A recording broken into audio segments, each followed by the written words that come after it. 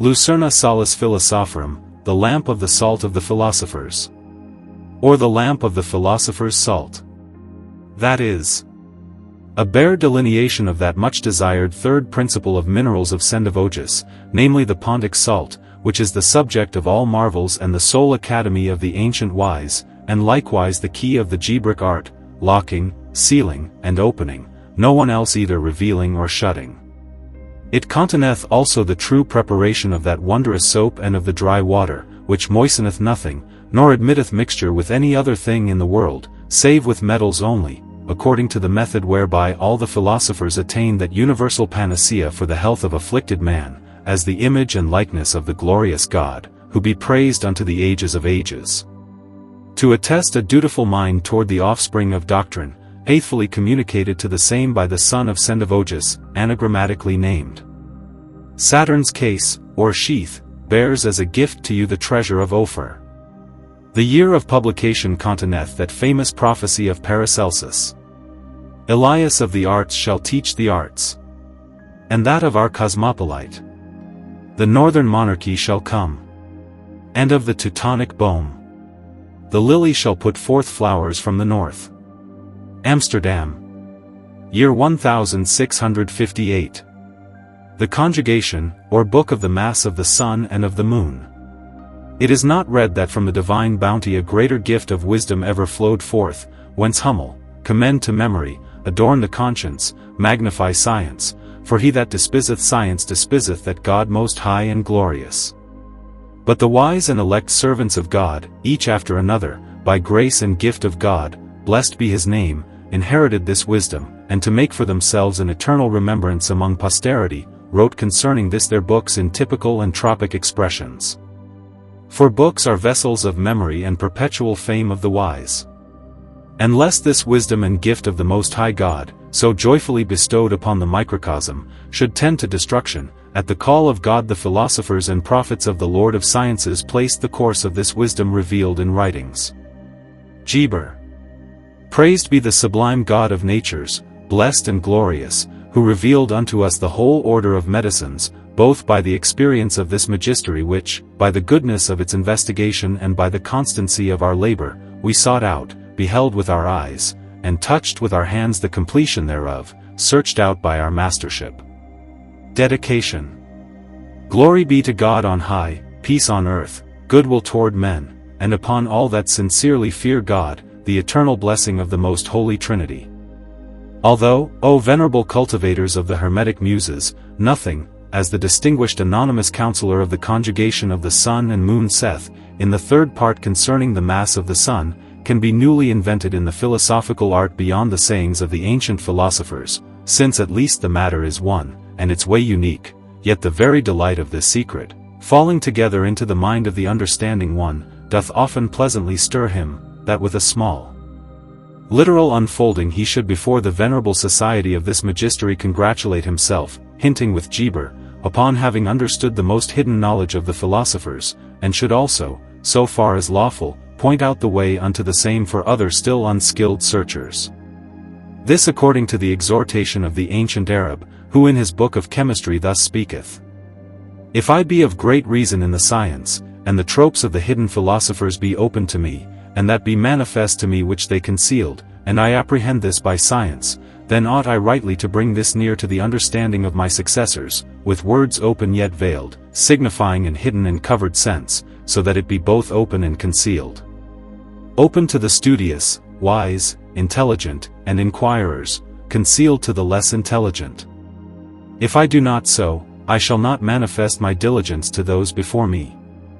And God shall be witness for me against you, that ye forbid not those who are worthy of our brethren, nor reveal these things unto the unworthy, otherwise ye act unworthily, against conscience, and shall merit punishment from God, whose name be glorified.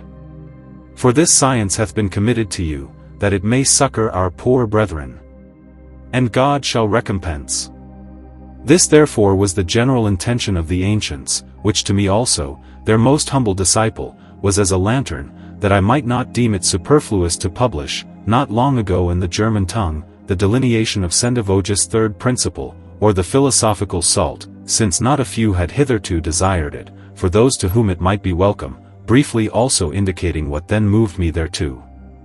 But afterwards, when I came into familiar acquaintance with certain other learned lovers who were not Germans, I myself rendered the said delineation into Latin, and enlarged it with the golden sentences of the ancient sages, who shall ever remain our teachers so long as this world endureth, containing the chief doctrines of this art, and again destined it for the light of the press, doubting not that such a little treatise, of what sort soever it be, shall be acceptable to some. For if it happeneth to come into the hand of the illuminated philosophers, let such be in friendly wise admonished by me, far more vile than they, and I do earnestly beseech every one of them by God, who suffereth his sun to shine alike upon the good and the evil, that they withdraw not the gifts granted them wholly from their neighbor, nor suffer their mind to be possessed by doggish envy, considering how great a sin envy is, inasmuch as that catalogue of the wicked, who shall not inhabit the future New Jerusalem, putteth dogs, that is to say the envious, in the first place, Apocalypse 22:15.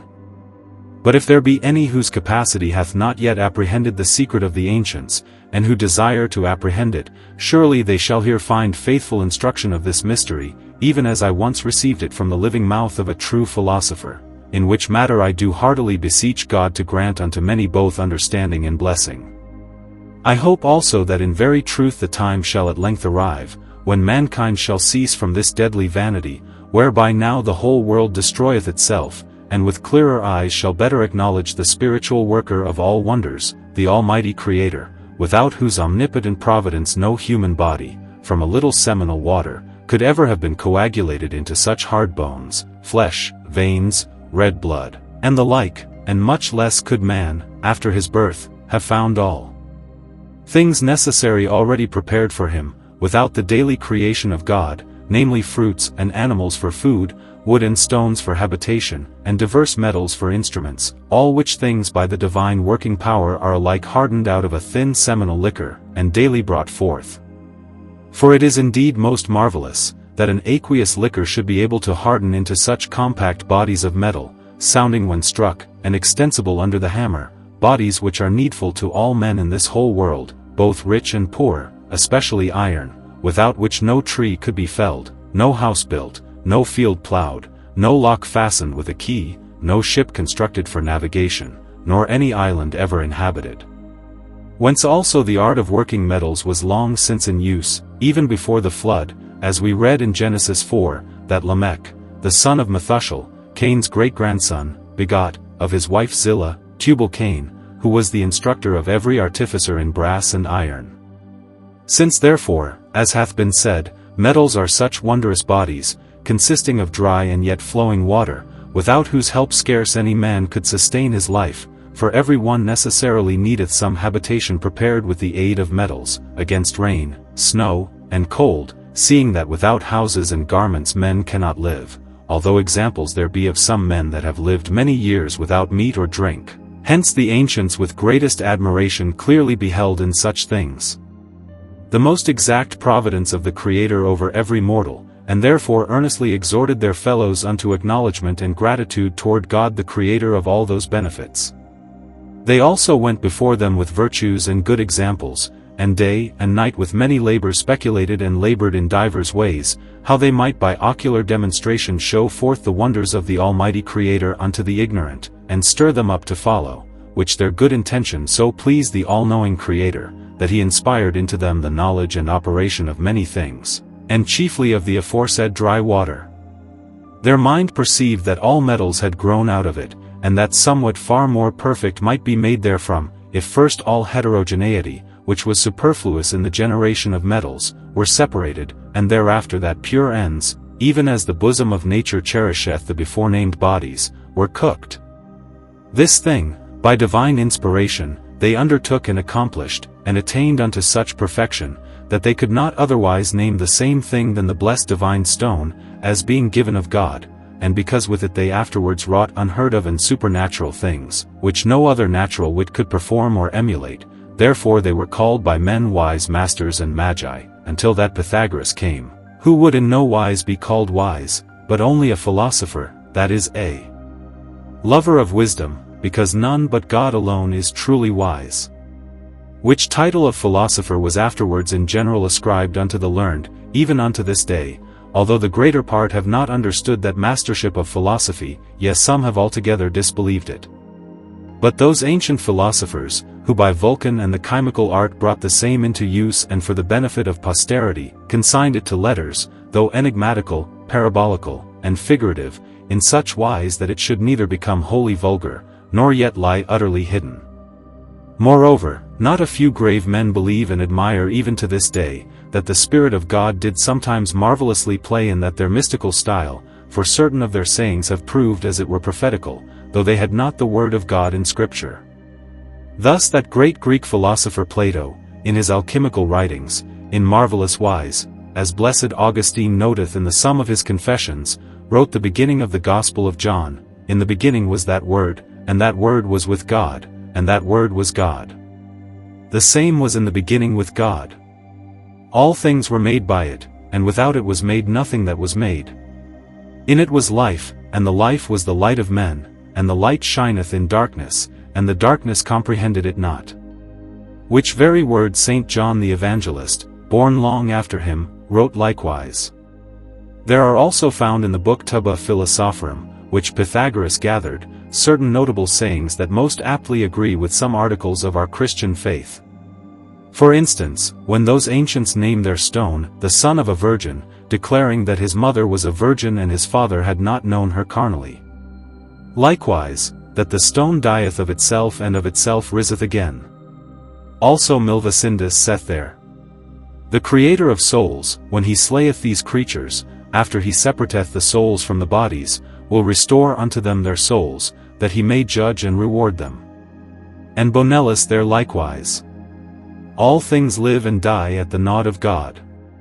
And there is a nature which, when moisture or burning befalleth it, and it is left by night, then it appeareth like unto a dead thing.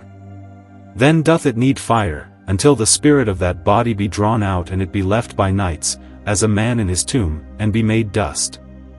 These being lost, God will restore unto it its soul and spirit, and infirmity being removed, that thing is strengthened, and after a shining it is renewed, even as man after the resurrection is stronger and younger than he was in this world, and see.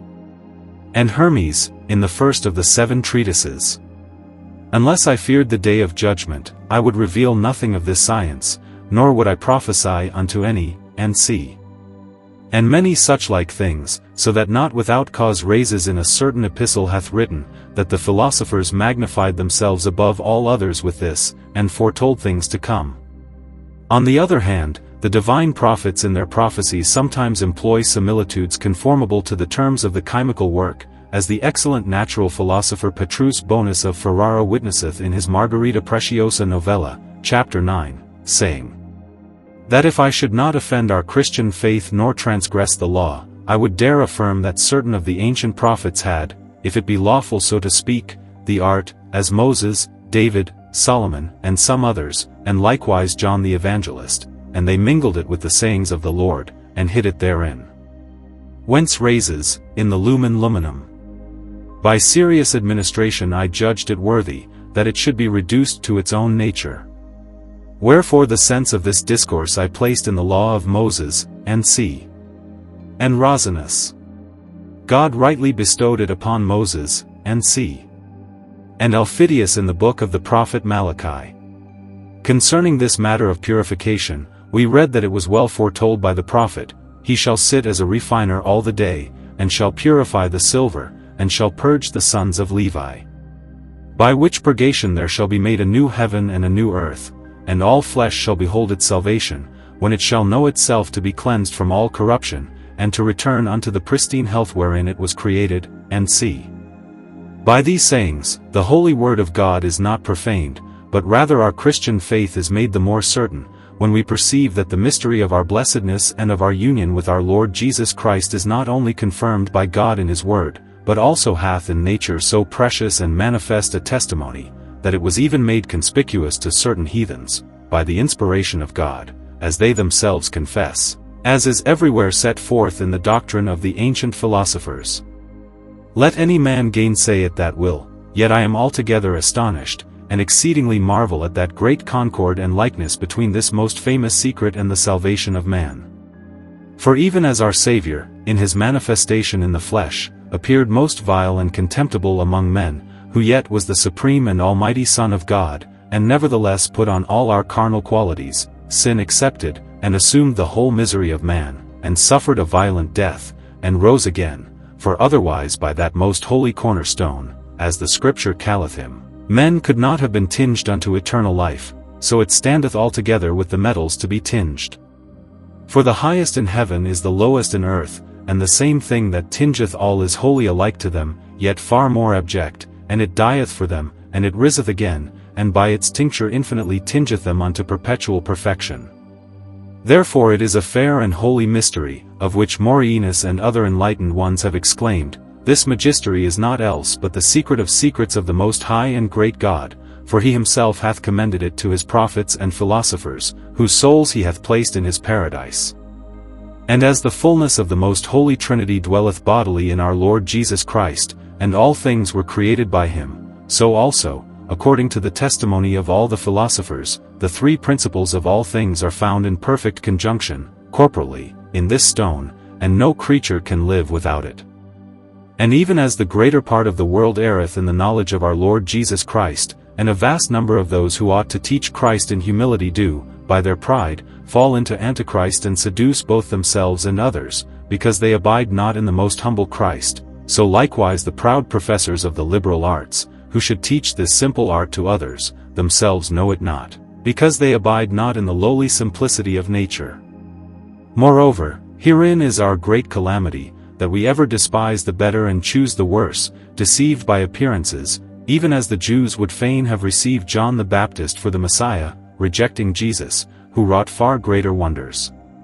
So likewise here it happeneth, that men ever run after more specious subjects, namely gold and common mercury, and pass by our universal solvent, which to outward sight is not so fair, whereas hitherto all have found that the vulgar mercury hath not in itself its proper agent whereby it might perfect itself, even as those eggs which come without the cock cannot bring forth chicks. In contrast hereunto the philosophers have named this stone living silver, argentum vivum animatum, describing its principles obscurely, so that few, by reason of the obscurity and the infinite names of this one egg that containeth all things in itself, have been able to attain the true knowledge of it. To meet this evil, in the new chymical light of Sendivogius, it hath been supplied, and the most manifest series of the three philosophical principles therein disclosed. But when he perceived that the third, concerning salt, had hindrances in its communication, I was willing and bound, in honor of this gracious Father, to issue such a declaration, dedicated and dutifully offered to those to whom it shall be pleasing. For those to whom these my slender services shall not be agreeable, but despicable, may leave them unseen and feed their eyes elsewhere, since neither hurt nor profit shall thereby accrue to me, and I have long known that no man can so comport himself as to please every one. Moreover, though not every one may here find the whole order of the art prescribed, for to none is it lawful so to write, yet book doth explain book, and this little book will freely afford enough of usefulness, and point out the residue to be found, so long as diligent reading of good authors be continued, until the whole situation of Arabia Felix, or the great kingdom of Gebric, be most exactly known.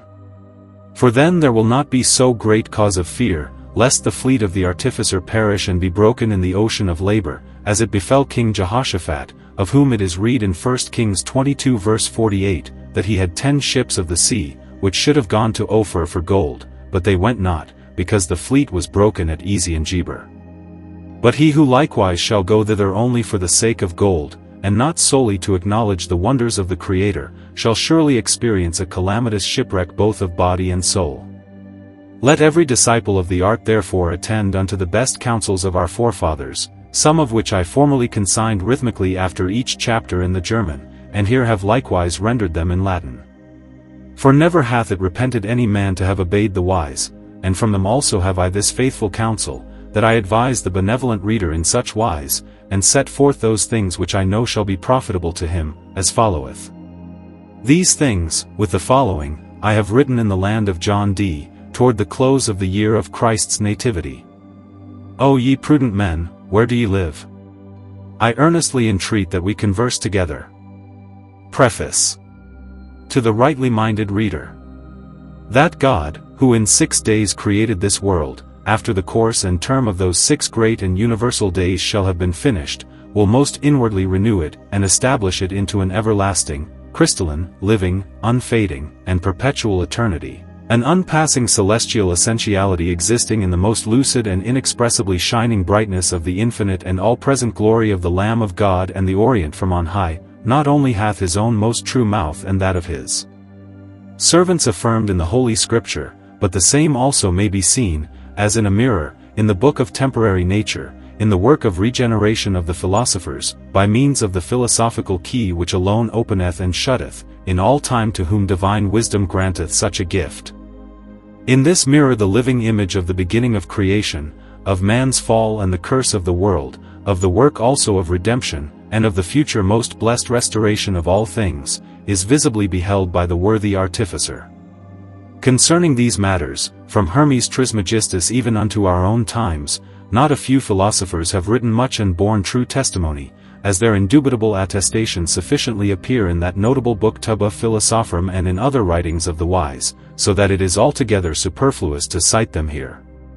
Nevertheless, that hidden mirror of nature, styled by them the secret of the philosophers, from its first discovery, because of the unworthiness and abuse of men, was most carefully concealed and hidden, so that always out of many thousand scarcely one could attain unto it, until at length, in these last times, when the clock of the world is running down to its final close, the long obscured light of nature, by the will of the Most High, hath made itself visible in many, who, with minds illuminated concerning the said miracles of God, have written both theologically and philosophically. Among these also was our father, now resting in God, dearly beloved, Sendivogius, whose published new light of chemistry is known and precious to the wise in almost all Europe. They grieve not a little that so excellent a companion of theirs, so stout a champion of philosophical truth, and stronger than all contrary traditions, should have been hindered by idle, tasteless, and venomous slanderers, so that he might not lawfully bring forth the remainder of that incomparable talent entrusted to him, which, beyond his earlier most celebrated works already made public, he had promised. But since the free mercy of God hath likewise granted unto us knowledge through this great magistery, it is our purpose to follow the footsteps of our Father, and to declare also to the sons of truth the third principle of minerals, most greatly desired hitherto, namely the salt of the philosophers, for of mercury and sulfur the aforesaid lumen already containeth an excellent description, and to communicate it faithfully. Wherein we doubt not that we shall thereby obtain some grace with those who are well disposed, but incur reproach and slander from the adversary and mocking party. Yet, God be witness, we seek herein nothing else than to serve our neighbor fraternally, and not, like the unfaithful and slothful servant, to hide in the earth the pound of gifts granted us by the Father of lights, but to exercise it with gain and increase in honor of the Most High. Therefore we care nothing for any man's sinister judgment against us, nor throughout all this life shall we seek any vain glory or earthly felicity, though indeed the obtaining of such things seemeth nearer unto us than unto others, to whom the treasure of nature is unknown, and since we possess that all the precious things of the world are to be found in some vile dung, if only a mad desire of such things, which God forbid, had filled us. But verily we willingly leave such coveting to those who permit their mind to be carried away by avarice, the root of all evils, or to be puffed up with pride, or inclined by worldly pleasure.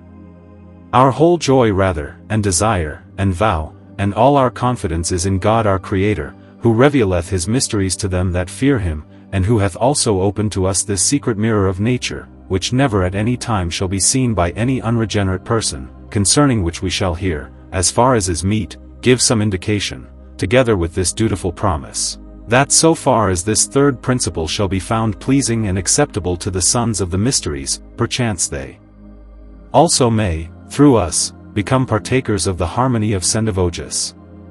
We would also admonish them to aim at the most inward sense of this little treatise, for all true good of things is inward, and not outward, and is for the most part to be found in such a subject as outwardly seemeth contemptible. Yet this we have not written for those who already understand such things, of whom, however, the number is exceedingly small, beyond what any man would readily believe, but only for the grace and profit of those who, by divine invocation, give themselves to the knowledge of such matters. And let each of them take this counsel from us, that he desist not, nor ever omit daily to prostrate himself before the throne of divine grace, and by fervent prayers weary the Heavenly Father to obtain the Holy Spirit, sighing from his whole heart in this wise. I beseech thee, O Lord, most mighty God, most high and most greatly to be revered, who keepest covenant and mercy with them that fear thee and keep thy commandments, I, miserable worm, bow myself before the footstool of thy gracious throne, and with my stammering tongue offer unto thee most humble thanks from the inmost center of my heart, for all thy kindness, grace, and mercy, wherewith thou hast dealt with me from my mother's womb. Above all, that of thy gracious clemency thou hast made known unto me, that I can in no wise please thee, unless thou thyself give it me, and lead me by the spirit of wisdom in thy ways. Therefore I groan unto thee, by the bitterness of the death of Jesus Christ, that thou wouldst vouchsafe to bestow upon me wisdom and understanding, that I may know what pleaseth thee, and may ever be found thy faithful servant. O Jehovah, I am thy servant, the son of thine handmaid, suffer me to find grace and mercy before thine eyes, and cast me not away from thy children. Give me wisdom, which for ever encircleth thy throne, send her forth from thy holy heavens, and from the throne of thy glory, that she may grant herself unto me, and labor with me, for without wisdom proceeding from thee I am nothing, nor can in any wise discern thy holy will and good pleasure. Impart unto me the spirit, the mind, the virtue, the grace, and the charity of Jesus Christ, that thereby I may be utterly reborn, and delivered from the sins which cleave unto me without ceasing. And use me in this world unto the service of thy children, to the glory of thy name. Make me a vessel of thy mercy, and draw me into the purity and brightness of thy most perfect divine charity, that therein I may be wholly immersed, and that in me may die whatsoever thou thyself art not. Lead me by thy Spirit in thy ways, and grant me to remain faithful unto thee, even unto the end of my life. Vouchsafe unto me, O Almighty, most beloved Lord, by thy infinite omnipotence, that I may never decline from thee, but by unconquered faith and divine strength may inseparably remain affixed and united unto thee. Make to shine forth from me ever the noble and precious life of Christ, and to bear real fruits.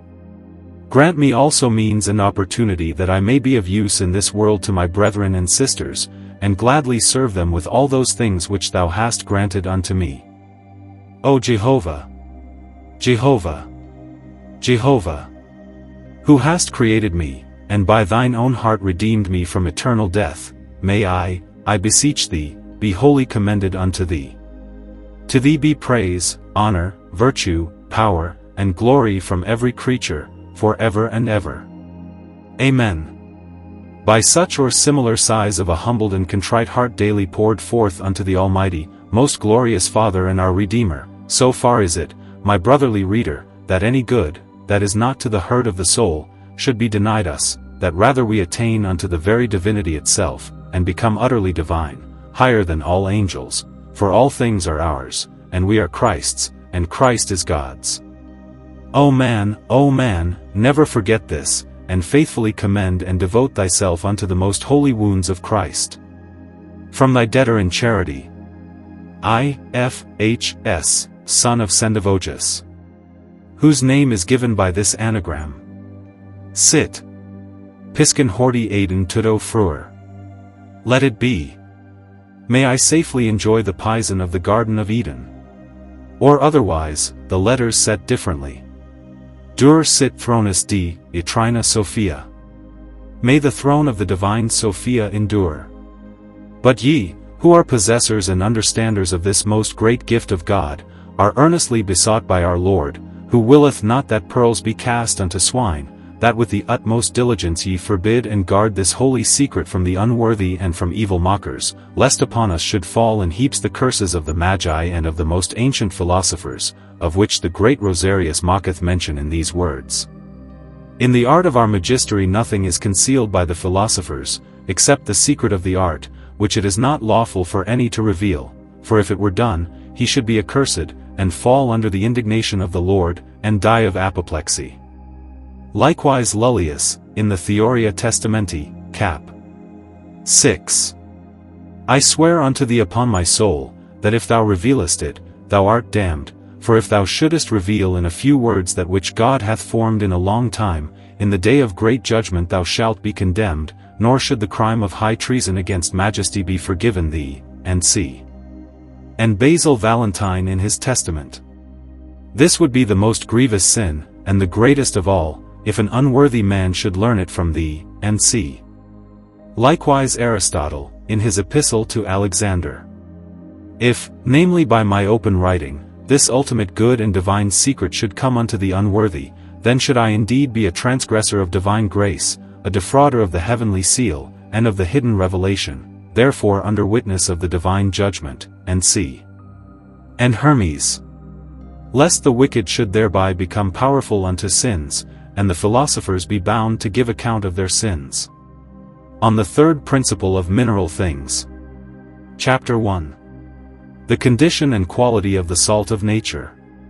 Salt, by the ancients veiled in silence, but by Johann Isaac Hollandus, Basilius Valentinus, and Paracelsus acknowledged and declared, as it is the third principle of all things. Thus we continue the order of our Father, who gave the first place to Mercury, the second to sulfur, and reserved the third for salt. Otherwise, none of the principles is either first or last, for they are of one and the same origin and co-equal beginning. Even so was it from the beginning the third initial ends of minerals, bearing within itself the two other primordials, namely mercury and sulfur, and in its birth holdeth the place of mother or womb, binding the impression of Saturn, whereby metals obtain body.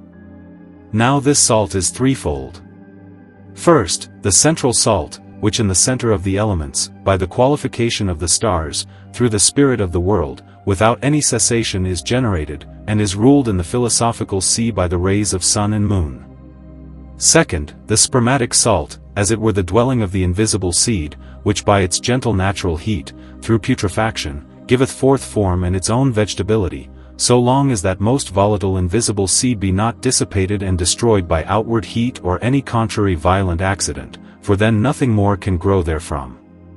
The third salt is the ultimate matter of all things, found in them after their destruction, and remaining as survivor. This threefold salt therefore, at the very first moment of creation, when God spake fiat, had its origin, and its existence was made out of nothing. For the original chaos of the world was nothing else but a certain salty darkness, a cloud or mist of the abyss, which, by the word, the Logos, was concentrated from the invisible, and by the calling of God came forth as a first material being, or hyle, existing actually neither dry nor moist, nor thick nor thin, nor bright nor dark, nor hot nor cold, nor hard nor soft, but only a mixed chaos, from which afterwards all things that are were made and separated. But we pass over these matters here, and treat only of our salt, namely the third principle of minerals, which also is the beginning of the philosophical work. Yet let the reader, who would draw profit and apprehend our meaning, before all things most diligently peruse the writings of other true philosophers, and chiefly those of Sendivogius above cited, and from them fundamentally learn the generation and first stars of the metals, which all proceed from one root.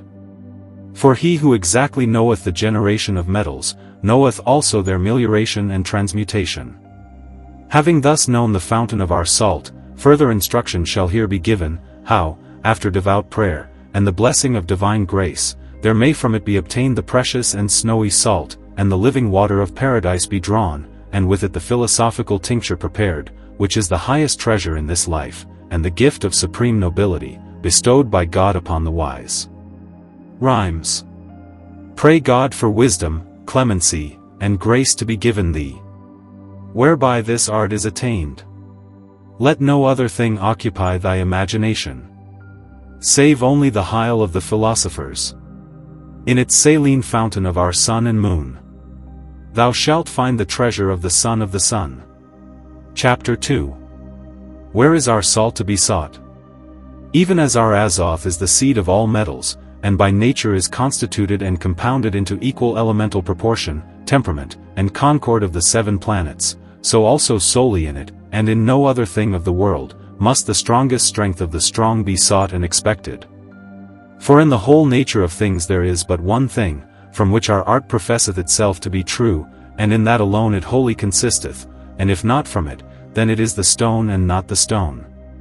It is called the stone by similitude, first, because its mine, taken at the beginning from the caverns of the earth, is indeed a stone, a hard and dry subject, which, like a stone, may be broken and ground.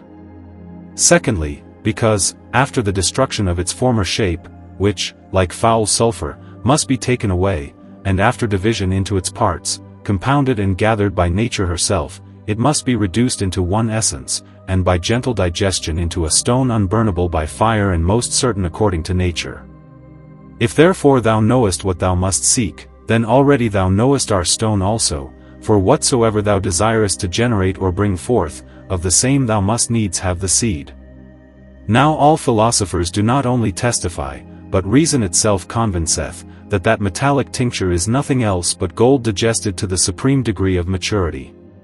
For if a golden tincture could be made out of any other thing than the entity of gold, it would follow that such a tincture should also tinge all other things in like manner as metals are wont to be tinged, which it doth not, but only metallic mercury, as tinged and perfected, is actually gold or silver, which before was but in potency, and this in such manner, when the one mercury of the metals, in whose womb its agent and patient cohabiting together is called hermaphrodite, and digested to pure fixed whiteness becometh silver, but to redness gold, is taken in its spermatic immaturity, and only that homogeneous nature is by coction matured or fixed, whose final sign is that it glow intensely red, and the whole mass neither smoke nor exhale the least vapor in the flame of any fire, nor become lighter in weight, and afterwards again be dissolved in the fresh menstruum of the world, that the most fixed portion flowing through all may be received into its belly, where such fixed sulfur is reduced into far easier solubility, and the volatile sulfur,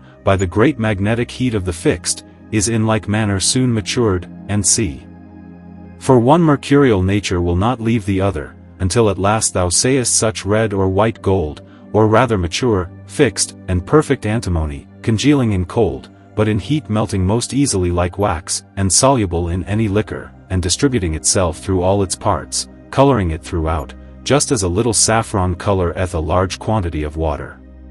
This fixed liquefiable nature, coming into metals in flux, will flow together with them as water, in the greatest heat, through the least parts, and the fixed water will retain the volatile throughout, and defend it from combustion. The twofold heat of fire and of sulfur will act so sharply, that imperfect mercury cannot resist, but after scarce half an hour, with the emission of a certain crackling or crepitation, will show itself overcome, its inmost brought forth outward, and the whole converted into pure perfect metal.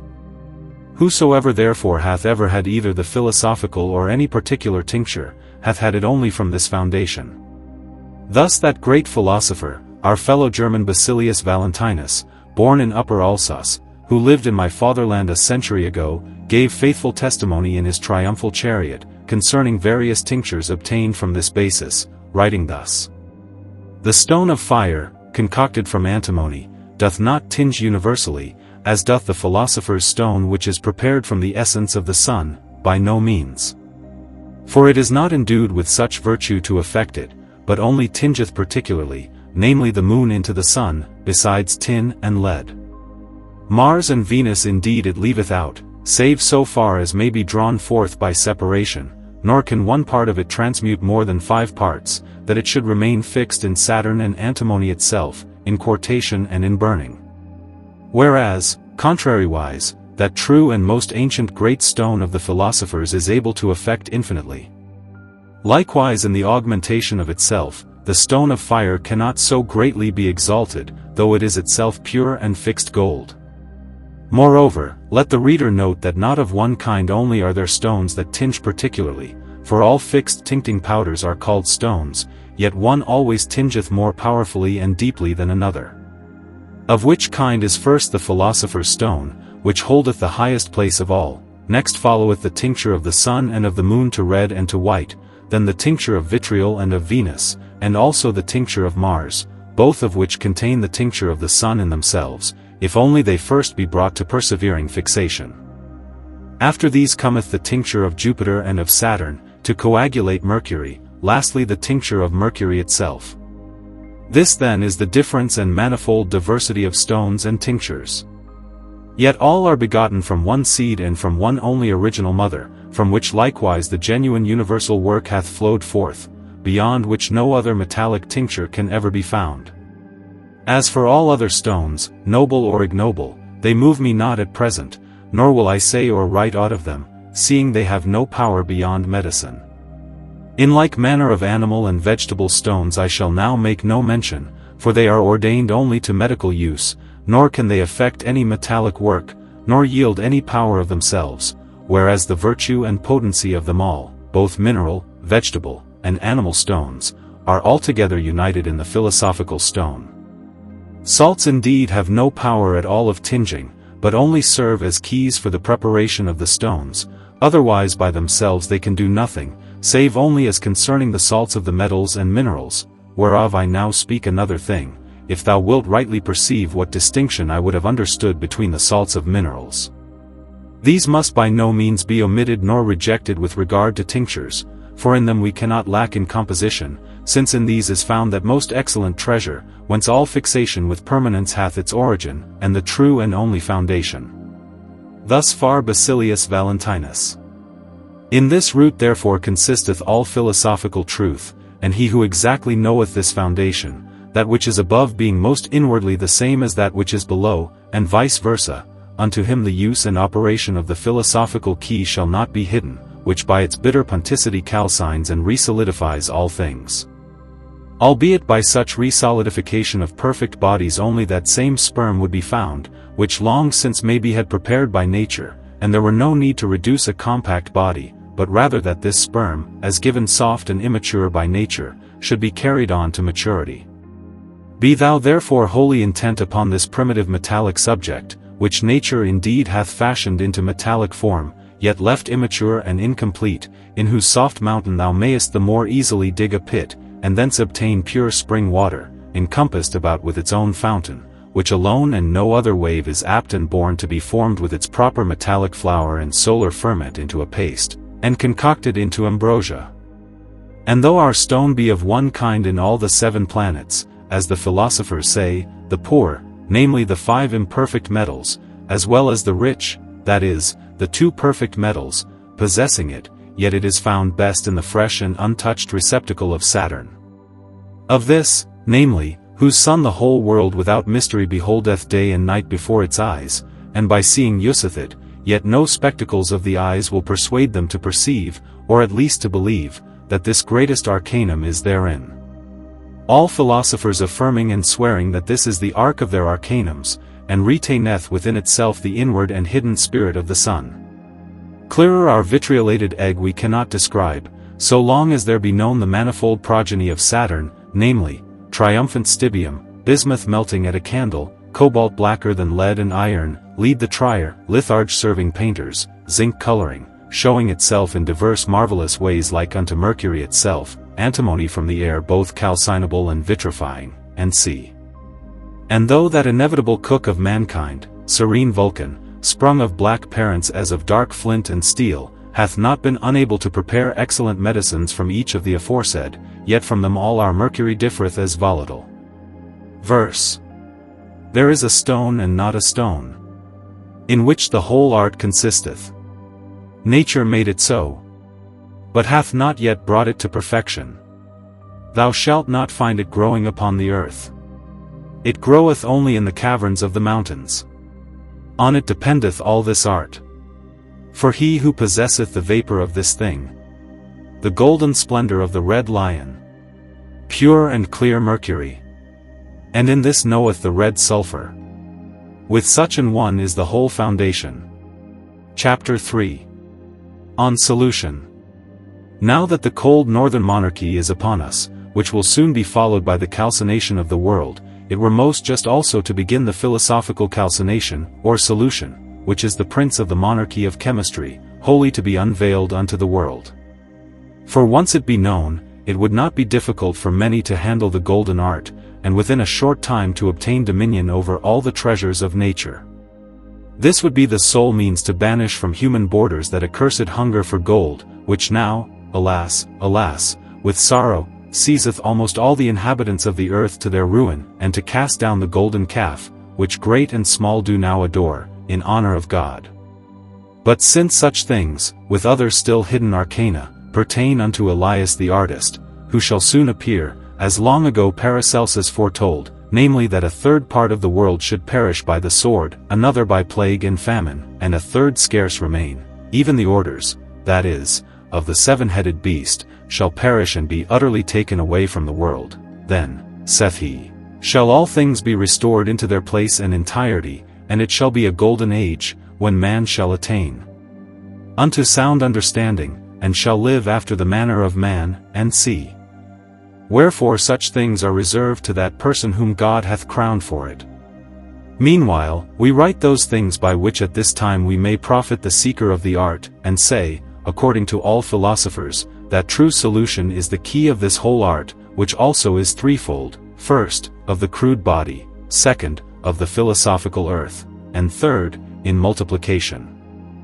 And since a thing calcined is more easily dissolved than one not calcined, it is necessary that calcination and destruction of the sulphureous impurity and of the combustible stench should go before, and if somewhat of helpful waters or menstruums be applied, it must afterwards wholly depart, so that nothing heterogeneous at all may remain. With all this supreme caution must be had, lest perchance by excessive outward heat, or some other hurtful accident, the internal generative and multiplicative virtue of the stone be slain, burned, or put to flight, concerning which the philosophers give serious admonition, saying in the Tubba, in its purification, above all take heed and have care, lest the active virtue be burned up or suffocated. For no seed ever groweth or multiplieth when its generative force is taken away by outward heat. But when thou hast the sperm, thou shalt afterwards finish the whole labor by gentle cooking. For first from the magnesia we gather the sperm, gathered we putrefy, putrefied we dissolve, dissolved we divide, divided we purify, purified we unite, and so the work is fulfilled. And as the author of the most ancient duel, or dialogue of the stone with gold and common mercury, saith, by Almighty God, and for the salvation of my soul, I testify and make known to you seekers of this most excellent art, from a faithful mind and from compassion of long investigation, that all our work consisteth but of one thing, and is seen in itself, nor needeth more than solution and re-impression. Therefore it must be done without any foreign thing, even as ice placed in a dry vessel over fire is made water by heat. So likewise our stone needeth not more than the aid of the artist by his manual operation, and the natural fire. By itself alone it cannot, though it should lie for ever in the earth. Wherefore it must be helped, yet by no foreign or contrary things, but rather as corn is given us in the fields by God, and we must grind and pound it that bread may be made, so here. God created for us this brass, which we only receive, its crude and gross body we destroy, the good inner kernel we gather, the superfluity we remove, and from poison we prepare medicine. Thou sayest then that without solution thou wilt accomplish nothing. For when the saturnine stone hath bound up the mercurial water, and made it stiff in its bonds, it must needs by gentle heat putrefy within itself, and be resolved into the primordial humor, whereby the invisible, incomprehensible, and tinging spirit, which is the pure fire of gold, being shut up and imprisoned in the inmost bowels of the congealed salt, shall be brought forth, and the grossness of the body, by regeneration, shall likewise be subtilized, and indivisibly folded together with the spirit. Therefore solve the stone duly, and in no sophistical manner, but rather according to the mind of the wise, with no corrosive employed. For there is no water anywhere that can dissolve our stone, save only one most pure and limpid little fountain, springing forth of its own accord, which is the water fit for solution, but hidden from almost all. Growing warm of itself, it becometh the cause that the stone sweateth tears. A slow outward heat helpeth it. Bear this well in memory.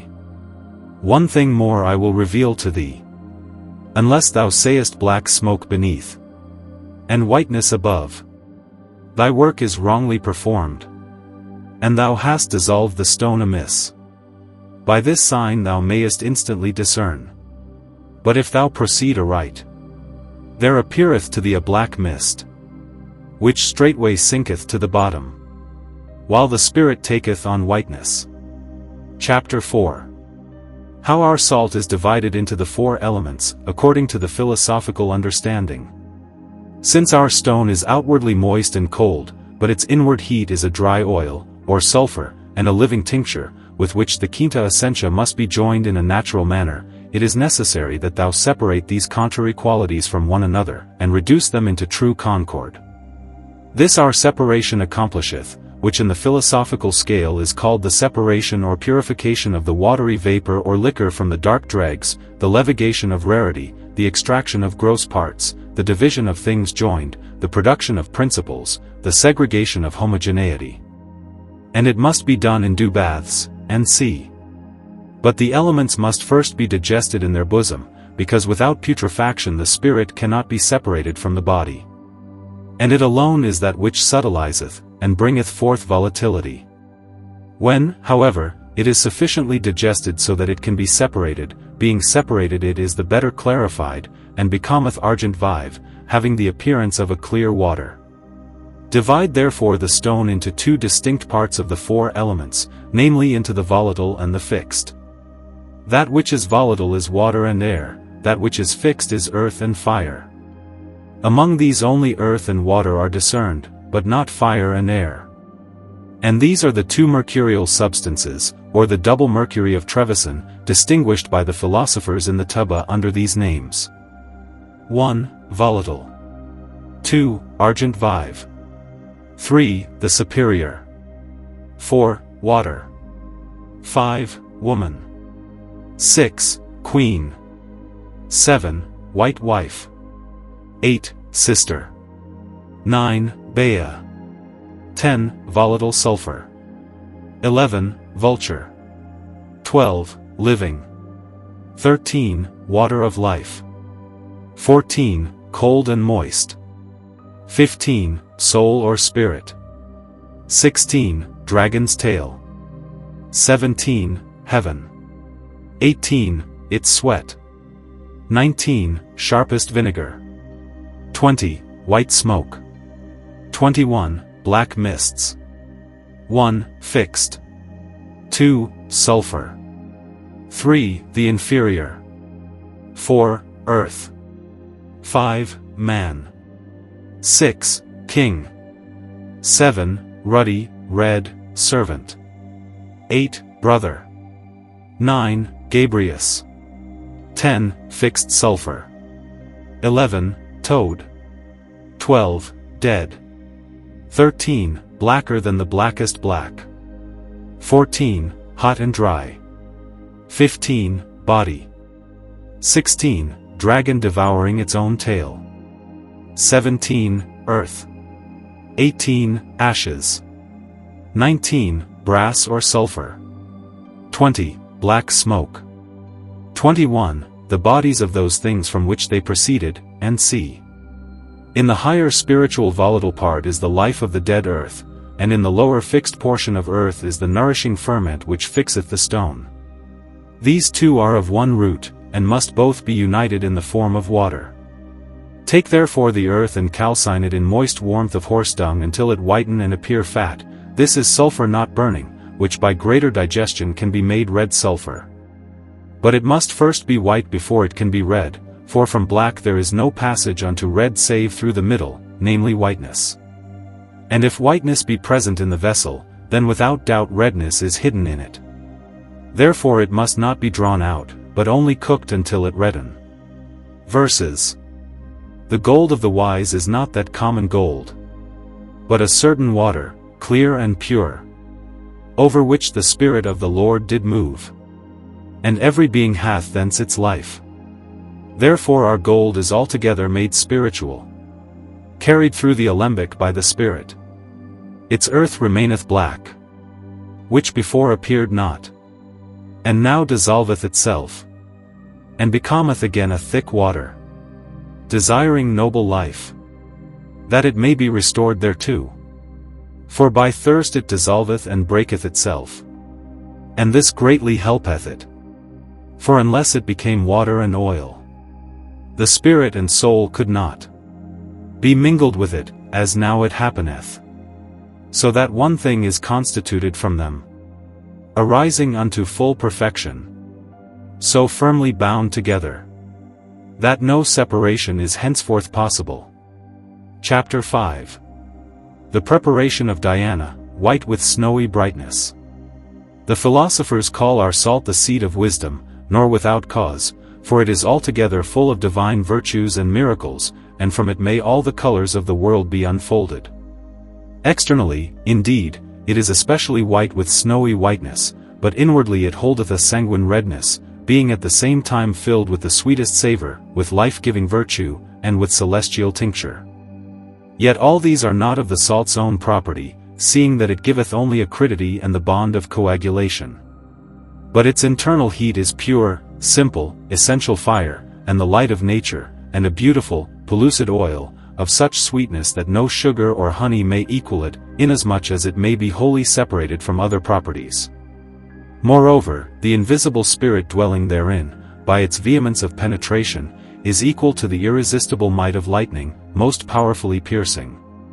From these therefore, united together, and fixed into an incombustible essence, ariseth the most potent tincture, which, like the fiercest thunderbolt, doth in the twinkling of an eye pervade bodies, and whatsoever it findeth contrary to the point of life, it forthwith expelleth. By this means metals are transmuted or tinged into gold, for they were already gold before, sprung from the one entity of gold, corrupted only with leprosy and sevenfold disease, derived from the curse and wrath of God. And unless they had been gold from the beginning, never could the tincture transmute them into gold, just as man is not gold, even if he receive the tincture, yet it expelleth every evil of his body. Careful anatomy of the metals also showeth that inwardly they are a golden entity, but outwardly encompassed with matter and execration. First, they possess an immovable, gross, and hard substance from this accursed earth, to wit, their stony thickness in the mine. Secondly, a deadly stinking water. Thirdly, in this water a certain mortified earth. And fourthly, a destroying, furious, venomous quality. All these maledictions of heterogeneity being separated from the metals, there is found also the noble golden entity, our blessed salt, which the philosophers have commended unto us in these words: Draw forth the salt from the metals without corrosion and violence, and it will give unto thee white and red. Likewise, all the secret consisteth in salt, from which is composed our perfect elixir. But how hidden the reason of instituting and attaining such a thing is plain from this, that even unto this day the world hath not fully known this science, and even now scarce 1,000th part understandeth what to think of the marvelous preaching of the sages concerning one and the same single thing, which is naught else but natural genuine gold, and yet is most vile, and to be found cast in the way, a most precious price, and yet dung, a fire burning stronger than any fire, and yet cold, a water most pure in washing, and yet dry, an iron hammer beating into impalpable atoms, and yet soft as water, a flame most extreme in burning to ashes, and yet moist, snow snowy, and yet coctyl and wholly condensable, a bird flying on the mountain tops, and yet a fish, a virgin undefiled and yet bearing, and abounding with milk, the rays of sun and moon, and the fire of sulphur, and yet ice congealed, a tree burned, and yet in burning flowering and bearing an immense abundance of fruit, a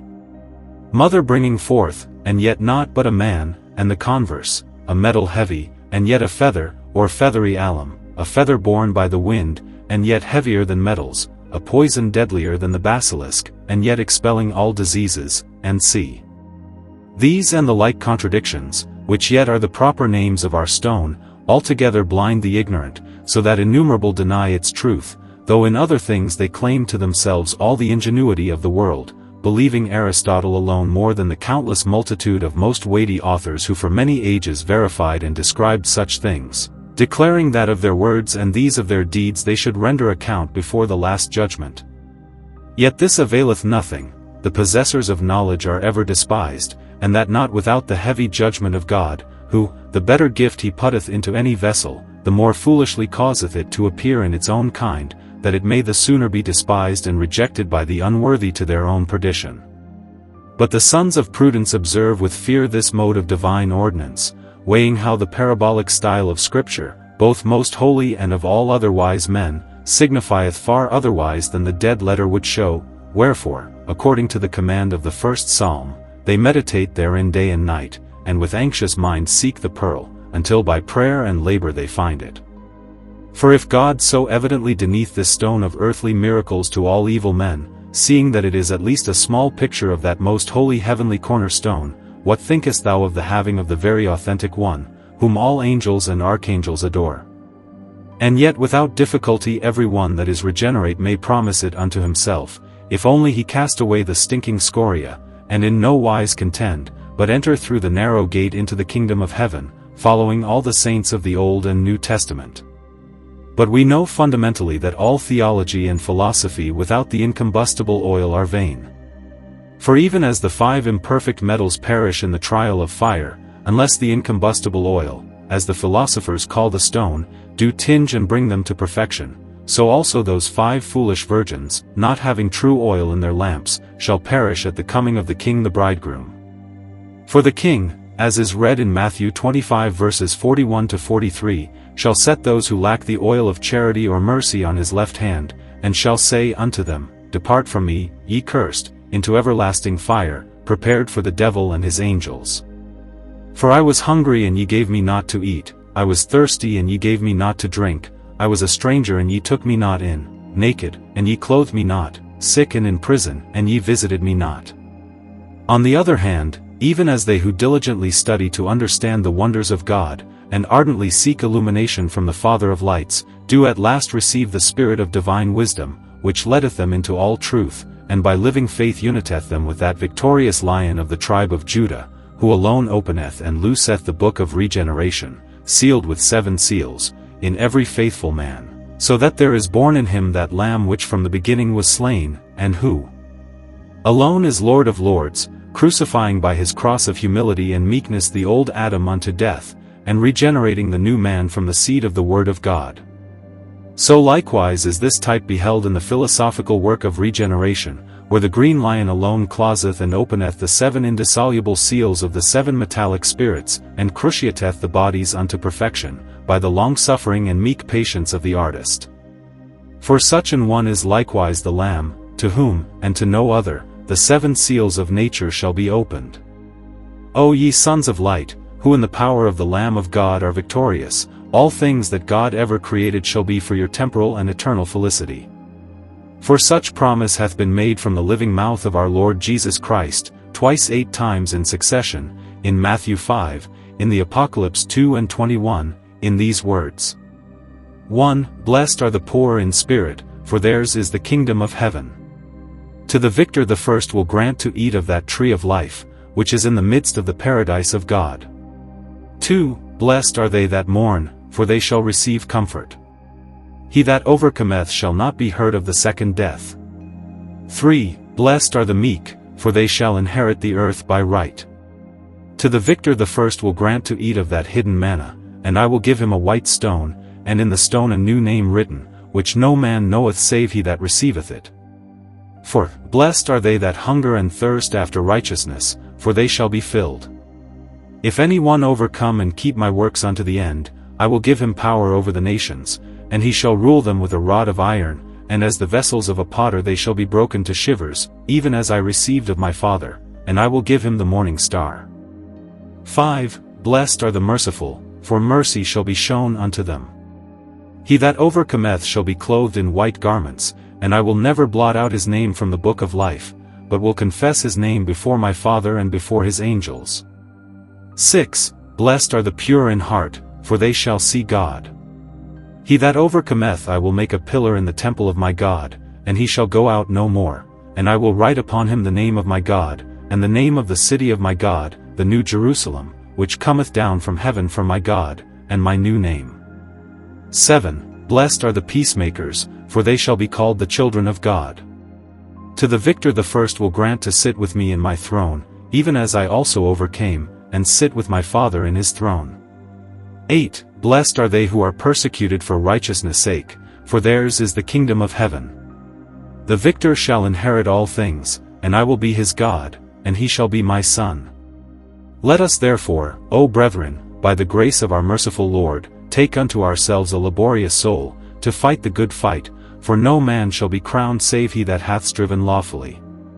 Even so God selleth his temporal gifts at least by sweat and toil, and the philosophers with Hermes bear witness that they could not spare themselves labor in acquiring the blessed Diana, and the joyful lunar let he, as each may well conjecture. For since our salt is at the beginning an earthy subject, heavy, rough, impure, chaotic, gluey, slimy, and cloudy, an aqueous body, it must of necessity be dissolved, and separated from its impurity, and from all terrestrial, watery, and venomous accidents, and from its dense shadow, purified and sublimed to the utmost, so that the crystalline salt of the metals, purged from all foul blackness and corruption, may be had in utmost purity, clarified to the highest degree, white as snow, and flowing, and melting like wax. Salt is the sole and only key, without which our art can in no wise be true. Although this salt, to make thee certain, hath not at first the appearance of salt, nevertheless it is salt, and without doubt, at its first inception altogether black and foul.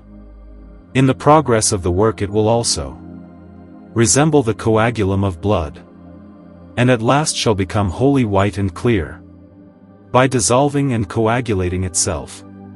Chapter 6. On the marriage of the ruddy servant with the white woman. Many there are who seem to themselves to have knowledge of the preparation of the philosophical tincture. But when examined by our ruddy servant, it can scarcely be believed how few, and what a very small number, endure such a trial. For where is the book that giveth sufficient instruction on this matter?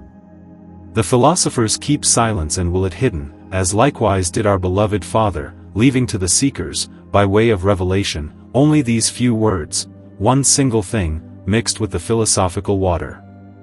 And without doubt this hath caused no small labor to certain philosophers, before they could sail past this Syrtis, at the very first salutation of the work. A notable example of this was related to us by the disciple of the author of the Arca Apriti, the open ark commonly called the Greater and Lesser Farmer, who possesseth by his own hand the manuscripts of that teacher, now resting in God, and hath perfectly known the whole art of philosophy for 30 years. He told how this master of his fared at this stage. When first he came hither, the two sulphurs would by no means come together or be commixed, but always the sun swam above the moon. This caused him great lamentation, and wearisome return to a new journey, that he might learn this point from some possible possessor of the stone, which at length he obtained, and whose experience no philosopher hath yet surpassed.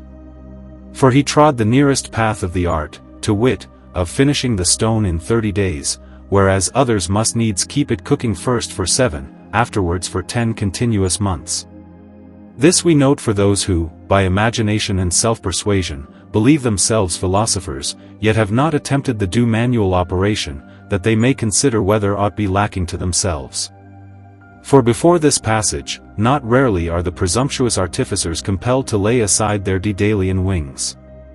Moreover, some are found, even among those who are doctors and men of very great learning, who are fully persuaded that our digested ruddy servant must needs be drawn from nothing else but vulgar gold, by mercurial water. But this error the most experienced author of the ancient duel of the chemists long ago exposed, when, in the person of the stone, he uttered these words, "Some have come so far with me that they knew how to extract my tinging spirit, mixing it with other metals and minerals, and by many labors bringing me so far that I yielded somewhat of my virtues and powers into the metals nearest and most akin to me. But had the artificers cared for my proper wife, and joined me with her, I could have tinged 1,000-fold more. In truth, as concerning our conjunction, there are 2 ways of joining, one moist, the other dry. In the former, the sun hath 3 parts of his water, and his wife 9 parts, or even 2 to 7. And as the seed of man is at one time and in one act cast into the womb, and afterwards in a moment is closed until the bringing forth of the fruit, so likewise in our work we join 2 waters, the sulphur of gold, and also its mercury, the soul and the body, the sun and the moon, the man and the woman, the 2 females, the 2 argents vive. From these ariseth the living mercury, and from him the philosopher's stone. Verses. After the earth hath been rightly prepared to imbibe its own moisture, then take together spirit, soul, and life, and bring them into this earth. For what is earth without seed? Or a body without a soul? Mark well, and observe. Mercury is returned unto his mother, whence he came. Cast him into her again, and it shall be thine. The seed shall dissolve the earth, and the earth shall coagulate the seed. Chapter 7. On the degrees of fire.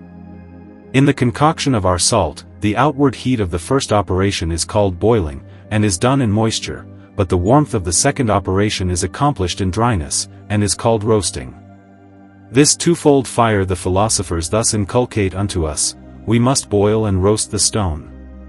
That blessed work of ours is directed according to the constitution of the 4 parts of the year. The first part of winter is cold and moist, the second, of spring, is warm and moist, the third pertaineth unto the very hot and drying summer, the fourth unto autumn, appointed for the gathering of fruits. The first regimen of fire must be like unto the heat of the hen brooding upon her eggs to bring forth chicks, or like unto the stomach digesting food and nourishing the body, or like unto the warmth of dung, or of the sun being in Aries. Such warmth lasteth until blackness appear, and also until it be changed into whiteness. But if such regimen be not observed, and the matter be overheated, then the desired crow's head shall not be obtained, but instead it will produce a sudden and quickly vanishing redness, unhappily like the wild poppy, or else a reddish oil floating above, or again the matter will begin to sublime. In such cases it is necessary to take up the composition anew, to dissolve it, and imbibe it with our virgin's milk, and afterwards to commit it again to the fire, with more watchful caution, until such defects no longer appear. After whiteness hath appeared, the fire must be increased, until the stone be wholly dried. This degree is likened unto the heat of the sun passing from Taurus into Gemini. But when the stone is dried, the fire must yet carefully be strengthened, until its redness be perfected, which heat is like unto the sun abiding in Leo. Verses. Be most attentive to the counsels. Destroying with gentle fire set forth. And so mayest thou promise unto thyself prosperity, and be made at last partaker of this treasure. I am already the fire of vapor, according to the intimate understanding of the wise, which is not elemental, nor material or semblant, but rather the dry water of Mercury. This fire is supernatural, essential, heavenly, and pure, in which the sun and moon are joined together. Govern it by the moderation of outward fire, and bring our work unto its end. Chapter 8. On the miraculous efficacy of our Saliniquarian stone. Whosoever hath obtained from the Father of lights this gracious indulgence, that unto him in this life should be granted that treasure more precious than all preciousness, the philosopher's stone, such an one may not only be assured that he possesseth a treasure which the whole world, with all its princes dwelling round about, could not repay, but also holdeth therein the most evident token of divine love toward him, and the pledge that henceforth he shall have wisdom of God, whose gift this is, as his spouse, and with her an eternal marriage, equal and abiding. Which union of heavenly matrimony we from our heart beseech for every Christian, since it is the center of all treasures. Even King Solomon testifieth the same, Wisdom 7, I preferred wisdom before kingdoms and principalities, and esteemed riches as nothing in comparison with her. I liken not unto her any precious stone, for all gold is but as a little sand before her, and silver in respect of her shall be counted as clay. I loved her above health and comeliness of body, and chose to have her for light, for her brightness never goeth out. And all good things came to me together with her, and innumerable riches were in her hands. First, in this stone shineth forth the most holy God, 1 and 3, with his works of creation, redemption, regeneration, and the state of future glorious beatitude. Second, it expelleth and healeth all sicknesses, of whatsoever kind, unto the appointed term of life, where the spirit, as a quenched lamp, peacefully departeth, and passeth into the hand of God. Third, it tincteth and transmuteth all metals into silver and gold, better than nature herself produceth. By it also base stones, and the vilest crystal, may be changed into the noblest gems. But when it is applied to transmute metals into gold, it must first be fermented with the best and most purified gold, else the excessive and supreme subtlety thereof cannot be borne by imperfect metals, but in projection would rather cause loss and damage. Moreover, the impure metals must themselves first be purged, if profit be looked for. To the red tincture the ferment of gold is added, to the white, the ferment of silver. 1 dram sufficeth, and there is no need to buy gold or silver for fermentation, for with so small an addition it may afterwards be tinged more and more, until at last whole ships may be laden with the precious metal thus produced. For if this medicine be also carried forward by multiplication, and be again dissolved and coagulated with its own water of white or red mercury, out of which it was prepared, then its tinging virtue becometh 10 times greater with every repetition, and this as often as one will repeat it. Rosarius. He who hath once perfected this art, though he should thereafter live 1,000,000 years, and feed 4,000 men every day, yet should he never want. Aurora Consurgens. This is the daughter of the wise, and there is given into her hand power, honor, virtue, and dominion, and the flowering crown of the kingdom is upon her head, glittering with the rays of 7 shining stars, as a bride adorned for her husband. In her garments is written in golden letters, Greek, Barbarian, and Latin, I am the only daughter of the wise, utterly unknown to fools. Oh, happy therefore is science with the knowing, for whoso possesseth her hath an incomparable treasure, enriched before God, and honored among men. For he is not made rich by usury and fraud, nor by false merchandise, nor by the oppression of the poor, as the rich men of the world now strive to do, but by industry and the labor of his hands. Therefore not without cause do the philosophers conclude with these 2 enigmas, concerning the white and the red tincture, or our Urim and Thummim. Luna. Here is born the holy Empress Augusta, whom the masters call their daughter. All with unanimous consent. She multiplieth herself, and bringeth forth an innumerable offspring, existing in purity, immortality, and without any stain. This queen haddeth death and misery, and exhaleth gold, silver, and noble gems, and moreover all medicines, great and small. Nothing in all the earth is comparable unto her. For which cause let thanksgiving be offered unto the divine majesty in the holy heavens. Sol. Here is risen the emperor of all honors. Never can one more exalted be born, by any art, nor even by nature herself, among all created creatures. By the philosophers he is called their son, strong and mighty to give effect unto whatsoever man demandeth of him.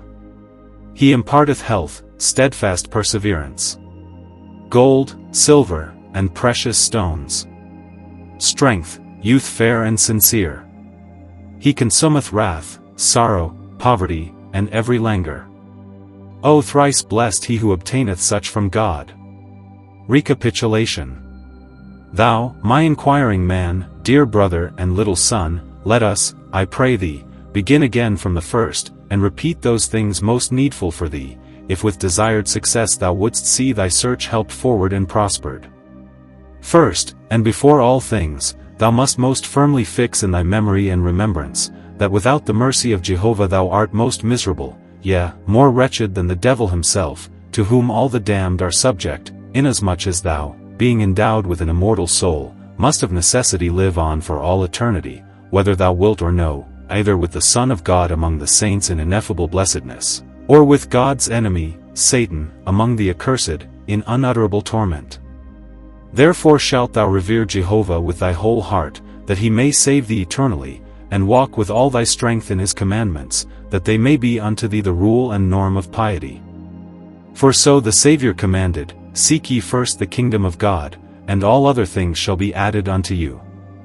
Imitate herein our wise forerunners, and observe by what method they found favor with this dreadful Lord, before whom the prophet Daniel saw thousands of thousands standing, and myriads upon myriads ministering, even as that most wise Solomon hath faithfully shown us his own way, by which he obtained true wisdom, in this most excellent and altogether imitable doctrine.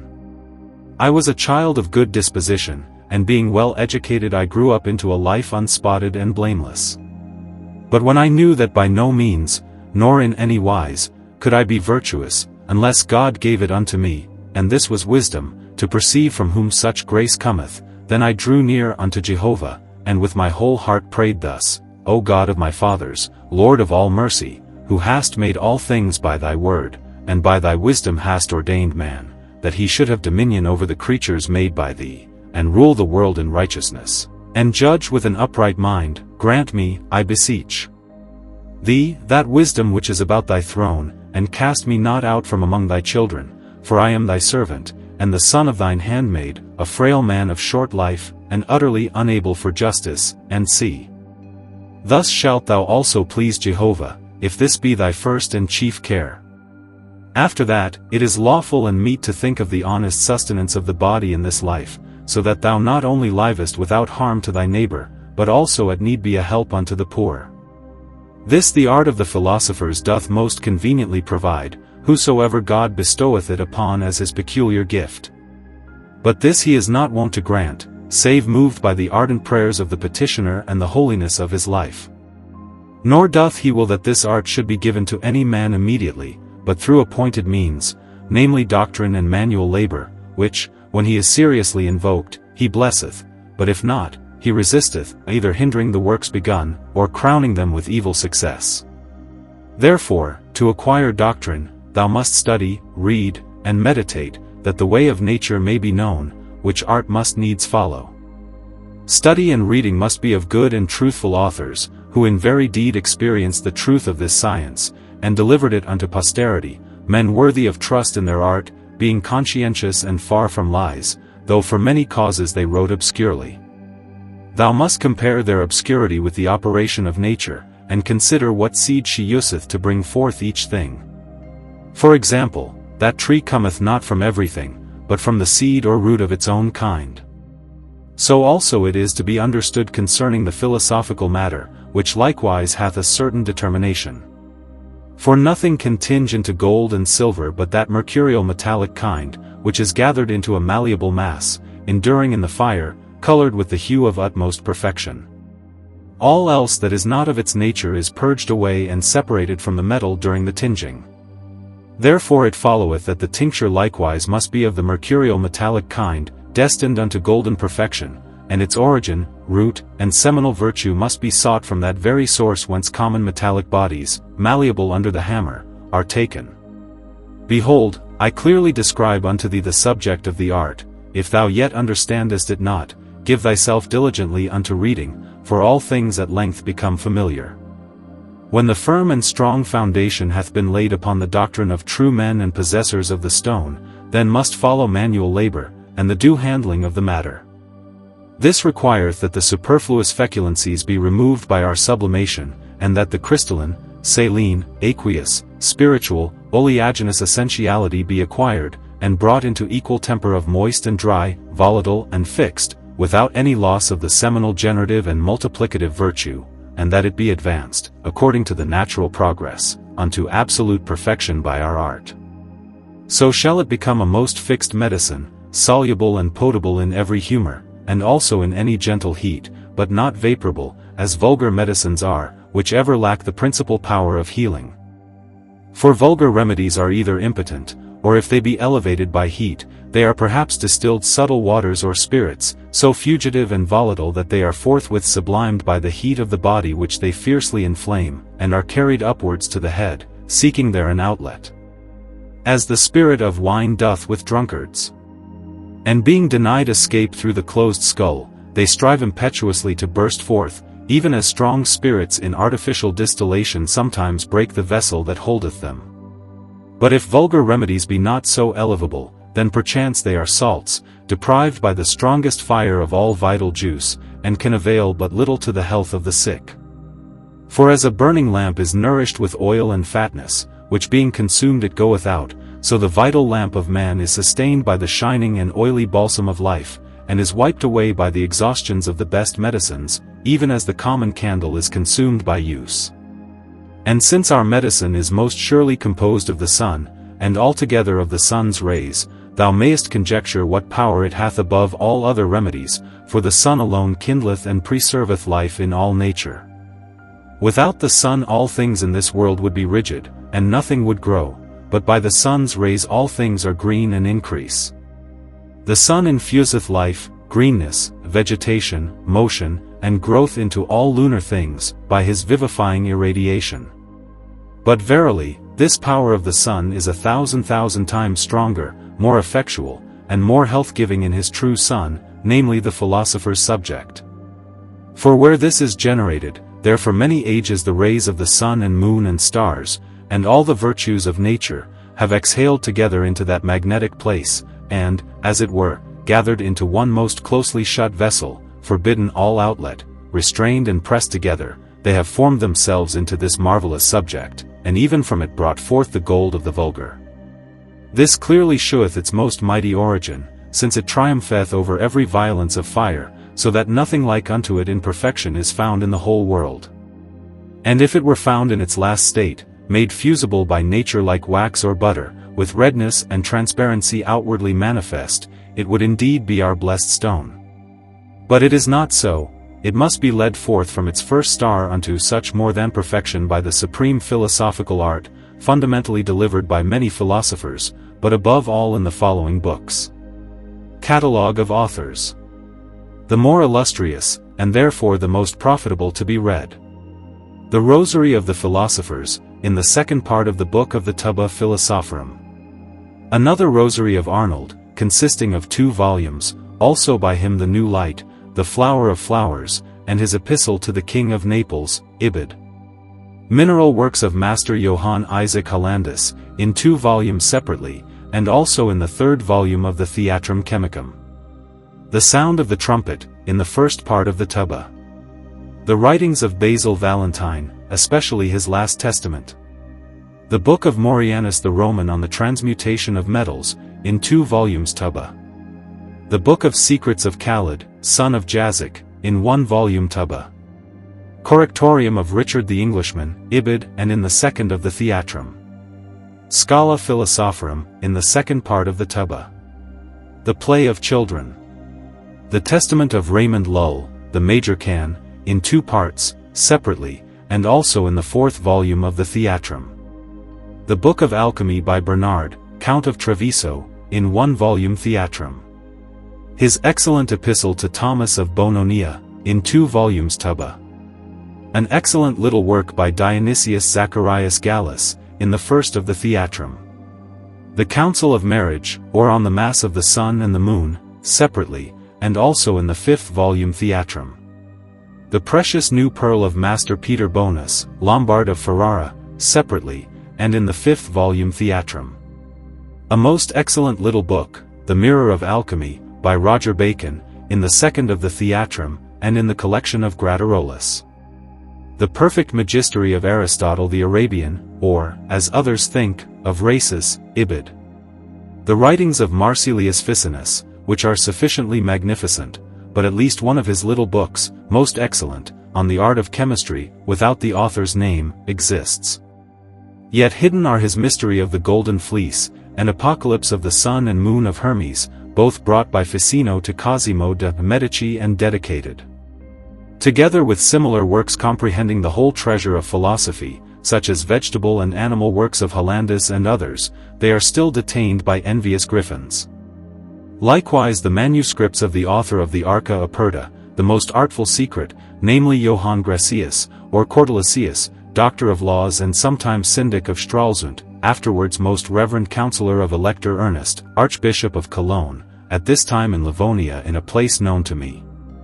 These so plainly contain the art, that any shoemaker or tailor could learn from them the highest secrets of the philosophers, if only he knew the Latin tongue. Chrysopoeia of Johannes Aurelius Augurellus, in 3 parts, which is in the 3rd Theatrum, also in Graterolus, and annexed to other books. Paracelsus, the Tincture of the Physicists, the Book of Vexations, the Apocalypse of Hermes, the Manual, and c.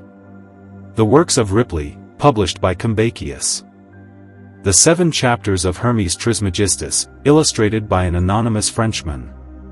The Aquarium of the Wise of Johann Sibmacher, citizen of Nuremberg, the Table of Paradise or the Glory of the World, and others, which exist in the Hermetic Museum.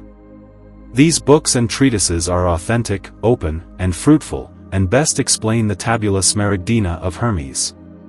There are indeed innumerable others, but they are not to be recommended at the first to beginners. Rather, let the circulation of nature and the generation of metals be diligently examined, than which no man shall ever find in any philosopher's writing a clearer and more comprehensible explanation than in the new light of Sendivogius. For that is truly the key of the solar art, and the safest bridge across the vast Pontic Sea of Argent, the frequent reading of which will easily open to thee all the authors aforenamed, so that even the more abstruse will not thereafter be hidden from thee. Among such, King Gebric hath divided his lessons so marvellously, that, as he himself confesseth, the same style of sentence and eloquence of speech cannot be hidden from the prudent, though it be most profound to the mediocre, and utterly exclude the foolish. So also the sayings of Avicenna, the colloquies of the Pythagorean congregation, or codex of all truth, the many writings of Lullius, and c. are almost inexplicably veiled, and altogether wearisome to readers, giving cause for that suspicion of the English describer, who, in his description of the county of Carmarthen, broke out thus concerning the well-known chymic blackbird of Merlin. Here in the town of Meridunum, or Carmarthen, was born Merlin, the Tages of the Britons. For as that son of a genius taught the Etruscans augury, so this son of an incubus fashioned for our Britons his prophecies, nay, the very dreams of an Orestes. Hence in this island, among the credulous and unlearned multitude, he is held the most famous prophet. These, however, may suffice concerning the more select authors to be read, from which we shall now also unfold the very marrow and kernel of philosophical doctrine, and annex it here, by excerpting the prescribed sentences and concordances of real possessors of this divine secret, most useful to the disciple. Let him be assured that the oftener he readeth and ruminateth on such, the clearer of sight he will become. As also Aurelius Augurellus urgeth, in the first book of his Chrysopoeia, saying, "Believe what is said, that not only doth nature make gold beneath the mountains, but that it also cometh forth by art, and what is wont to be said against it, the ancient judgment of grave men will utterly blot out, rehearsing those things which our blessed forefathers both saw with their eyes and touched with their hands." And Morienus unto King Khalid. Every matter, until by the highest effect it be discerned, is confirmed by the testimony of many as being true. But beware, brethren, of the books of sophisters, and especially of the modern J.R.G., whose very name, not without omen, yieldeth this anagram, va longus verbo, se nil supra, alas, long-winded in word, but nothing beyond. Therefore I faithfully warn you, cast him aside with his companions, lest too late ye repent. For everywhere are the complaints of men whose money hath miserably perished in the trial of his processes. The authorities of the philosophers in harmony. Alleged in corroboration of this treatise. 1. On the antiquity, supreme excellence, and certainty of the chymical art.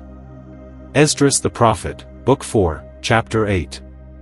The earth shall say unto thee, because it bringeth forth much clay, whereof earthen vessels are made, but little dust, whence gold is made. These words are the answer of the archangel unto the question of Esdras, why so many are damned, but so few elect. Exodus 32.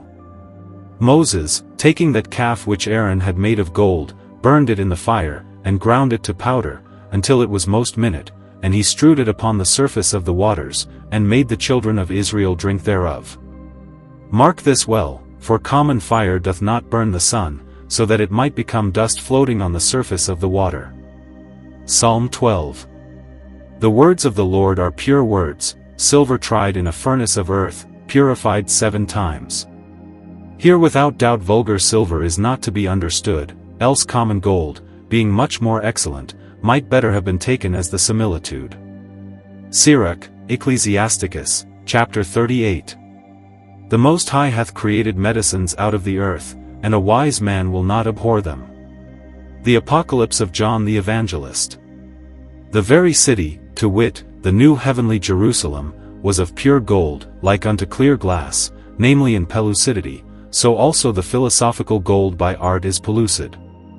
Here the evangelist John is also reckoned by Avicenna, in the first section of his book De Anima, among the possessors of the philosophical stone, and as one of his own instructors, who, as he saith, taught Avicenna this art. And it is credible, for the ancient church, according to Adam of St. Victor, in the hymn for the feast of St. John the Evangelist in December, thus sang in his honor. when he had made whole the parts of gems, and had restored the scattered, he gave them unto the poor. He beareth an inexhaustible treasure, who from rods made gold, and gems from stones. Dionysius Zacharias, Part 1 of his little work.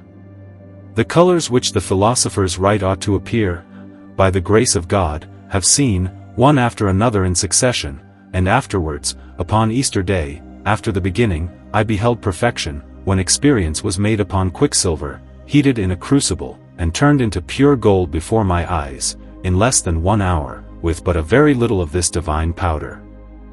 The same, in the second part of his work. Every good gift and every perfect gift is from above, descending from the Father of lights.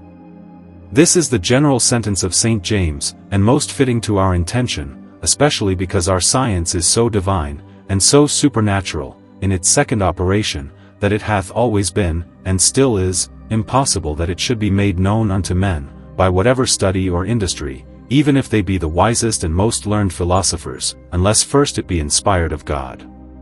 For in this matter natural reason and experience altogether fail us. Wherefore it hath rightly been written by some, that this secret is reserved by God for his own, those that fear and honor him, as our great prophet Hermes saith, from none other, saith he, nor by any other, but from God alone, by his divine inspiration, have I received it. The same, in the preface of the same work.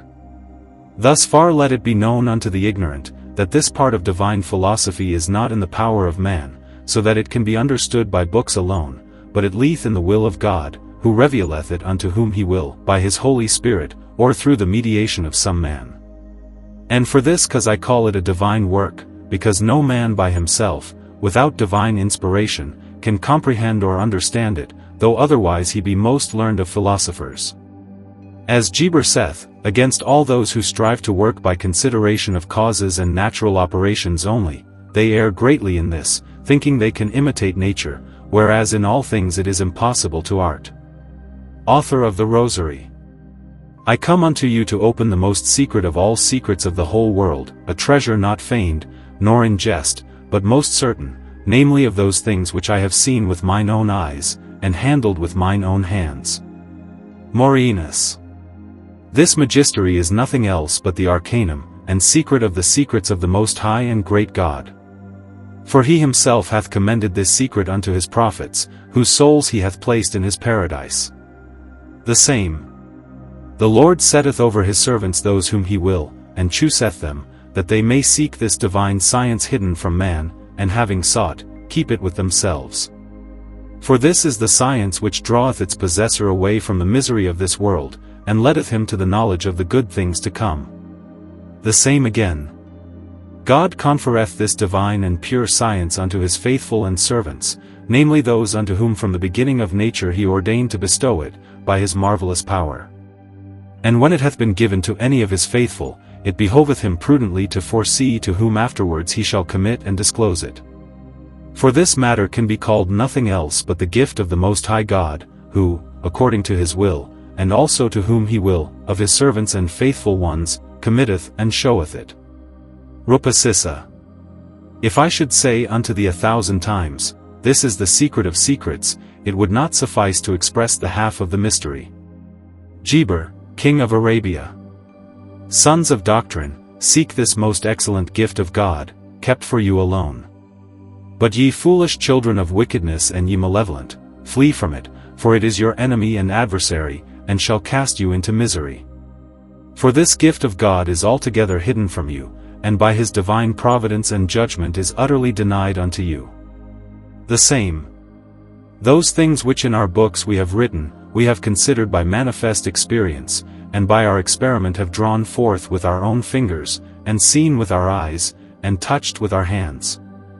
Bernhard of Treviso, in the preface of his book. No man ought to weary of his labors, nor to repent, who believeth that by these the intolerable burden of poverty may be avoided, and all diseases both of mind and body, as I myself have proved in many lepers, epileptics, dropsical, hectic, apoplectic, iliac, possessed, senseless, mad, and many others. For in learning any mechanical art or some liberal discipline, 6 or 7 years at the least must be spent, but in this, which excelleth all the rest as the sun doth all the stars, scarce 5 or 6 months are required, to him that will endure it. Moisteneth to King Khalid. O King, if thou shouldest sell thy whole kingdom, yet wouldst thou not compensate this work. Dionysius Zacharias.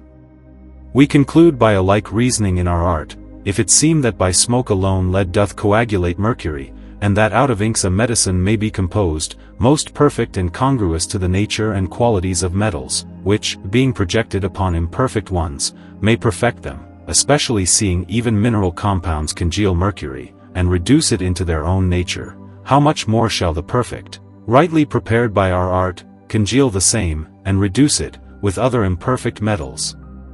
By their rich and abundant decoction, which they possess through the administration of our science. That we may the more firmly approve this our intention to curious men, that they may the better assent to its truth and certainty, let us bring forward the sentence of Aristotle, in the 4th book of the Meteorologica, everything, saith he, which performeth the operation of something compounded, is in all things like unto it, as whatsoever performeth the operation of an eye, is an eye. So likewise, since our gold compounded by our art is in all things like unto natural mineral gold, wherein lieth the whole controversy of debate, whether our gold be true gold, we seem sufficiently to have taught from the philosopher's judgment that our art is true and most certain. Aurelius Augurellus, Book I of the Chrysopoeia. No marvel so great, as when that which the long process of years hath brought forth from a seed begun, the art dares fashion in a single hour's space, outrunning nature in her proper course, which she hath held through mighty depths of earth, keeping the same footsteps from her hidden seat, through winding ways and blind abysses. Nor less a marvel, if one can discern the primal principles whereof all pure-born metal consisteth, and, compounding them, fashion gold by art. Nor doth so long an age of spacious time belong unto this work, for it receiveth strength from gold, and is not made from first beginnings into gold. But what if something nobler, surpassing even gold, the master artificers strive by their toil to perfect? That to which the Arabs, experienced, gave the name of elixir. And truly so called, since it leadeth every baser metal unto better, and purgeth the defiled by wondrous art. Therefore must we not seek that place nor heat, wherein the genital seed of metal, shut within the earth, is borne long through caverns deep beneath. But we must walk by another path altogether, where nature and art alike go forward hand in hand, till both together bring unto the goal. 2. Concerning the requisites of the seekers of the art. Geber. We declare the entire completion of this magistery, in brief speech both full and plain. Its intent is, that by way of sublimation the stone and its adjunct may be most perfectly purified. And hence indeed the volatile is fixed, thereafter the fixed becometh volatile, and again the volatile fixed, and in this order is fulfilled the most precious secret, which is above all the secrets of the sciences of this world, an incomparable treasure.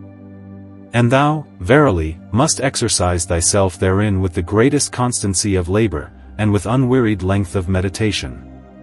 For with that thou shalt find it, and without that thou never shalt. Agadmon, in the Tubba.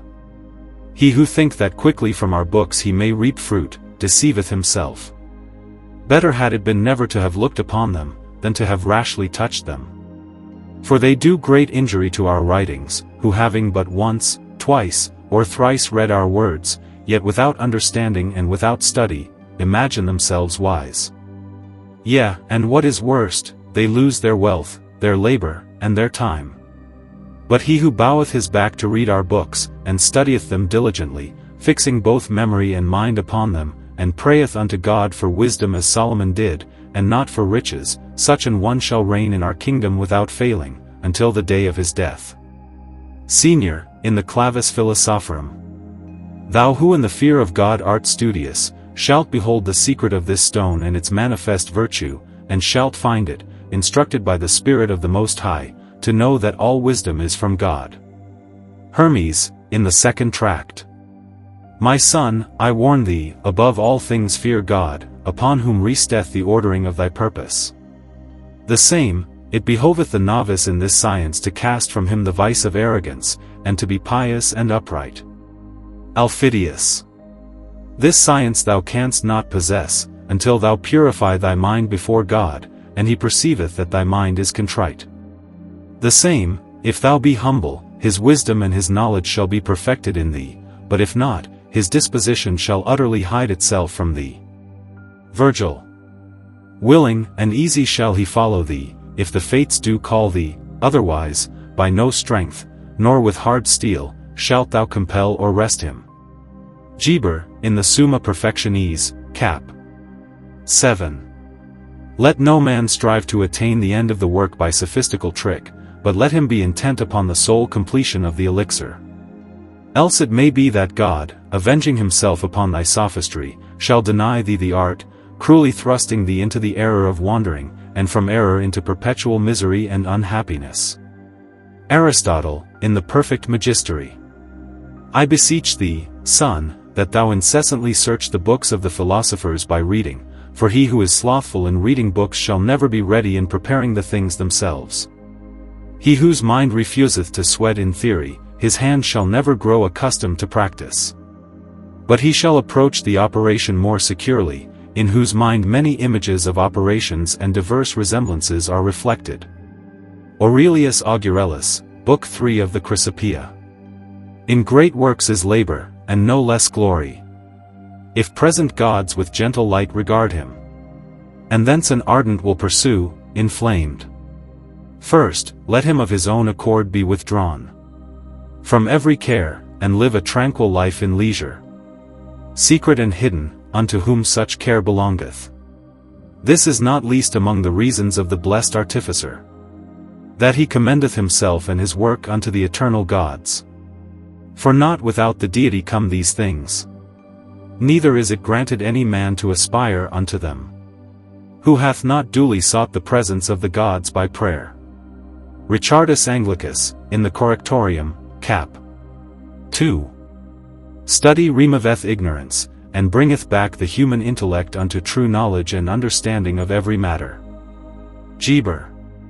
The wise artificer must study diligently in our books, gathering together our scattered intent, which in divers places we have set forth, that it might not be made public to the malignant and the ignorant. Let him prove what he hath gathered, until by study and experiment with steadfast labor and great ingenuity, he attain unto full knowledge. Let the artificer, therefore, exercise himself, and he shall find it. For we have not delivered our science in a continuous discourse, but have scattered it among various chapters. And this for the cause, that both good and evil men, had it been written continuously, might unworthily have usurped it. Likewise have we hidden it even in those places where we spake most openly. Yet let not the son of doctrine despair, for he who by the goodness of his own industry shall seek this knowledge, shall find it. Let the artificer of good mind exercise himself in those things we have delivered, and he shall rejoice to have discovered the gift of God Most High.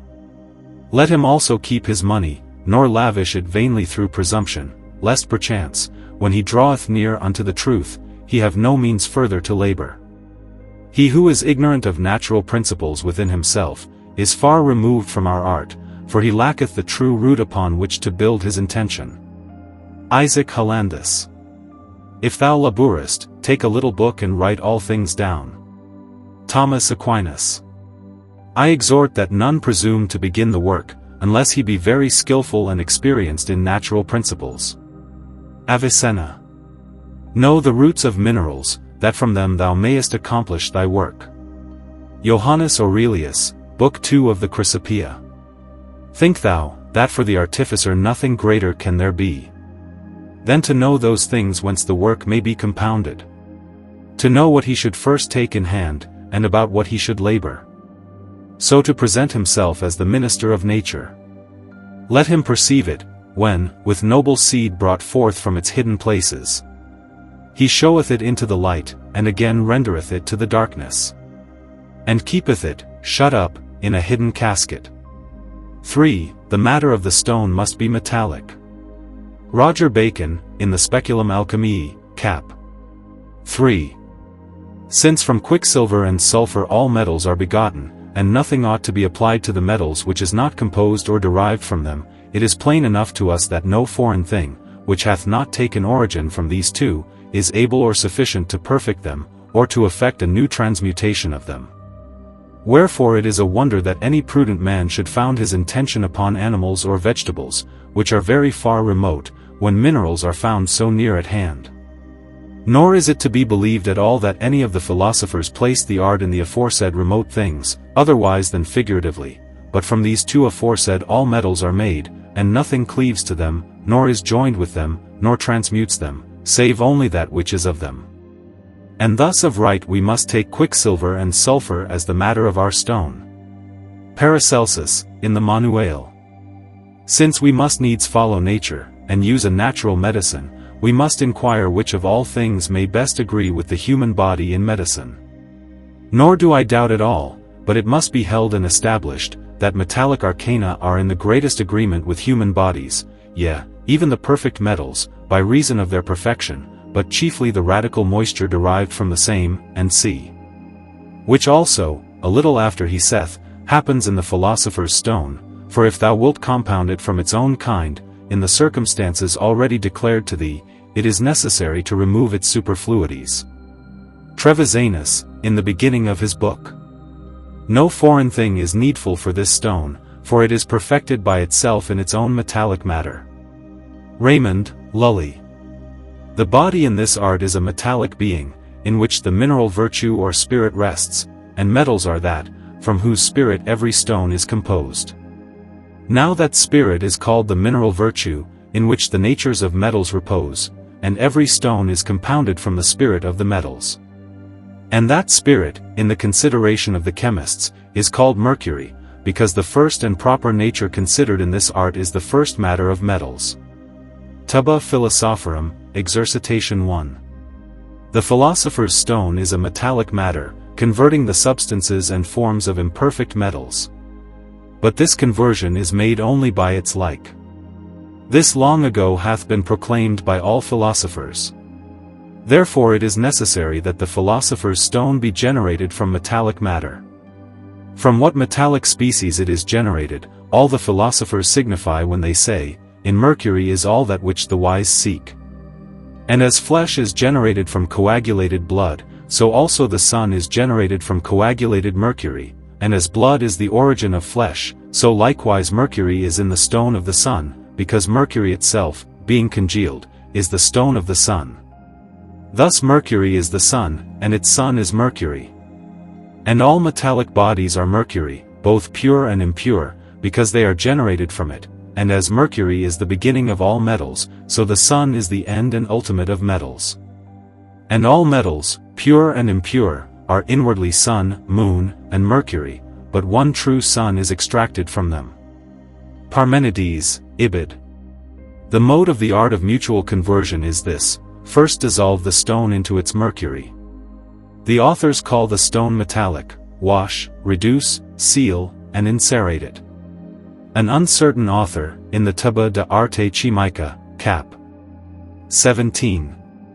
The stone hath many names, and is said to be in everything, although in one it is nearer than in another, since the philosophers demand only the generative nature of metals. Hence they say, the rich, that is, the perfect bodies such as gold and silver, possess that nature in like manner as the poor, that is, the imperfect metals.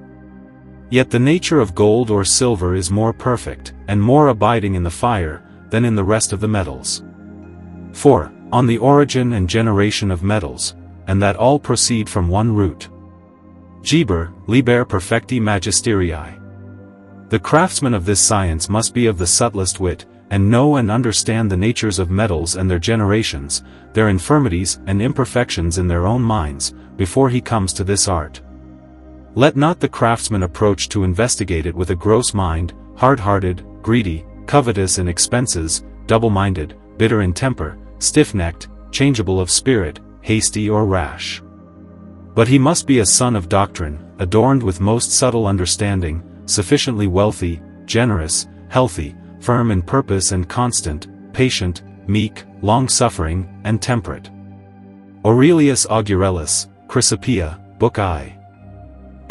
First, there are places and seats appointed for the begetting of metals, in the lowest entrails of the earth, immovable. Hollow, like a marble bowl beneath the high mountains enclosed beneath an arched vault. There the rays of the sun penetrate, and thither are borne the fiery influences of innumerable stars. These cook the gathered moisture, and thence the vapors pervade the rocks and fissures, filling all places. But when that vapor, continuing long, hath settled its heat, and no more rolls through secret caverns, at last, after immense years, it hardens, and in filled veins remains the shapeless metal. For the moisture dispersed through all the parts of the earth, subtle mingled with subtle, composed by slow heat, once fleeing, fatty and unctuous, issued from the vast deep crater's lowest depth, where sulphurs glow mixed with abiding quicksilver, silver famed, to flow enduringly and bear life for ages. From these two first are begotten many things. This contains the force of the mother to receive, that of the father to give heat. Hence the bright species of gold shines most beautifully. Hence gleams the whiteness of silver, the vein of copper reddens. Iron blackens upon exposure, lead pales. The face of tin whitens, counterfeiting the color of silver, bearing its weight, save it hisses when struck. Bernard of Treviso, Part 3 of his book on alchemy. The metallic matter consists solely of crude mercury, cold and moist, in which also are the four elements, hot, moist, cold, and dry, of which two predominate, the cold and moist. To these are subjected the hot and dry. The celestial motion, whose heat penetrates round about the earth and its veins, is so faint and temperate as to be scarcely perceptible, yet continual, equally by night as by day. This heat comes not from the sun but from the reflection of the sphere of fire encompassing the air, and also from the perpetual motion of the heavenly bodies, stirring up a continual and gentle warmth, scarcely imaginable. Although some hold, as Raymond Lull and Aristotle, that the heat of minerals is from the sun, nevertheless it must be a continuous heat, for the sun revolves without ceasing about the earth day and night. Yet that opinion is false, for the sun is neither hot nor cold, but his motion is by nature hot. Therefore the heat that arises from the motion of the celestial bodies is ever present in the veins of the earth, but it doth not truly heat the ores, for if it did, even in the least degree with active heat, mercury would be cooked into the perfection of gold in less than 10 years, whereas scarce in 100 is it wont to be done. The earth is cold and dry, and the ores are in the center of the earth. If then they should in any measure receive actual heat from the sun, we who are nearer should be utterly scorched beforehand. For the heat must needs be most intense, if, after penetrating the earth and water, bodies most cold, yet at the center it retained its heat not extinguished. But verily these things must be understood more naturally in this way, since mercury itself is compounded of the four elements, when therefore these are warmed by common and general influences, then by its own proper motion a natural heat is stirred. So likewise the fire and air existing in mercury are moved and gradually exalted, being nobler elements than the water and earth of mercury. Nevertheless, coldness and moisture predominate therein, but because heat and dryness are nobler elements, they strive to overcome the other two. Thus do the celestial motions stir other motions of natural heats, whereby the qualities of mercury are moved. Afterwards, in the long process of time, the dryness of mercury overcomes one degree of its moisture and becomes lead, conquering another degree, it becomes tin. At last the heat of mercury again somewhat overcomes the moisture of coldness, and it becomes silver. With heat still more prevailing, it becomes copper or Venus, and afterwards iron, and finally perfect gold. By this path the two qualities which before yielded to coldness and moisture now prevail and dominate, namely heat and dryness, which in their excitation are sulfur, while the coldness and moisture of mercury are mercury itself. Not that this sulfur is something separated from mercury, but only the hot and dry qualities not dominated by the cold and moist of mercury. This sulfur, being afterwards digested, takes dominion over the other two, coldness and moisture, and especially impresses its virtues. By such degree and decoction the diversities of metals arise. And so we conclude, sulfur is not a thing of itself apart from the substance of mercury, nor is it vulgar sulfur, otherwise the matter of metals would not be homogeneous, which is contrary to the assertions of all the philosophers. They therefore called these dominant substances sulfur by similitude, because they have a hot and dry nature, inflammable, like unto sulfur. From this it is most plainly evident, that the metallic forms were by nature created solely out of the pure mercurial substance, not out of anything extraneous, Gebric thus bearing witness, in the depth, saith he, of the nature of mercury is sulfur, which, in the long course of time, in the veins of the earth's mines, doth become manifest. Concerning this matter Morainus and Aros speak yet more clearly, our sulfur, say they, is not the vulgar, but fixed, and not volatile, of the nature of mercury, and not from any other thing whatsoever. Rosarium Philosophorum. The first matter of bodies is not the vulgar mercury, but an unctuous and moist vapor, for out of the moist the mineral stone is made, and out of the unctuous is the metallic body formed. Into such an unctuous vapor must bodies be converted, and in the conversion the bodies are slain, and the grain of the body is laid low in death, and utterly mortified. And this is done by means of our white and red water. Arnoldus. The first matter of metals is a certain smoky substance, containing within itself a moist unctuosity, from which substance the craftsman separates the philosophic moisture, which is apt for the work, which shall be as clear as a tear, in which dwelleth the metallic quintessence, and that is the pacifiable metal, and in it is the medium of conjoining the tinctures. Dionysius Zacharias, Part 2 of his treatise. It is the unanimous sentence of all the philosophers, that all things congealed by cold do abound exceedingly in watery moisture in their first matter, as Aristotle saith in the fourth of the Meteorics. Since therefore the liquefied metals are congealed by cold, it must needs follow that their first matter aboundeth greatly in aqueous humidity.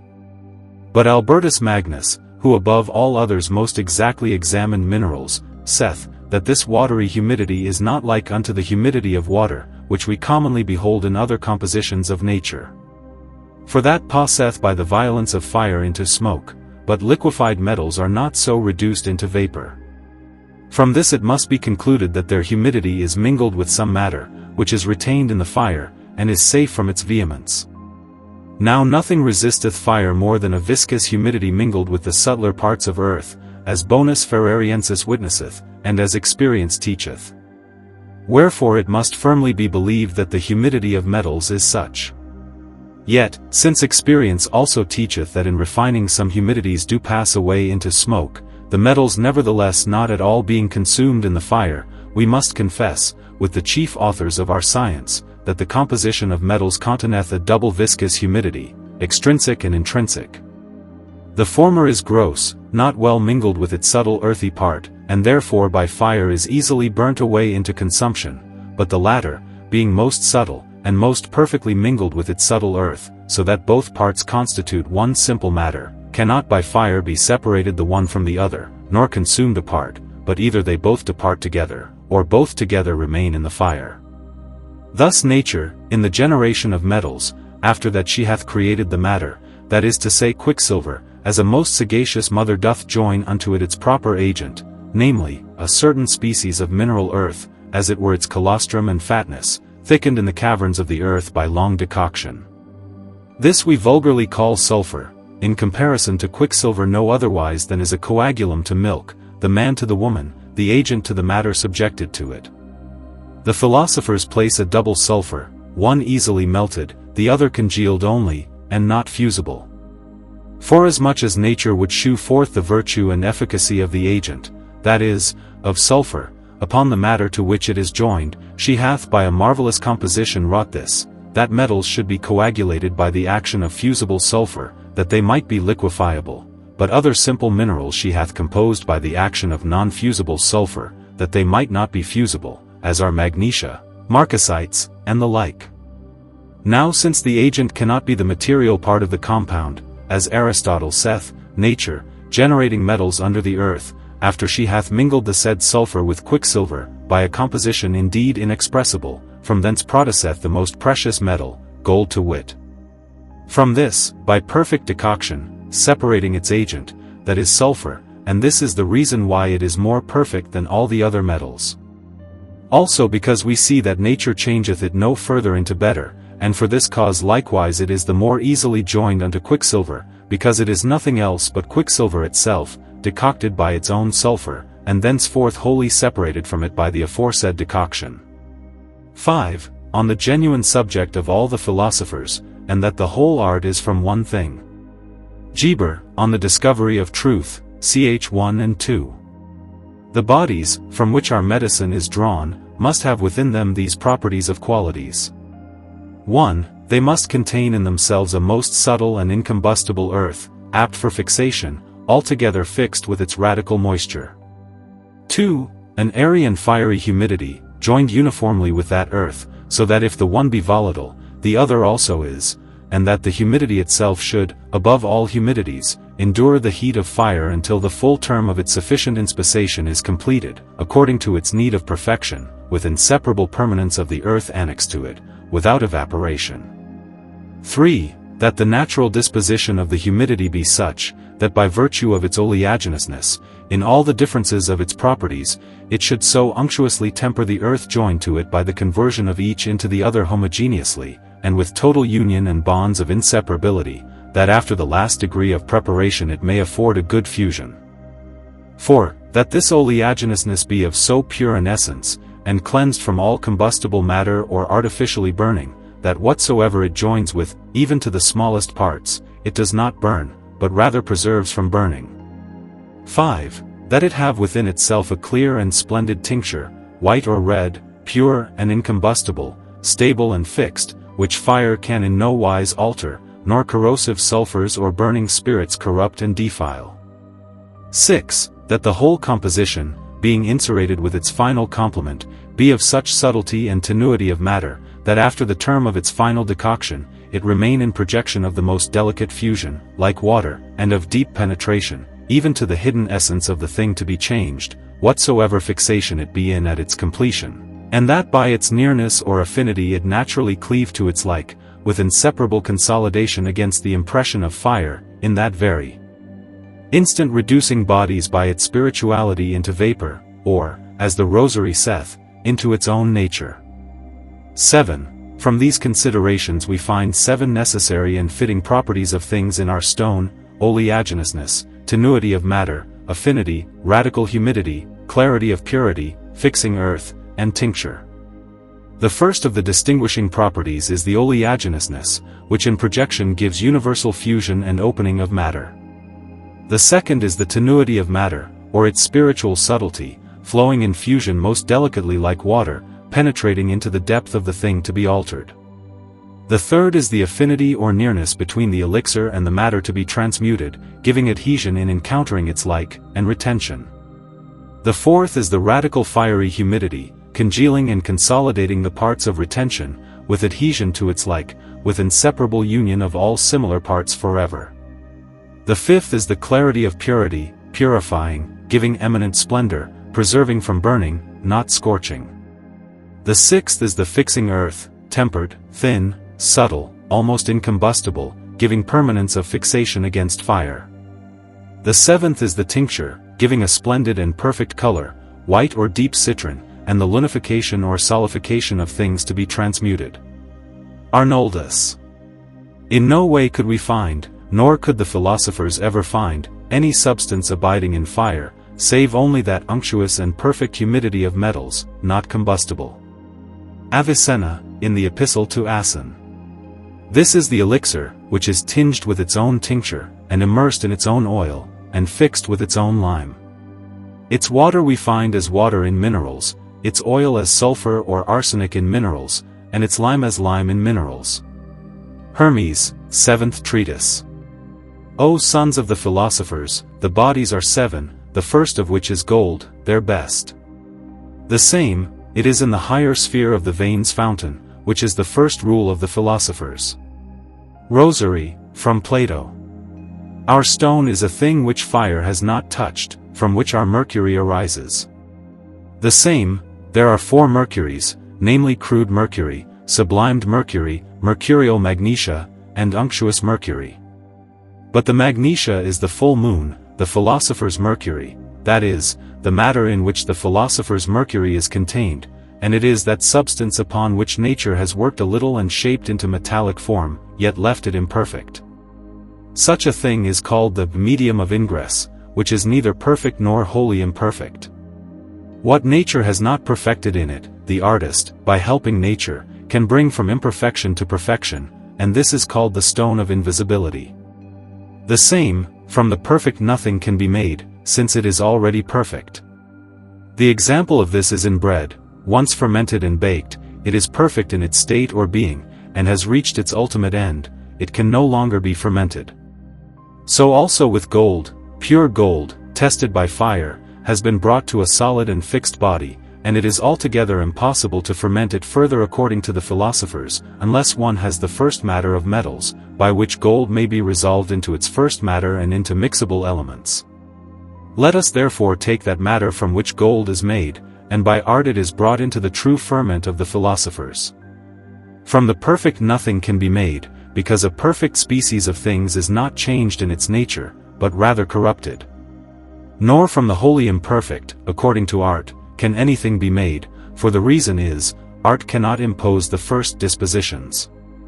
But our stone is a thing intermediate between perfect and imperfect bodies, and what nature herself has begun, by art it is led to perfection. If you begin to work in mercury, where nature left it imperfect, you will find in it perfection and rejoice. Likewise, the stone which the philosophers seek, in which are the first elements of minerals, tincture and calx, soul and spirit with body, fixed and volatile, is mercury, not just any mercury, but that one upon which nature has determined her first operations toward metallic nature, and has left it imperfect. The same, this stone is one in the whole world, and whoever errs from this one in the beginning of the work labors in vain. In the whole world there is no other thing necessary in our work, except this stone, given to us alone, the sun's. Arnoldus. In our stone are the sun and the moon, in virtue and power, and also in nature. Unless this were so, neither sun nor moon would be made from it, for the sun and moon in our stone are better than the vulgar ones in their own nature, because the sun and moon in our stone are living, whereas the vulgar ones are dead, in respect to the sun and moon in our stone. This subject also you will find described and named in Flamel, likewise in Ripley, and in Paracelsus' Book of Vexations, or rather Fixations, where he depicts it by its proper name, with its chief use. Trevisanus. Our work must be from a single root, and from two mercurial substances, crude, taken from the mine, pure and clean, joined by fire in friendship, as the matter itself requires, cooked continuously until from two there becomes one, in which one, spirit and body and that body itself are made by the mixture. Dionysius Zacharias. The same matter which the philosophers called animated quicksilver, will be the true matter of our divine science, for the completing of our divine work. With this, and no other, nature makes use in the caverns of the earth for the procreation of metals, for their true matter they called animated quicksilver, to show the difference between it and common quicksilver, the latter remaining such because nature did not join to it its proper agent. The same, in the same place, it would be folly to believe, from all the matters which we mix, that any, though metallic, or whatever else, could be the true matter of our science, since nature has prepared that one for us, so that nothing is lacking, except these two things, namely, to purify and perfect it, and to join it together by its own proper and fitting decoction. The same, Part 2, the philosophers never understood anything except the one single thing, though they treated it under various and diverse names. Senior agrees with this, saying, although it may seem in some measure that the philosophers handle diverse things under many names, yet truly they intend nothing but the one thing. The opinion of all, therefore, is that this divine work of ours is perfected by one single way. So also Gebric, in the Summit, our science is not perfected by diverse things, but only by the one thing, to which we add nothing, nor diminish, but only remove the superfluities by preparation and separation. Rosary, from Aristotle. Oh, how marvelous is that thing, for it has in itself all that we seek, to which we add nothing nor diminish, but in preparation only do we remove superfluities. Moisteneth, to the question of Khalid. The first substance and matter of this principal thing is one, and from it there is one, and with it it remains, nor is anything added or diminished from it, etc. 6. On the reasons for making the preparation. Alchindes, in the Mirror of Light, Book 2, Chapter 1. Know, O wise men, that nothing at all has been hidden by the philosophers except the beginning and secret of the art, which is of the most difficult things. And it means nothing other than to destroy the body and turn it into spirit. Rosary. The philosopher's stone is found created by nature, and by the Most High God it needs nothing more, except that what is superfluous in it be removed.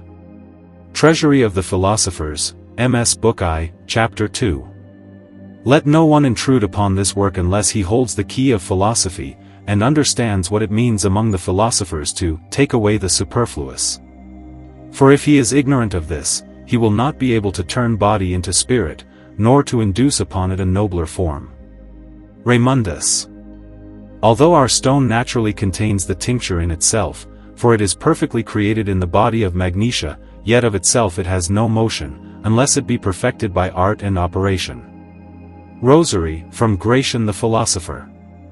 In alchemy there is a certain noble body, which passes from lord to lord. In its beginning it is misery with vinegar, but in its end joy with gladness.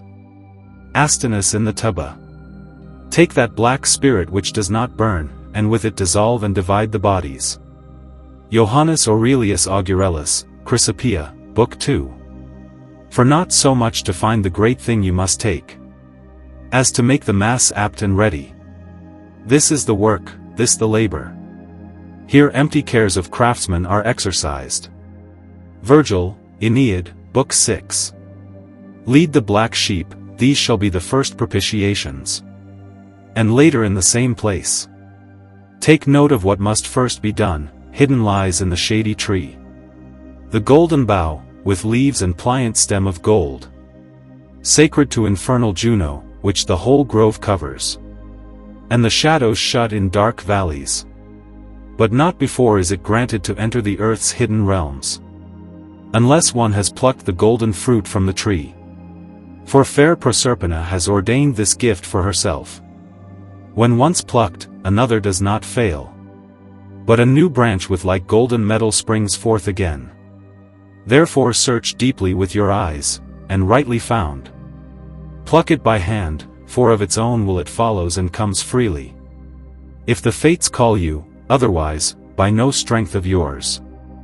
Nor with hard iron, can you break or tear it away. Aristhenes, the Greek philosopher.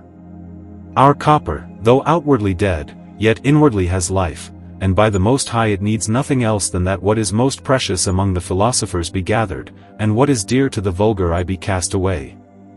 And these are plain words, without envy. Rosary of Arnold, Part 1, Chapters 10 and 95. This is our famous stone, and the intent of our operation is, that the purest substance of Mercury be chosen and taken from these bodies, for the elixir consists in these alone, and not in others. There is no passage from extreme to extreme. The extreme of our stone at the first side is quicksilver, at the second side, the elixir completed.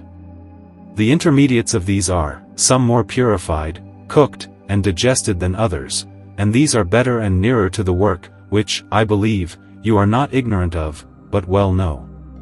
The same, in the flower of flowers, some believe that medicine can be drawn from solid bodies, and prepare them by calcining, dissolving, and congealing, and project them upon a body, but they are deceived, and this is error, because they have not taken the seed of them, but the body as it is in its own nature. Trevisanus. Leave the metals themselves, although from them the entrance is made. For metals are nothing other than quicksilver congealed by degrees of decoction, yet they are not our stone, while they remain in metallic form. For it is impossible that one and the same matter should have two forms, wherefore you could not say it is the stone, which has a worthy and middle form between mine and Mercury, unless first its metallic form be corrupted and taken away. Ripley. The essential nature of the other metals is the chief material of our stone. Hermes, Book I, Apocalypse of the Sun and Moon. My sons, do not understand this of the vulgar Mercury, but of our middle mercurial substance, which is neither living nor dead, but is drawn from the body of our despoiled king, partaking of two extremes, namely mercury and sulfur, etc. Clangor Bacchini. The preparing spirit dissolves the body, and when purified from corrupting causes, it draws forth the second spirit that dwells in the body and tinctures, and by dissolution reduces bodies to itself. It softens their hardness, enlightens the bodies, separating and removing their darkness and impurities from the purest parts. It lifts up and exalts the bodies, reducing them to a sublime nature, inspires and subtilizes, while it makes the solid spiritual. These are the benefits, or effects, of the spirit that prepares the body, extracting from it the tincturing spirit. But this spirit, that is, quicksilver, is at first gross, impure, and fugitive, on account of the sulfur which in the veins of the earth meets it and is mingled with it. Yet by the operation of art, which is done through distillation and sublimation, it is renewed, purified, cleansed, digested, thickened, and by white and red sulfur is coagulated. And it is twofold. 1. A dry vapor, not viscous, of much acidity, very subtle, fleeing from the face of fire with ease, yet having great power of penetration, resolving the bodies of the ore, and generated from pontic substances. 2. A moist vapor, not unctuous but viscous, of great acidity, moderately subtle, fleeing the sprinkling of fire with ease and vanishing therein, possessing the power of dissolving bodies and of holding spirits, being itself a water. Thus it must be noted that the unctuous and the viscous are not the same, for from moist viscosity the stone is generated, but from unctuosity the metals. Therefore extract quicksilver, or the philosopher's stone, both from the bodies and from quicksilver, for they are of one nature, and you will have mercury and sulfur of that matter above the earth, of which gold and silver have been generated in the earth. Rosinus to Saracram. Calcination is the corruption of bodies and the destruction of spirits, for all the sulphureous foulness and combustibility that cannot otherwise be destroyed save by the vehemence of fire are thereby removed. For every kind of thing calcined is of easier solution than when not calcined. The soft are more easily calcined, as Saturn and Jupiter, than the hard, as Mars, etc. Therefore Dantius says, prepare the bodies and dissolve them. Gallienus, prepare the bodies, and purge them from blackness in which corruption lies, until they become white and red, then dissolve both into water, namely spirit and body, and congeal them. Gebric. Since the body is solid, and by reason of its solidity and the lurking of hidden sulphuriety in the concavity of the substance of quicksilver it is defended thereby from burning, it was necessary that its continuity should be separated, so that fire might more freely reach its every smallest part, and thus burn away the sulphuriety within it, not being defended by the continuity of quicksilver in it. Likewise, calcination is the pulverization of a thing by fire, through the privation of the humid part that consolidates. And again, a body deprived of all its humidity gives only a vitrifying suffusion. Author of the Table of Paradise, or Glory of the World. When the philosophers spoke of calcination, they meant by it grinding and subtilizing, but the foolish understood burning, and so consumed the matter utterly, that nothing more could afterwards be generated from it. Basil Valentine. Our azoth must be prepared by the common azoth. Dionysius Sicarius. None of those who work lack 3 or 4 furnaces, some have 10 or 12, one for calcining, another for dissolving, another for subliming, and innumerable vessels for their operations. Yet truly, they might labor even to the last day before they could by this way attain perfection, unless they correct their operations. For the true way is one, in a single vessel and in a single furnace, apart from removals, until the decoction be completed. 7. On Sublimation and the Salt of the Wise. Author of the Concilium. The brass of art and the ore, it is only the opinion of men that makes them precious. For the beauty they have is not their own, but of the light, for every color is light in a transparent body bounded by the opaque. Gold, silver, and gems by their nature desire to lie hidden in clay and dark earth. Hence Morinus meant this when he said, if that which you seek you find in a dunghill, take it, if you do not find it in the dunghill, draw back your hand from your purse. For everything that is bought at a great price is found deceitful and useless in this art. Likewise Gratianus, if you find in dung that which pleases or profits you, take it nonetheless, meaning that from the fresh or you must take what has not yet been wrought. Author of the Open Ark. The whole first operation is nothing else than sublimation, and in this many points occur, which the philosophers have placed in different chapters, namely subtilization, purification, etc. But in the total sum it is nothing else than the defecation of the superfluous sulphureous stench that corrupts, and clarification, and likewise solution, so that a crystalline salt may be made. Paracelsus, in the practice of unripe electrum. You shall see it successively disposing itself for sublimation, with this sign appearing, sublime it, and the electrum will be turned into whiteness, the eagle exalted. Gebric, Summa, Lib 2. Cap. 99. The sum of the whole intention of the work is only this, that the stone, known in its chapters, be taken, and then, with perseverance of labor, the work of sublimation of the first grade be applied to it, and by this it is cleansed from corrupting superfluity. This is the perfection of sublimation, that thereby the stone be subtilized until it come to the last purity of subtility, and finally become volatile. Likewise, Lib 1. Cap. 45. Be not negligent in the preparation of it, which is through sublimation, for as shall be the purification, so shall be the perfection. Arnoldus, Rosarium, Lib 2. Cap. 17. No one ought to sublime the earth to a sophistic work, but to our perfect elixir. And those things that are sublimed in two ways, either by themselves, because they are spirits, or with others, because they are incorporated with spirits. Mercury, being a spirit, is sublimed by itself, but our earth, being a calx, is not sublimed save as it is incorporated with Mercury. Therefore convert the calx, and imbibe Mercury, and digest until they become one. Mundus, in the Tuba. Unless you attenuate things with fire until they ascend as spirits, you perfect nothing. This is the spirit fleeing the fire, and the heavy smoke, which, when it enters the body, penetrates it wholly, and nature rejoices therein. Hermes. My son, draw forth from the ray its shadow, and the dregs that slay it. Likewise, in the work of the sun, Cap. 16. Whiten the brass, and speedily sublime it with fire, until there goes forth from it the spirit which you shall find therein. Despise not this ash, for it is the diadem of thy heart, the ash of permanence, the crown of victory, the coagulum of milk. This is the ash extracted from ash, and the offspring of the philosophers, the white foliated earth, in which gold is to be sown. Again in the Apocalypse, Lib 1. Cap. 7. Therefore make a distinction between the gross spirit and the subtle, between the pure and the impure. Our spirit is moist and hot, but the quicksilver of the vulgar is cold and moist. For ours melts in the fire, and from it is the beginning of art.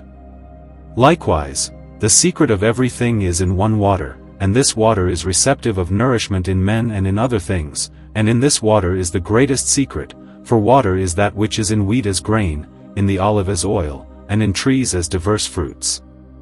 Rosarius. The powder ascending from the dregs is ash from ash, extracted from the earth, sublimed and honored, but what remains is the ash of ashes, an ash condemned and rejected, the dross and scoria. Likewise, there are 3 stones, and 3 salts, from which the whole magistery consists, namely the mineral, the plantal or vegetable, and the animal. And there are 3 waters, solar, lunar, and mercurial. Mercury is the mineral, the moon is plantal, because she receives in herself 2 colors, whiteness and redness, and the sun is animal, because he receives 3, namely constriction, whiteness, and redness, and is called the great animal. From him is made sal ammoniac. The moon is called a plant, and from her is made alkali salt. But Mercury is called the mineral stone, and from him is made common salt. Gratianus. From everything may be made an ash, and from that ash may be made a salt, and from that salt water, and from that water mercury, and from that mercury, by diverse operations, the sun. Likewise, quicksilver is common salt, whence common salt dissolves gold and silver, and increases redness in gold and whiteness in silver, and changes brass from corporeality to spirituality. With it bodies are calcined, whence is the light of lights. If this salt had not been created by Almighty God, the elixir would not be perfected, and alchemical study would be vain. Again, the root of art is the soap of the wise, and it is the ore of all salts, and is called bitter salt, because it arises from the ore of the sea, and it is sharper than all salts of its kind, because it is a mineral, and with it bodies and spirits are calcined, and with it are made the solutions and coagulations of the elixir. Avicenna. Salts are the roots of the work. But salts of whatever other kind are contrary to our art, except the salt of our lunaria, which our lunaria leaves behind from dissolved bodies, and this the Rosarius also says. Likewise, the salt of metals dissolves quicksilver into a pure sublimed water, and that mixed and coagulated will be the perfect medicine. Every salt rightly prepared returns to the nature of sal ammoniac, and the whole secret is in common salt prepared. Roman vitriol has the nature of the metallic stone, and is hot and dry. Alum seems to be coagulated mercury, but it fails of its completion, it is hot and moist, and is called the consort of the one, that is, of mercury. Therefore he who knows the salt and its solution, he knows the hidden secret of the ancients. Set thy mind therefore upon salt, and think not of other things, for in it alone is hidden the science and the chiefest and most secret arcanum of all the ancient philosophers. 8. On water, or mercury. Aurelius Augurellus, Chrysopoeia, Book I. There are waters to be sought from other fountains, by which of themselves, without force, gently gold is moistened, without any other liquor coming to its aid from without, but dissolved in its own water. Deem it not to be of the boundless sea, nor of the watery cloud, nor like the limpid fountain stream, which thou seekest. For know thou well, this water stains not, but melts whatever is sprinkled with it, or whatsoever it approaches it moistens. For outwardly it putteth itself forth in likeness of a dry powder, yet inwardly it melteth and dissolveth in watery depth. Bernard of Treviso. Let them be silent who affirm another water than ours, which is permanent, and is joined to no thing save to its own nature, it moisteneth not save what is of the unity of its own nature. Rosarius. The water is that thing which mocketh white and mocketh red. The water is that which slayeth and which giveth life. The water is that which burneth and that which mocketh white. The water is that which dissolveth and coagulateth. The water is that which putrefieth, and being putrefied, afterward causeth new and diverse things to spring forth. Wherefore, my son, I admonish thee, that all thy intent be upon the decoction of the water, and faint not, if thou wilt have fruit, nor regard vain matters, but only the water. Boil it little by little, causing it to putrefy, until it be changed from color to perfect color. And beware, lest at the beginning thou burn its flowers, nor its greenness, and finish not thy work in haste. And mark well, that thy vessel be firmly closed, lest he that is within escape forth. And, God granting, thou shalt attain the effect. For nature worketh her operation little by little, and so I would that thou also do, making thy imagination according to nature, by which bodies are regenerated in the bowels of the earth, and likewise by what heat their decoction is made, whether violent or gentle. Author of the Concilium of the Marriage of Sun and Moon. This water alone is the water of infinite treasure, and no water is the elixir save this one water of red oil, which is the singular water, and no other is like unto it, because no other water is wholly congealed. This water doeth all, by it things are dissolved, coagulated, and perfected. Dionysius Sicarius, Part 2 of the work. Our matter cannot be compared to metals, because they are congealed. Know therefore, when our mercury appeareth simple and flowing, the philosophers called it the milk, whose coagulum they called that which we above named ferment, venom, and theriac, for even as curd differeth not from milk save by a little decoction, so our coagulum differeth not from our mercury, save by the decoction which it lacked before. This is a great and supernatural secret, for herein human reason faileth. This is that coagulum which Hermes called the flower of gold, of which they would be understood, when they say, in the coagulation or congelation of the spirit is the true dissolution of the body, and contrariwise, in the dissolution of the body is the true congelation of the spirit. For by its mediation the whole work is perfected. As Senior saith, when I saw our water, that is, our mercury, coagulate of itself, I believed firmly that our science was true. Rosarius. The ancient philosophers could find no other thing that cleaveth to bodies, save the philosophical quicksilver, for the vulgar quicksilver cleaveth not to bodies, but rather the bodies cleave to the quicksilver. And this is found true by experience, for if vulgar quicksilver be joined to any body, it remaineth in its own nature, or else departeth, and turneth not the body into its own nature. Therefore it cleaveth not to bodies, but the bodies cleave to it. Yet the western quicksilver preferred itself to gold, and overcame it, and it is that which slayeth and mocketh to live. Know then, that quicksilver coagulated, mortified in its own nature, is the father of all the marvels of our magistery, and it is both spirit and body, that is, a spiritual body, for by sublimation it ascendeth. The first matter of metals is not the vulgar mercury, but an unctuous and moist vapor, for from the moist is made the mineral stone, and from the unctuous is made the metallic body. Into such an unctuous and moist vapor must the bodies be converted, and such vapor is called the stone known in the chapters of the books. 9. On solution. Certain philosophers, and chiefly Raymond Lully and Marsilius Ficinus, deliver unto us three principal kinds of solution, the first, of the crude subject, the second, of the physical body, the third, in the nourishment of the work, or augmentation thereof.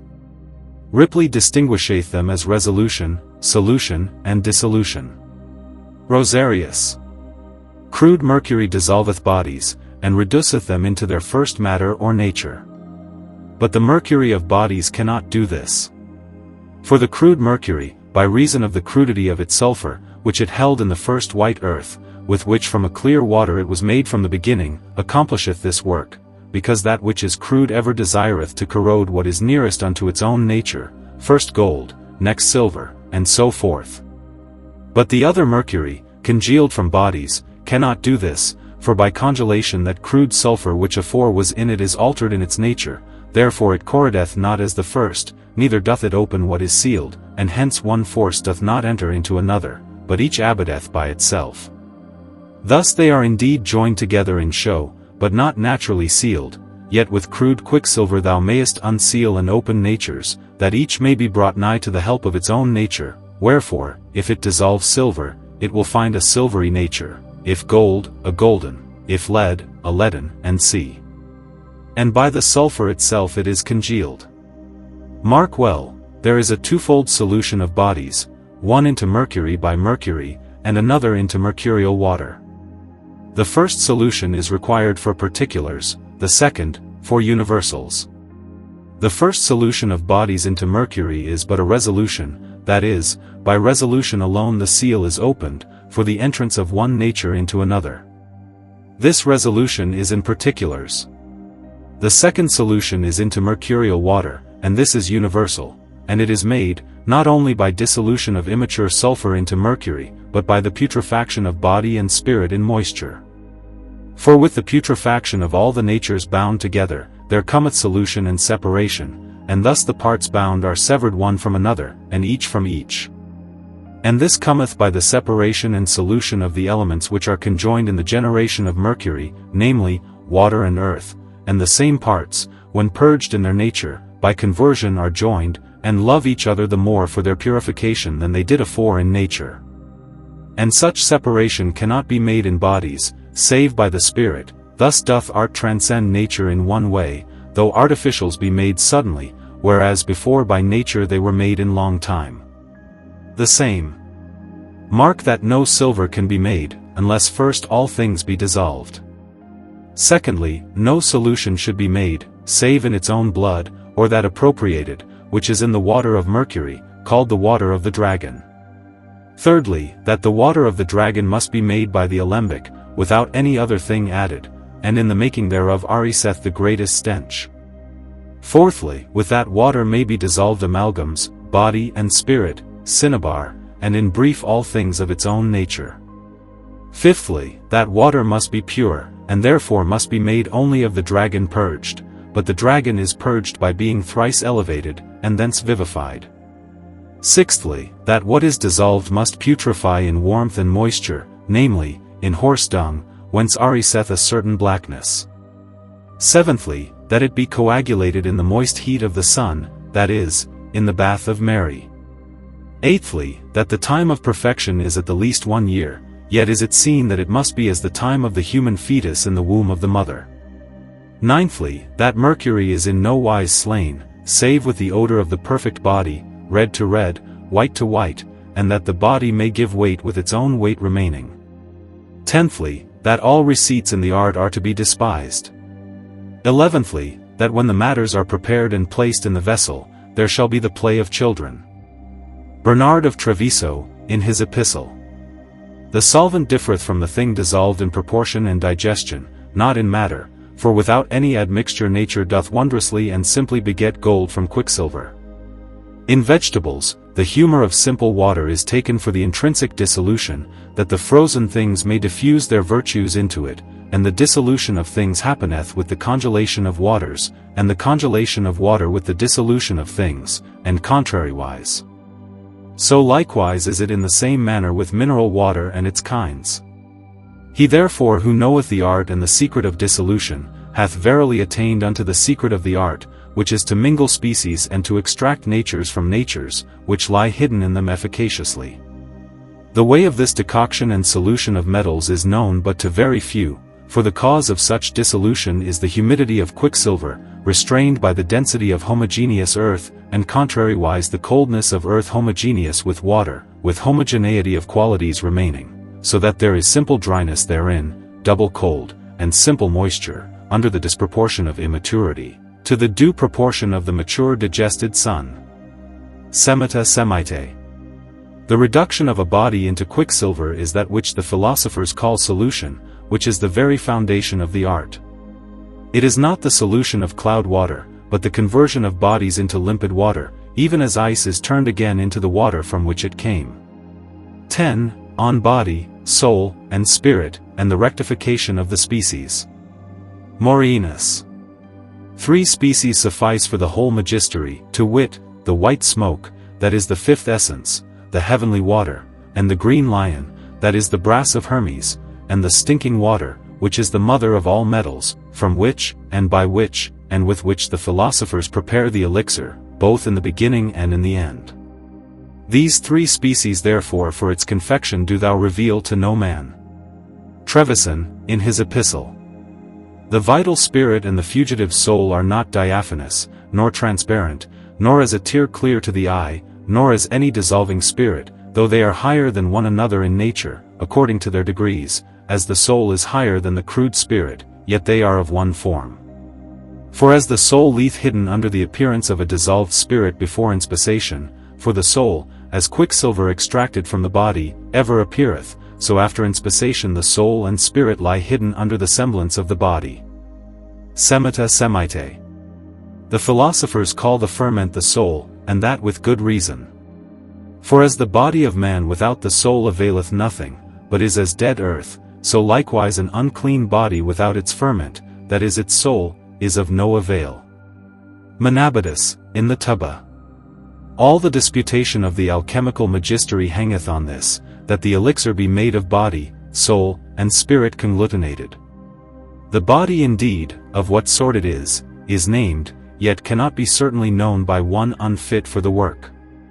The spirit is signified so that none is ignorant of it. The soul is that which giveth life and being to body and spirit, and is made from the body itself vivified. In this place therefore we believe the soul to be nothing else than the body vivified, which is vivified in this manner, that quicksilver returneth to what it was before it was congealed. And this soul, if it be added to body and spirit mortified, so that at last the whole elixir be made alive, then indeed is it to be believed that the scope of alchemy is attained. The body is called by many names: earth, brass, lead, ashes, magnesia, lime, mother, key, holy virgin, crown of the king, talek, trames, glass, golden wood, spirit of brightness, sea, salt, urine, alum, gum of Scotland, water of sulfur, spittle of the moon, white gum, and sea. The spirit likewise is called water, blood of color, red gum, olive, cock, bull, saffron-colored water, burnt brass, and composition, and sea. The soul is called rebes, stinking water, cleansing of the dead, blood, water of blood, the animal stone, the blessed stone, and sea. The mutual offices between these three are these: the spirit guardeth the body that it be not burnt by the fire, and the clear body guardeth the spirit that it fly not away in the fire. For the body is fixed, and therefore preserveth the spirit from flight, and the spirit is incombustible, and therefore suffereth not the body to be burnt. For spirit and body are one, by mediation of the soul, which is with spirit and body. If the soul were not, then would spirit and body be severed from each other by fire, but the soul joined unto spirit and body causeth the whole to fear neither fire nor anything else in the world. Clangor Bacchini.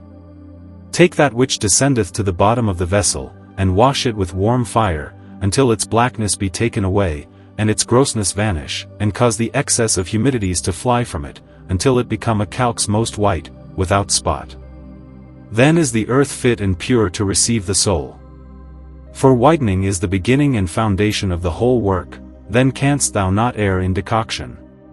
For after the whitening, both fugitives, the soul, that is the mercury of the body, and the spirit, that is the living mercury, turn the earth into that which fleeth not, and make it spiritual, clean from earthliness, airy and subtle.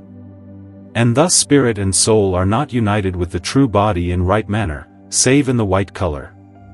For then, in that whiteness or whitening, all colors that may be imagined in the world appear, and are confirmed, and convene in one color of whiteness. The diversity of colors appeareth only in the conjunction of soul with body, for in one only time of fire it reneweth diverse colors. The soul is the tincting spirit, which at last, being overcome by the altered body, rejoiceth therein, itself being corrupted, and thus the one passeth into the other, and each receiveth the force of the other, nature disposing. Arist Beans, in the Tuba, Exercise v. Above all else mark well this: neither simple sea water alone, nor brass itself alone, can do aught for the philosophical stone, nor constitute the elixir. Neither can the stone itself, or elixir, consist of simple water alone or of brass alone, but both together, that is, the simple water and the brass, must be conjoined. Before thou conjoinest or minglest them, see that neither be crude nor unrectified, but that the water be oft distilled and at length restored to its own state and descent, and the brass burnt, made wholly white and sincere. These thus prepared, one may proceed to the elixir. For if the brass were not sincere, the earth drawn from it would of necessity be crude and insincere, yet perchance none at all. And if the water were not pure and distilled, it could not wash and cleanse the earth. For the foul and dark is not made white by the foul or dark, but by the pure, clear, and clean. The two being thus purified, let the brass, beaten into most thin leaves and torn, be mingled with the water. Rosarius. The earth is calcined, the water sublimed, the earth runneth downward, the water ascendeth upward, the earth is purged by calcination, the water by sublimation, both by putrefaction. The water defendeth the earth bindeth the water. Gebric, in the book of the investigation of the Magistery. These bodies have superfluous humidities and a sulphuriety apt to burning, which admixed, engender blackness, corrupting the said bodies. They have moreover an earthy impurity, foul and combustible, too gross, hindering ingress and fusion.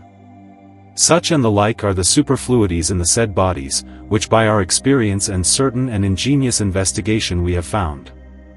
And because these superfluities have adventitiously come upon these bodies, and not radically, therefore is the stripping away of accidents possible. It behoveth us then with artificial fire to remove from these bodies all accidental superfluities, the sole substance of quicksilver and radical sulfur remaining. And this is the full preparation of the imperfect, and the perfect purgation, amelioration, cleansing, and sublimation of these. Or of this pure substance remaining, according as the elixir of preparation shall require, it is effected in many manners. Ripley. See that the water, by which thou wouldest revivify the stone, be oft distilled by itself alone, before thou workest with it. By the sight mayest thou know it, when it shall be purged from foul dregs, which some multiply with Saturn and other substances, but we reject them. 11. On conjunction. Author of the Council of Marriage. The oil of sulphur, with quicksilver, which from the white body hath brightness and clearness of Mercury, which causeth whiteness, is itself red, for after whiteness it becometh red. This oil therefore and quicksilver, being reduced into one, constitute one thing, whence the ancient and common proverb saith, and the saying of the wise, the ruddy servant took a white wife, and by conception of seed, being with child, brought forth unto us a son, who surpasseth all his progenitors, to wit, the sun and the moon. When therefore quicksilver proceedeth from the white body, it is associated with oil, that is sulphur, and quicksilver is joined with oil, that is the solar fatness, which is masculine, and the other feminine. The precious pearl, cap 9. Ferment is so called, as it were fervent, from fervor, because it causeth the paste to boil, ferment, and swell, and it hath a conquering, ruling power, occult and corrupting, changing the substance and virtue of the whole paste into its own likeness. When therefore the body, which is hidden in the quicksilver of the philosophers, generated by alchemy, hath a substance one and uniform throughout, it converteth all that Mercury into its own likeness, into which it is mingled by the will of the artist, and causeth it to ferment, to boil, and to swell forth. By reason of this its ruling power, it corrupteth, that is, it mortifieth it, rectifying it and reducing it to a nobler and better state, therefore is this body rightly called ferment. For quicksilver by itself availeth nothing, but when it is mortified with that its hidden body, it remaineth with it incorrupt forever. And because the body is of the nature of the sun, it must needs convert the whole into the nature of the sun, and all be made ferment, converting all into sun. Hence Hermes, the ferment of the paste must be of its own nature, so likewise the ferment of gold. This ferment is hidden from the sense, but manifest to the understanding and reason. And it is the body retaining the soul. Neither is it to be understood that this body is aught new or foreign added, but that that which was hidden is made manifest, and contrariwise. Thus it is said in the Tubba, the body hath more strength than its brothers, to wit the soul and the spirit. The paste without its proper hidden ferment, and not with a strange one, cannot ferment, so without this hidden spiritual body the stone cannot be fermented, perfected, nor completed, although in truth the stone, in itself holy, and in respect of body, soul, and spirit, is ever the same. Hence Moisteneth saith, to effect is not attained until sun and moon are reduced into one body. Council of Marriage. Take quicksilver, that is, compounded water, and congeal it in the body of magnesia, that is, in the earth of the divine water, and it shall become white and red, that is, gold and silver. It is called the stone of magnesia, because, according to Pythagoras, that thing followeth its companion as the magnet draweth iron, for as the nearness of the magnet is to iron, so is the likeness of the water to the earth. And Hermes saith, that Azoth, that is quicksilver, and the fire of putrefaction, which is the fire of the wise, wash and purify laden, that is brass, and wholly take away its obscurity. Which if thou rightly order the measure of the fire, Azoth and the fire suffice for thee in this disposition. Whiten laden, that is brass, and it cannot be whitened save it be dissolved in Azoth, and break your books, lest your hearts be broken. Laden, although at first it be red, is nevertheless unprofitable, but if after the redness it be turned into white, it shall avail. And Moisteneth, when our laden, that is brass, is burned with alchemy, that is with our moist white incombustible sulphur, and the moisture of Azoth is poured upon it, so that its fervor, that is its hot fatness, is taken away, then is all its obscurity and blackness removed from it. Dionysius Sicarius. Let us see what the philosophers mean by this term ferment. They say they use it in two senses.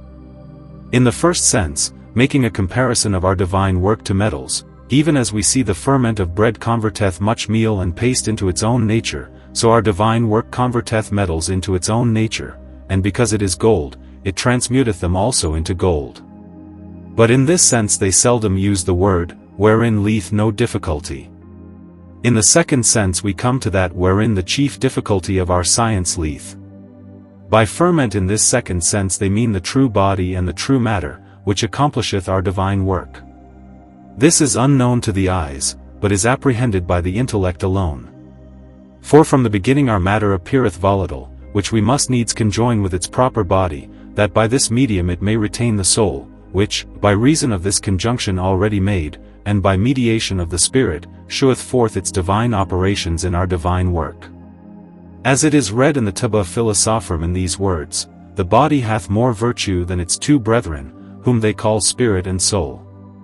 The body they called every simple thing, which of its own nature can endure the fire without diminution, this they otherwise called fixed. The soul they called every simple volatile thing, having power to carry off the body, and to bear it from the fire, this they named volatile. The spirit they say is that which hath power to retain body and soul, and to join the two together so inseparably that they can never after be severed, whether perfect or imperfect.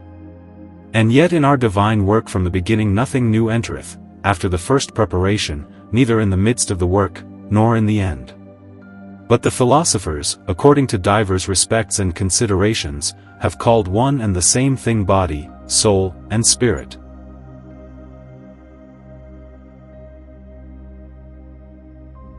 First, when our matter was volatile, they called it soul, because it carried away the body with it. Afterwards, when that which was hidden became manifest in our decoction, then the body shewed forth its powers, by mediation of the Spirit, that is, it retained the soul, reducing it to its proper nature, that is into gold, and fixed it by its own power with the help of our art. By this is exactly declared what Hermes wrote, that no tincture is made without the red stone. Rosinus, our true sun appeareth white and imperfect in our decoction, but it is perfected in its redness, though the whole be nothing else than the philosopher's quicksilver. Trevisanus. Thou mayest consider, in this art there are but two spermatic matters, of one and the same root, substance, and essence, to wit, mercurial only, viscous and dry, which in this world is joined to no thing, save to the body. Morphalcus in the tuba. Every body is dissolved with the spirit wherewith it is mingled, and without doubt becometh spiritual. And every spirit is altered and tinctured by the body, in these consisteth the tinging color, and constancy against the fire. Blessed therefore be the name of him, who hath taught his elect to turn body into spirit. Africanus in the same. We must needs join two together, which conjunction the philosophers have likened unto wedlock, from whose embrace issueth the golden water. The Rosary. Join thy son Gebricus with his sister Bea, who is a shining maiden, sweet and tender. Gebricus is the male, and Bea the female, who giveth unto him all that she hath of herself. Take her nature only pure, clean, crude, pleasant, earthy, and right. But if thou shalt do otherwise, it shall profit thee nothing. See that no contraries enter with our stone. Bea ascendeth above Gebricus, and includeth him in her womb, so that not at all of him can be seen, and she divideth him into indivisible parts. Trevisanus. After conjunction only is it called the prima materia, and not otherwise. The Council of Marriage. Assiduous, who is Aufidius, the philosopher, diligently searching all things, saith, he found two substances, to wit, the agent and the patient.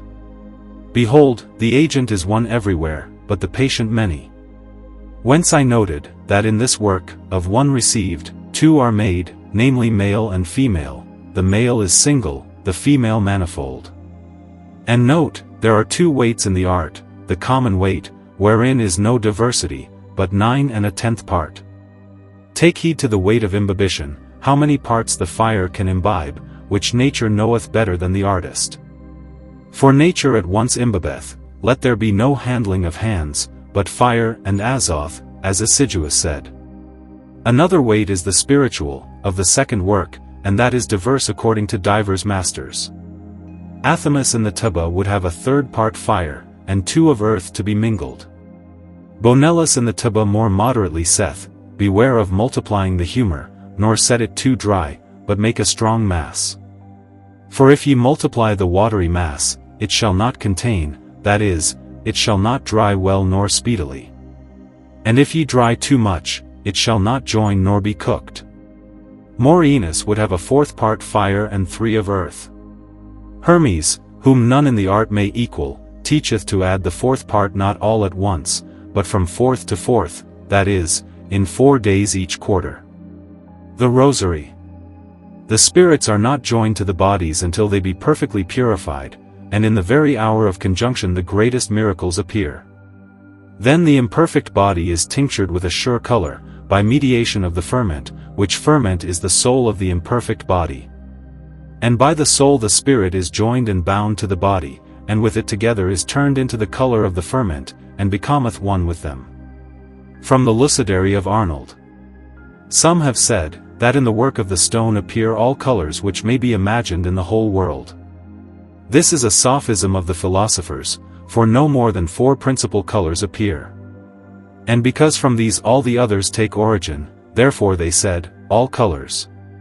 And if all appear not to thee, care not, so thou canst separate the elements. Citrinity signifieth burnt choler and fire, redness signifieth blood and air, whiteness signifieth phlegm and water, blackness signifieth melancholy and earth. Arnold in the Semita. Our magistery is of one, and with one it is made, and it is of 4, and of 3 one. Know that the philosophers have multiplied the names of the mixed stone, to hide it, and they have said the stone is mixed, corporeal and spiritual. And they lied not, if a wise man understand, for therein is body and spirit, and the body only is spiritual in solution, and the spirit is made corporeal in the conjunction of spirit with body, which some call ferment, some brass. Moisteneth saith, the science of our magistery is likened to the order of the creation of man, first is coition, secondly conception, thirdly impregnation, fourthly birth, fifthly nourishment. These words I will make thee understand. For our seed, which is quicksilver, when it is joined to earth, to wit to the imperfect body, which earth is called the mother, because earth is the mother of all elements, then it is called coition. When the earth retaineth somewhat of quicksilver with it, then it is called conception, when the male acteth on the female, that is, quicksilver on the earth. And this is that which the philosophers said, our magistery is nothing but male and female, and their conjunction. When therefore the water cometh, that is, when quicksilver groweth and is increased in the earth, because the earth is whitened, then it is called impregnation. Afterwards the coagulating ferment, that is joined to the imperfect prepared body, as was said, until they be made one in color and in aspect, and then it is called birth, for then is born our stone, which the philosophers call the king, as it is written in the tub of Philosophorum, honor the king coming forth from the fire, etc. Namely, by nourishing him, until he come to perfect age, whose father is the sun, and whose mother the moon. The moon is taken for the imperfect body, the sun for the perfect body. Fifthly and last cometh nourishment, for the more he is nourished, the more he increaseth. He is nourished with milk, that is, with his own seed, from which he was at the beginning. Chapter 12. Of the effects of the panacea, or the philosopher's elixir. 1. Upon the human body. Dionysius Sicarius. Let there be taken of it the weight of 1 single grain after the 6th of the king, and let it be dissolved in white wine, in a vessel of silver. The wine shall be tinged with a citron color, which, being administered to the sick a little after midnight, shall heal him in 1 day, if the disease be of 1 month, if it hath continued a year, within 12 days, or within a month, if it were a very long continuance. For the preservation of health, a small portion is to be taken yearly twice, at the entrance of spring and autumn. By this means verily one may live soundly and cheerfully unto the appointed term of life, God granting, to whom be praise, honor, and glory, now and forever, world without end. Aurora consurgens, and the blast of the trumpet. The ancient wise men found 4 principal effects or virtues in this glorious treasury, this comforter and helper of science. To heal the human body of many infirmities. To restore imperfect metallic bodies. To transmute ignoble stones into certain precious gems. To make all glass ductile or malleable. Touching the first, all the philosophers agreed, that if the lapis haematites be perfectly rubified, it worketh miracles not only upon solid bodies, but also upon the body of man, of which is no doubt, for it cureth all infirmity inwardly by taking it, outwardly by anointing. For if it be given in water or warm wine to paralytics, frantic, dropsical, leprous, it healeth them. It often healeth the rosegout by outward unction. The cardiac passion, hectic fever, iliac passion, colic, jaundice, and the disease of Egidius with epilepsy, and all kinds of fevers, are cured by it inwardly. The arthritic are often healed by unction. Whatsoever is in the sick man's stomach, this medicine removeth. It bindeth and consumeth every flux of corrupt humours, whether by drinking or anointing. It rooteth out all melancholy and heaviness of mind, if taken fasting. It is the best healer of diseased eyes, for it drieth superfluous tears, abates dimness, removeth redness, softeneth the skin, taketh away the pearl, the web, the albugo, the pterygium, the horn, the claw, cataract, inversion of the eyelids, inflammations, darkness, and swellings of the eyes, all which are easily cured by this philosophical medicine. It comforteth the heart and spirits when drunk, it mitigateth headache by anointing the temples, it restoreth hearing to the deaf, and relieveth all pains of the ears by injections. It correcteth contracted nerves by anointing, it restoreth decayed teeth by washing, it sweeteneth a stinking breath. By it are healed all manner of imposthumes, ulcers, wounds, cancers, fistulas, noli me tanhair, carbuncles, scabs, itchings, ringworm, scurf, mange, and worms of the skin. It mocketh scars plain, so that new flesh is generated. Sour and corrupted wine, if mingled with it, is restored. The stone is dissolved if drunk. It expelleth poison inwardly, it killeth worms, if taken in powder. Hair unseemly may be removed by it with unction. It removeth wrinkles and blemishes from the face, restoring youthful fairness to women. It helpeth in childbirth if taken, it expelleth the dead child by applying a plaster. It provoketh urine, it exciteth and increaseth generation, it forbiddeth drunkenness, it sharpeneth memory, it augmenteth the radical moisture, it strengtheneth nature, and besides, it ministereth many other blessings to the body of man. For this medicine excelleth all medicines of Hippocrates, Galen, Constantine, Alexander, Avicenna, and the rest of the doctors of physic, in odor, in savour, and in effect. And note, that this medicine is ever to be mingled with the apothecary's medicine appointed for the disease. Trevisanus, in the preface of his book of Alchemy. No man ought to be weary of labours, or repent, who believeth that hereby he may avoid intolerable poverty, and all diseases of mind and body, as I myself have experienced in many lepers, epileptics, dropsical, hectic, apoplectic, iliac, possessed, senseless, mad, and many others besides. The Rosary. In this, namely, the red stone, is perfected the precious gift of God, which is above every secret of the sciences of the world, and the incomparable treasure of treasures. For, as Plato saith, he that hath this gift of God hath the dominion of the world, for he hath attained the end of riches, and broken the bond of nature. Not so much because he hath power to convert all imperfect bodies into most pure sun and moon, but rather because it preserveth man, and every living creature, in the conservation of health. The crystalline lamina, which is the white elixir, if given in quantity of a mustard seed to a fevered man, cureth him. Yea, a leper, if 4 times in the year he be purged therewith, together with the red powder whence the sun is made, twice yearly, in March and September, is cured. Both powders, white and red, heal sciatica, even in peril of death. They also cure palsy. Likewise, if the powder be held to the nostrils of women in labor, they are delivered, saith Hermes. Geber also saith, the red elixir cureth all chronic diseases whereof the physicians have despaired, and mocketh a man to renew his youth like an eagle, and to live 500 years and more, as some philosophers have lived, who used it thrice a week, in measure of a grain of mustard. Wherefore note, that all infirmities, from the crown of the head to the sole of the foot, if they be of 1 month, are cured in a day, if of 1 year, in 12 days, if of long continuance, in 1 month. For, as it healeth all metals of their sickness, so doth it heal also the bodies of men.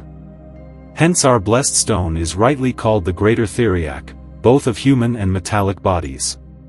Of it Hermes, king of the Greeks and father of the philosophers, saith, If of our elixir thou shalt take every day for 7 days the weight of carobs, thy hoary hairs shall fall from thy head, and new black ones shall spring, and so of an old man shalt thou be made young and strong. Arnold saith, This our stone hath a virtue effectual to heal every infirmity, beyond all the medicines of physicians. For it maketh glad the mind, increaseth strength, preserveth youth, and removeth old age. It suffereth not the blood to putrefy, nor phlegm to abound, nor choler to inflame, nor melancholy to overgrow. Nay, it multiplieth the blood exceedingly, purgeth spiritual contents, restoreth all the bodily members effectually, and keepeth them from hurt. Generally it healeth most strictly all infirmities, hot or cold, dry or moist, beyond all other medicines of physicians. For if the sickness be of 1 year, it healeth in 12 days, if very old and inveterate, in 1 month. In brief, it expelleth all evil humours, and bringeth in the good. It conferreth love and honour to them that possess and carry it, security, courage, and victory in battle. And herein is fulfilled the greatest secret of nature, which is above all price, the most precious secret, the incomparable treasure, and the most precious jewel, which God reserveth in his mind for them, lest it should be disclosed to the unwise. Let every living soul say Amen. Isaacus Hollandus, in the Works Aeternus. This stone is wondrously sweet, insomuch that all honey and sugar, being compared with it, are found bitter as gall. And if any man should carry in his body a whole pound of poison, the worst of all nature's evils, yet if in that very hour he should drink but 1 dram of this medicine in warm wine, he should feel no harm from the poison. Moreover, if any one use it daily, in the quantity of a millet grain, for 9 days together, he shall find himself so altered in mind and in all the habit of his senses, as though indeed he dwelt in paradise. Aurora Consurgens.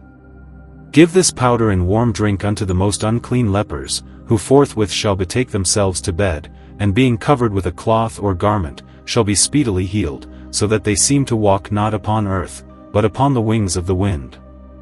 2. The use of projection upon metals. Dionysius Sicarius.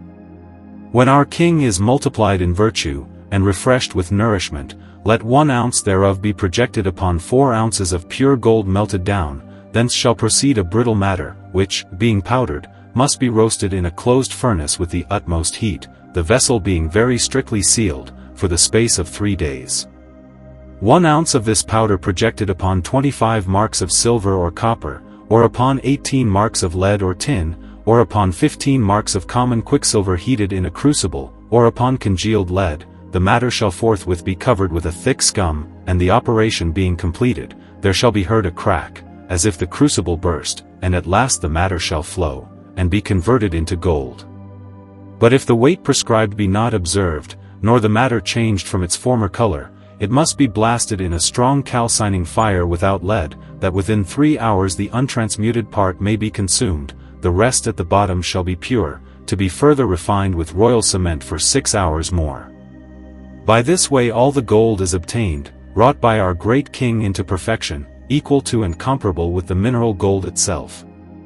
And this is the method taught by Raymond in his little book touching projection.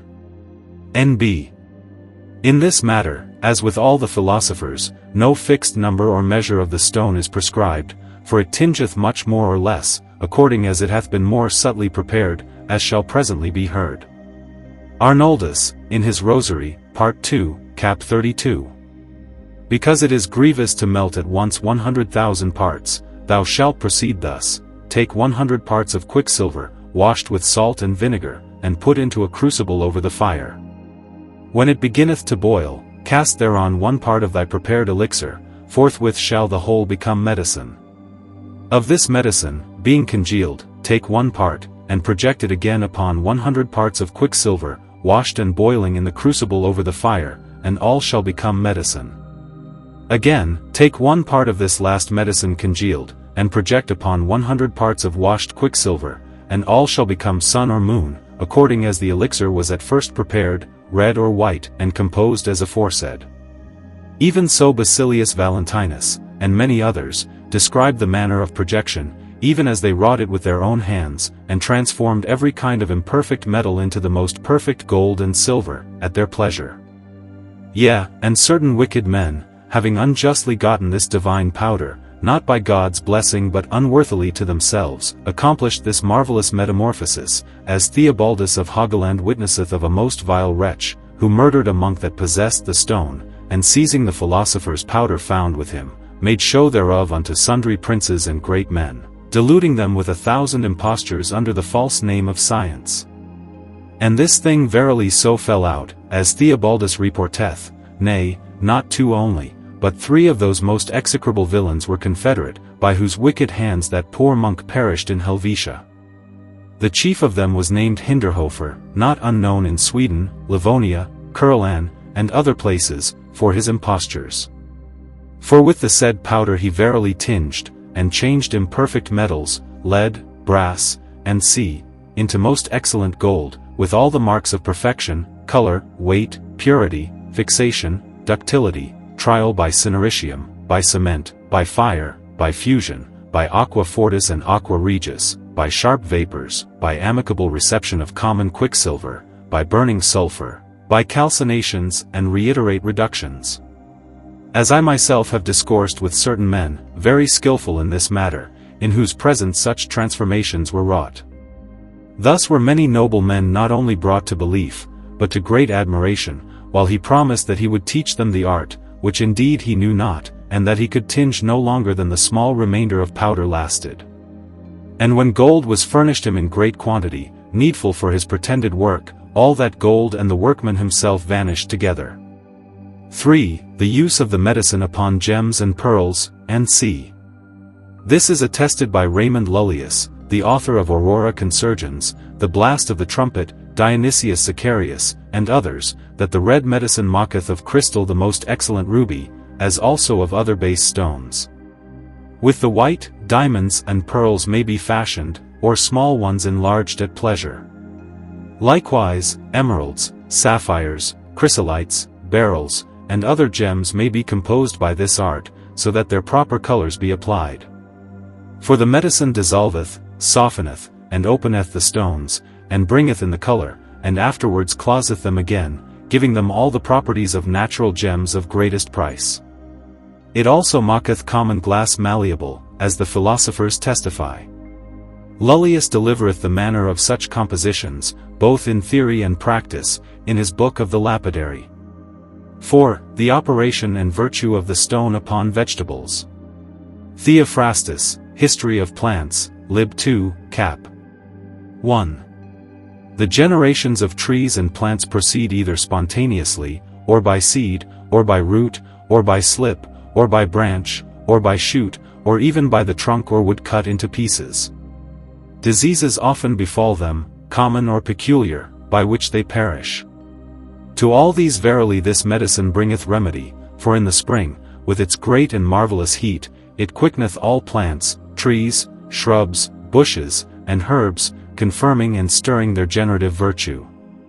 For if a portion of this medicine dissolved in water be injected into the heart or pith of a vine trunk, flowers and leaves shall forthwith spring, and fruit be borne in the month of May. The like also in other plants. And the reason is, that it is nothing else than as it were a natural heat fixed in its radical moisture.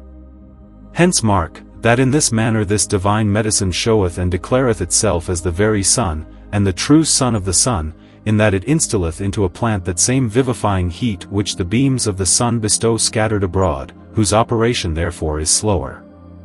Wherefore the philosophers rightly named this their stone mineral, animal, and vegetable, because in these 3 kingdoms, animal, vegetable, and mineral, it hath and exerciseth a marvelous power. 13. On certain expedients and abbreviations in the chemical art. From the Rosary, citing the letter of Lully to King Rupert of France. From the Philosopher's Lead there is extracted a certain oil of golden, or almost golden, hue. If, with this, you shall have sublimed the mineral, vegetable, or animal stone, or a mixed one, 3 or 4 times after its first fixation, it will relieve you of all the toil of solutions and coagulations. The reason is that herein lies the hidden thing which makes the medicine penetrable, friendly, and fit for marriage with all things, and it will increase and amplify its effect beyond measure, so that nothing more secret exists in the world. I say wonders, which would have seemed incredible to all the ancients, namely, that if you know well how to separate this oil from its aqueous part and labor in the way of mixture just described, you can compose the stone in 30 days. This is not of itself necessary, for its solutions and coagulations, as said, are quickly performed, yet if you make a sublimation of it, I believe the tincture of the stone will be greatly enlarged. Choose, then, your aim among these courses. Ripley oft repeats this, concern not thyself with the earth, provided it be fixed. Isaac Hollandus, Opus Minor Part 2. Cap 31. You will understand that the ancients prepared their stone in various ways and in the end proved them all. But the later men invented many other methods to abbreviate the art, especially by devising aqua fortis in diverse fashions, which seem miraculous for the marvels wrought by such strong waters. Cap 37. From all metals an oil can be drawn, without separation of elements, without any washing or cleansing. It must be done by aqua fortis, and a ferment must be applied by him who would make oil from imperfect bodies.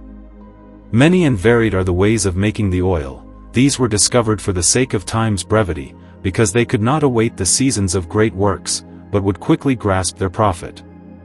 Cap 48. Rectify all your strong waters which you intend to use in the art, though this be not always taught in set terms, so your work be not foul. This is one reason. The other is that, unless the aqua fortis be rectified in balneum, it cannot draw into itself all the spirits of the metals, for the lees of the strong waters hinder, corrupt, and defile. Cap 52. From all metals a salt can be extracted, and every metallic salt is an elixir. In the salt of a metal the element of earth lies hidden, and the element of fire. Fire and earth are the two extreme elements, water and air the mean. The two extremes, fire and earth, are fixed, the two mean, water and air, volatile. Cap 53. In all combustible things the fire or their oil can be separated from the earth, except in metals. In them, oil or fire cannot be parted from the earth, but remain together fixed in the fire. Wherefore every salt of metal is an elixir, and it may be liquefied. You shall find that, the salt having been brought to the state of elixir, projection will be small, yet that same elixir of salt can be converted into oil, and then its interior is turned outward and the exterior inward. Before, while it was salt, it made projection of 1 upon 100 and produced luna, but when reduced to oil, the interior being set without and the exterior within, it works 1 upon 1,000 in projection, and whereas before as salt it made luna, being now oil it makes soul. Know, for a great secret, that there is no more certain or shorter way than to work in the salts of metals, for here no fault can occur, there are no spirits to fly off, and the matter is not easily neglected by fire. Nothing is here to be fixed, for the matter itself is fixed. Thus all the secret consists in the salt and oil of metals. For this cause the old philosophers were wont to adjure one another never to reveal these two hidden arcana to any, save to their sons whom they judged department. And they wrote also in such fashion that no mortal could understand, save the sons of science only. Read therefore all the books of the ancients. Nowhere will you find a solid and true method concerning the salt or the oil of metals such that you can set it before you in practice. They do indeed write that every salt and oil of metal is of a surety an elixir, and they say, with all the schools of the philosophers agreeing, that every metallic salt and oil is a perfect elixir. They write also that from metals salt may easily be brought forth by reverberation of the metals, and that the salt is to be extracted from their dregs and brought to a crystalline stone, but afterwards they add no further method. They write on, both obscurely and cunningly, so that none can grasp their true meaning, save those who already know. Thus the art of the salt and the oil of metals remained more secret than all other arts. And I tell you in good faith, this art of salt and oil was never before openly declared until my father's time, and I now write it plainly to you.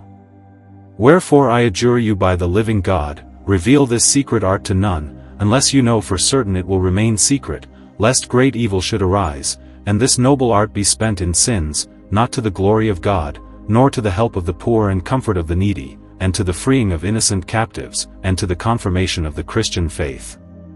Consider well, to whomsoever God grants this art, he shall have it, and no other, for as one's intent is good or evil, so may he obtain it, and God will give it him, and he shall attain it marvelously.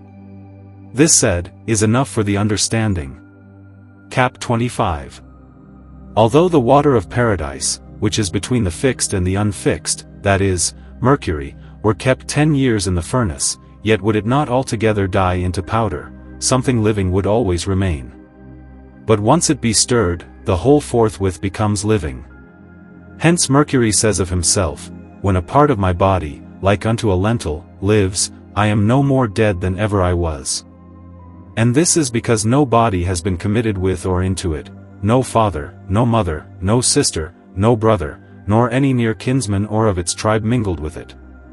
But as soon as arms are folded with arms and mouths where they should be, at that very moment it dies. My son shall understand this thus, if any of the metals be mingled with it, or the spirits born of metals, or our white or red stone, for all these are of its kindred and akin to it, being of its nature also, then it joins itself with them and straightway dies with them. But when it is alone, it dies not in the space of 10 years, though you apply to it any tempered heat. Thus far Helandus.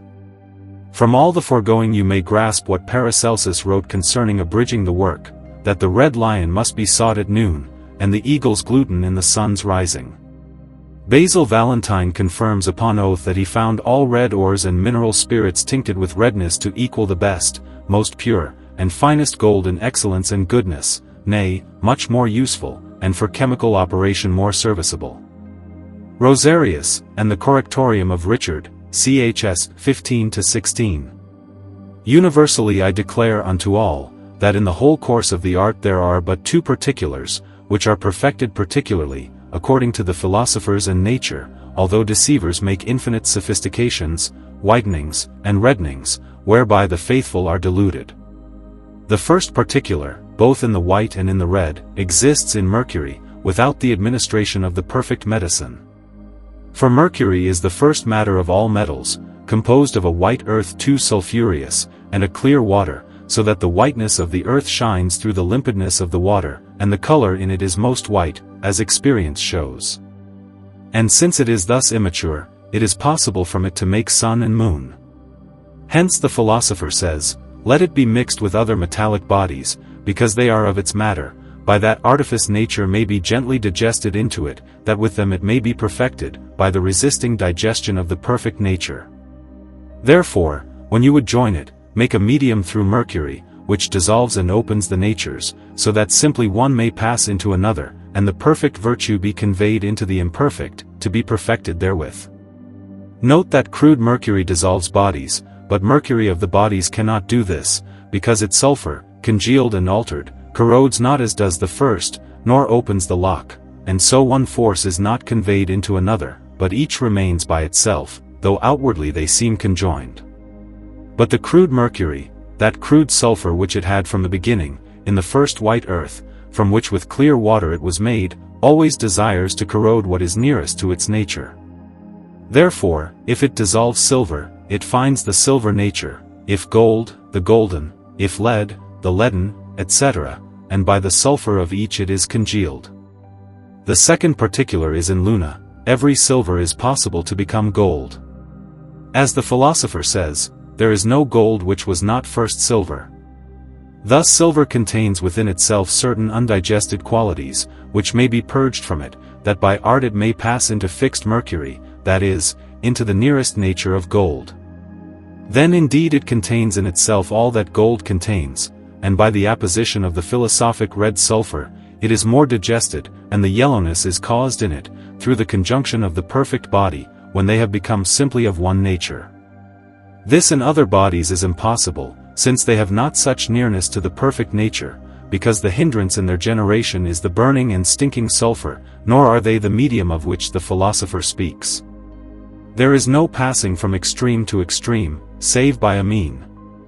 That is, From Mercury no gold is generated, unless it first becomes silver. For in them there is not the sulfur of the fire simply not burning, but a sulfur burning, and therefore they cannot be transformed particularly into fixed mercury. Here I cease to adduce more testimonies of the philosophers, for in those already cited are contained indeed all the chief principles of this divine art, which the novice in science needs to know. Johannes Isaacus.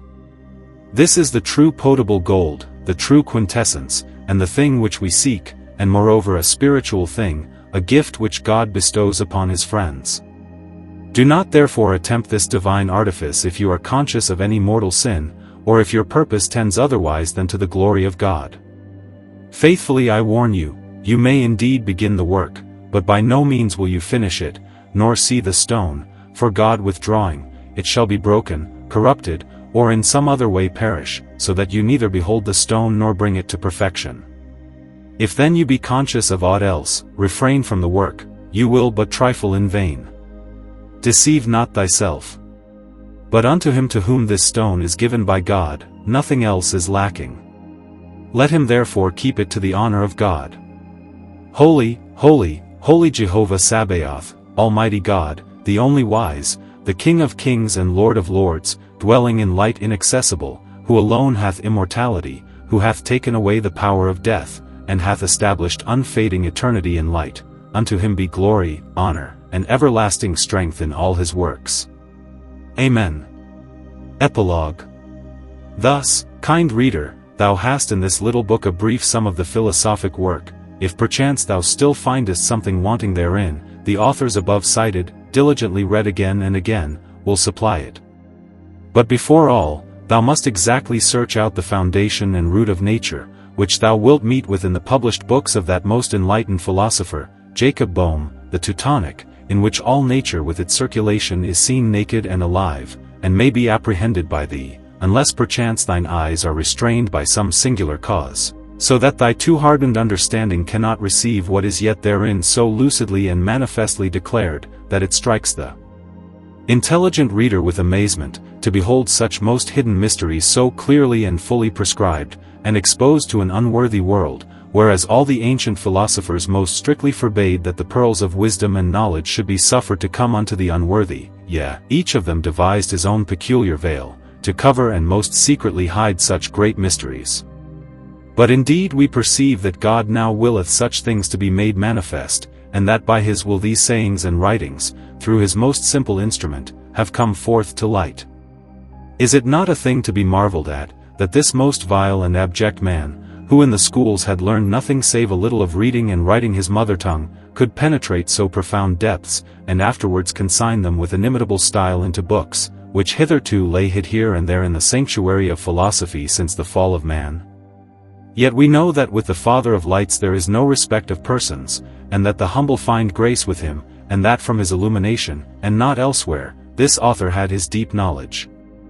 This also moved that most illustrious Dr. Balthasar Walther, after he had travelled through the kingdoms of the East, where of old was the fountain of wisdom, to search out the ancient philosophy, and afterwards found in brief that which he had sought, in this illiterate man of unheard of illumination.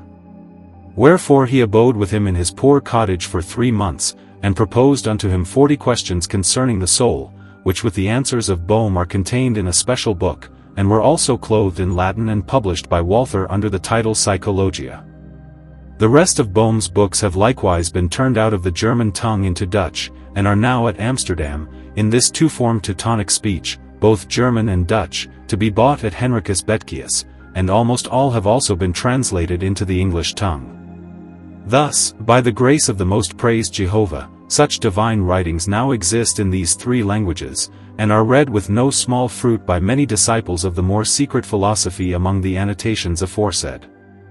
As for the art and work of the philosophers, we would willingly have written more, and shown its whole course, with all circumstances continuously, and in entire order. Yet fearing lest such things might fall into the hands of the unworthy and the preposterous, unto whom it is most unseemly to know them, we could not but withdraw our hand from writing further. But if it should so fall out, that some true lover of God and of the art should reach unto us, and with a candid heart make known that he greatly desireth the full revelation of this divine magistery, we will not refuse, so far as in us lies, to serve him, and to point out faithfully and infallibly the way of truth. For we have seriously considered with ourselves, that we are but a youth hitherto variously carried about by fate, and as yet not knowing what the divine mercy will work with us, though in past time we have everywhere felt his perfect protection and illustrious providence, and through our whole life hope the like. Yet, seeing in our parent, and indeed in innumerable other examples, how God not rarely afflicts the vessels of his gifts out of mere love, it may well be that even we today or tomorrow might need the aid of some pious man. Therefore we strive by this testimony of our good will to preoccupy in return the kindness of others. Let no one, however, persuade himself that we hereby invite all and sundry to trouble us for the sake of revelation of the science, far be that from us. For to none shall such favor ever be openly granted, save to him who by the marvelous ordinance of fate shall be predestinated to this science, and shall appear altogether commended by a perpetual assurance of gratitude. Such a one, in such case, might perhaps promise himself the oral manifestation of the following points. 1. Of the express, true, and only material, with another more proximate, demonstrated. 1. By philosophic reasons and arguments savoring of the nature of things. 2. By the authority and concord of philosophers. 3. By experience or practice, for the crude spirit must needs tinge. 2. Of the salt of the philosophers. 3. Of the solution of the first work. 4. Of the water or mercury of the philosophers. 5. Of the rectification of spirit and body. 6. Of the coagulation of the spirit or water. 7. Of the separation of the elements in our stone, to be understood philosophically. 8. Of the weight and time of the nativity of the stone. 9. Of the true furnace or athanor of the philosophers. 10. Of the seal of Hermes, a notable thing, and by no means to be interpreted of the vulgar sealing of glass vessels. 11. Of Latin, its use and operation. 12. Of the first regimen of fire. 13. Of the second, third, and fourth degrees of fire. 14. Of fermentation, sublimation, distillation, and all the degrees which the philosophers, to deceive the ignorant, set forth to their readers. 15. Of the series of multiplication. 16. Of the benefit of projection, yet with due caution. 17. Of the effects and virtues of the stone, not all known. 18. Of the manner of applying the medicine, or curing in general and in particular men, metals, and stones. 19. Of the quality of the stone, that it is heavy in weight, and sweet in taste, and consequently also in the beginning it hath weight and sweetness, the last matter regarding the first, and the first the last. 20. Of the possession together with the universal of all particulars, even as he who possesseth the tree hath also dominion over all its branches. Therefore, most beloved reader, account well and favorably of our endeavor to do thee service. Go forward in growing hope, with firm confidence placed in God, and with full reverence toward him in thine heart. Study also silence and assiduity, truly love thy neighbor, and do him good, and God will deny thee nothing. Simple piety is the codex of wisdom. Dialogue. Further uncovering the preparation of the philosopher's stone. When that former assembly of alchemists and distillers, seriously disputing concerning the philosopher's stone, was suddenly interrupted by an unexpected tempest, and so dispersed abroad into various provinces, and scattered, each one went his own way without any conclusion. From thence arose an ineffable multitude of sophistications and erroneous processes, for that unlucky storm had disturbed the final judgment of the conventicle, leaving none of them but fast fixed in his own fantastical opinion, which afterwards he followed out with his labor. Now a part of those learned alchemists, who had together been present at that council, had read somewhat in the writings of the true philosophers, sometimes proposing mercury, sometimes sulfur, now salt, as the matter of their stone. But because they always interpreted quicksilver, sulfur, and salt in the vulgar sense, they attempted after their dispersion all imaginable variations of labors, desiring wholly to hold those species as the true matter of the stone. From this number, therefore, one, having fished out this notable axiom from Gebric, was moved to work upon common salt. Note well. The ancient sages conclude concerning salt, who call it the soap of the wise, and the key which openeth and shutteth again, and none openeth, without which little key, they say, no man in this world can attain unto perfection, namely, unless he know how to calcine salt after its preparation, then it is called fusible salt. And from another, he that knoweth salt and its solution, knoweth the hidden secret of the ancient wise. Thus incited, this alchemist began to labor in common salt, and learned from it to prepare a sharp spirit, dissolving the gold of the vulgar, and drawing its citrinity or tincture, which he strove to join unto imperfect metals, that so they might by that means be transmuted into gold. But indeed, howsoever he proceeded, the labor was vain, which he ought long before to have known, from the same Gebric saying thus, bodies whatsoever imperfect, by mixture with bodies by nature simply perfect, are in no wise perfected, because they have received a simple form only for themselves, in the first degree of perfection, wherein they were perfected by nature, and being as it were dead, they can impart nothing of their perfection, not superfluous, unto others. And this for two causes: first, because through their imperfection they are rendered imperfect in mixture, having no more perfection than they themselves require; secondly, because they cannot by that way have their principles mingled through their minutest parts. Then there fell upon this labor the sentence of Hermes, the salt of metals is the stone of the philosophers. He thought, therefore, that the salt of the vulgar could not be that thing which the philosophers required, but that it must be drawn from metals. He accordingly essayed to calcine metals with violent fire, to dissolve them with strong waters, to corrode, to destroy, to prepare salts. He contrived various fluxes for melting of metals, and innumerable like operations, but all frustrated. Yet in all this he could not reach the goal of his desire. This again made him doubt concerning those salts and materials, so that he ceased not to turn again to one or another philosopher's book, and to turn over the leaves, hoping that some clear place might occur unto him. And behold, this saying presented itself. Our stone is salt, and our salt is earth, and it is virgin earth. Sticking to these words with deeper speculation, suddenly a light seemed to arise before him, and he now at last understood that his former labors had failed for this one reason only, that hitherto he had lacked virgin salt. Moreover, such virgin salt could nowhere be had over all the earth and its surface, for all the upper part of earth is overlaid with herbs, flowers, and grass, whose roots with their fibers draw unto themselves the virgin salt, and from thence they grow, whereby all that salt is deprived of its virginity, and, as it were, made pregnant. He also marveled at his former stupidity, that he had not sooner apprehended this, the philosophers speaking so plainly, as Morainus, our water groweth in mountains and valleys. Aristotle, our water is dry. Danthinus, our water is found in old stables and privies and foul sinks. Alphidius, our stone is found in all things which are in the world, and everywhere, and is cast forth in the way, and God hath not appointed it to be bought for a price, because it may be had as well by the poor as by the rich. Ha! Is not such a salt manifestly here indicated, he thought within himself, which truly is the stone, and the dry water, and to be found in all things, yea even in the very privies? For all bodies consist of it, are nourished by it, increase by it, and, when they decay, are resolved into it.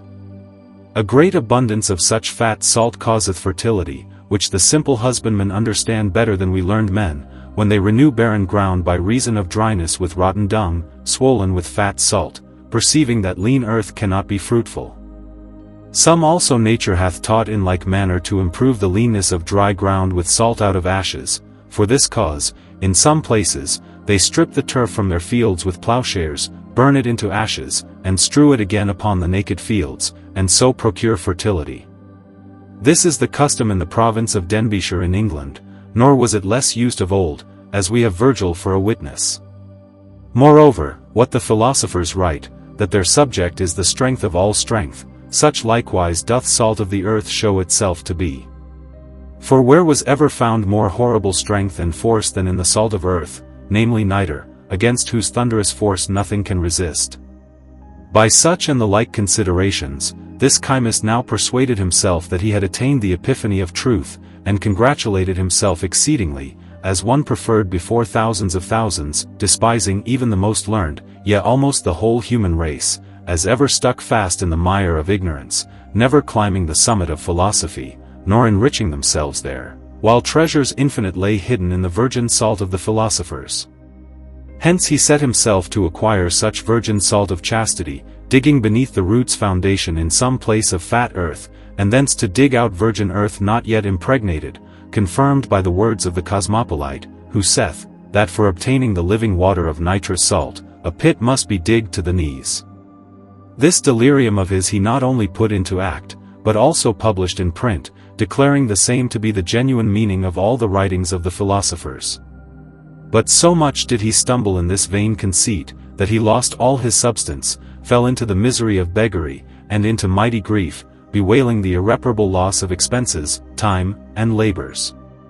To this loss succeeded sad cares and sleeplessness, which daily increasing, at last brought him again to the place where aforetime he had dug deep for the supposed philosophic earth. There, sitting down upon the ground, he cursed all who had ever written of the philosopher's stone, and went on to revile and to imprecate dire curses, until sleep, of which for several days through anguish he had been bereft, overtook him again. In that deep sleep there appeared unto him a great multitude of shining men, one of whom drew near unto him, and thus addressed him. Friend, what aileth thee, that thou so bitterly cursest and revilest the philosophers, who rest in God? The alchemist, smitten with utmost terror, answered, Lord, I have read somewhat of their books, and I have seen how with unceasing praises they extol that stone, which they call theirs, even up to heaven. By these they stirred within me an unspeakable desire for it. I have also labored in all things according to their prescriptions, that I might obtain such a stone, but now I perceive I am deceived by their words, since in this way I have lost all my wealth. Vision. This, thou doest injury unto those whom thou cursest, and chargest them with imposture. For behold, these very blessed men, whom here thou sayest, never wrote lies, but left behind them pure and spotless truth.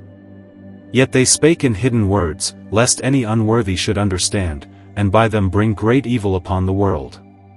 Their writings thou oughtest not to have taken according to the bare letter, but according to the operation and possibility of nature, nor shouldest thou have adventured manual work, until first a firm foundation were laid through ardent prayers and unwearied study of reading, observing whither they all aim, namely, to one only thing, which is the salt, the sulfur, and the mercury of the philosophers. Alch. But how can salt, sulfur, and mercury be one thing? Are they not indeed three? This, behold, now is thy stiff neck discovered, and that as yet thou perceivest nothing. The philosophers have but one matter, endowed with body, soul, and spirit, and this they call salt, sulfur, and mercury, three names in one subject, and that subject is their salt. Alch. Whence then is such a salt obtained? Vis. From the darksome prison of metals, with it thou canst accomplish miracles, behold all the colors of the world, and turn all vile metals into gold, so far as that thing be first fixed. Alch.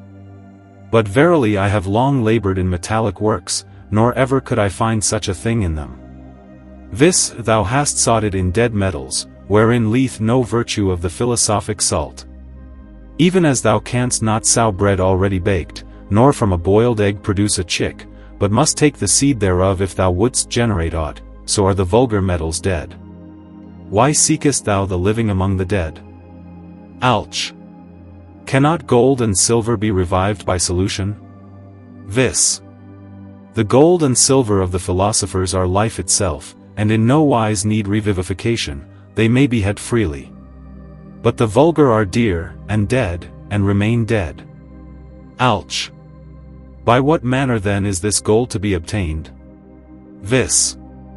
By solution. Alch. And what solution is that? Vis. In itself and by itself, without any foreign thing. For the solution of the body is made in its own blood. Alch. Doth the whole body pass into water? Vis, yea, the whole is dissolved, yet the wind also beareth in its belly the fixed son of the sun, who is that fish without little bones, swimming in the philosophical sea. Alch. Are there not also other waters of the same property? Vis. This philosophical water is not the water of clouds, nor of any common spring, but it is salt and white gum, the permanent water, which remaineth with its body, being joined thereto, and once cooked with it for its proper time can no more be separated from it. Moreover, this water is the real substance of life in nature, drawn by the magnet of gold, and by the workman resolved into a silken water, which no other water in the world can perform. Alch. Doth this water also yield fruit? Vis. Since itself is the metallic tree, there may be grafted upon it a little branch of the sun, which when it hath grown, all imperfect metals by its odor it rendereth equal to itself. Alch. How then is the work proceeded with? Vis.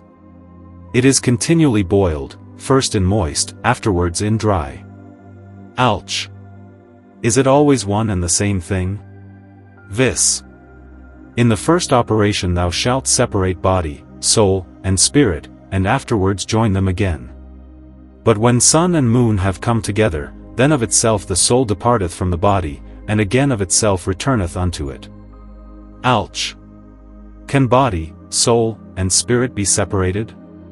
Vis. Trouble thyself with nothing save the water and the foliated earth, for the spirit thou shalt not see, whoever moveth upon the waters. Alch. What understandest thou by that foliated earth? Vis. Hast thou not read that in the philosophical sea there appeareth a little island? That earth shalt thou grind, and enclose, there in prison it shall be broken, and become as it were a thick water mingled with oil, that is the foliated earth. And know that thou must couple it in just weight with the water. Alch. In what weight? Vis. Let the weight of the water be plural, but of the white or red foliated earth single. Alch. O Lord, thy speech from the beginning hath been too obscure for me. Vis. I use no other words or names than such as the philosophers found, named, and described.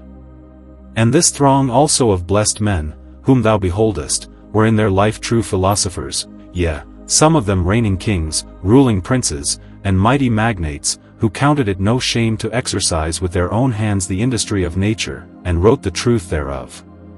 Their books do thou diligently read, and avoid all sophistications and fraudulent alchemists, and at length thou shalt attain unto this hidden mirror of nature. And thus in a moment the vision vanished, and the alchemist was left destitute of his dream.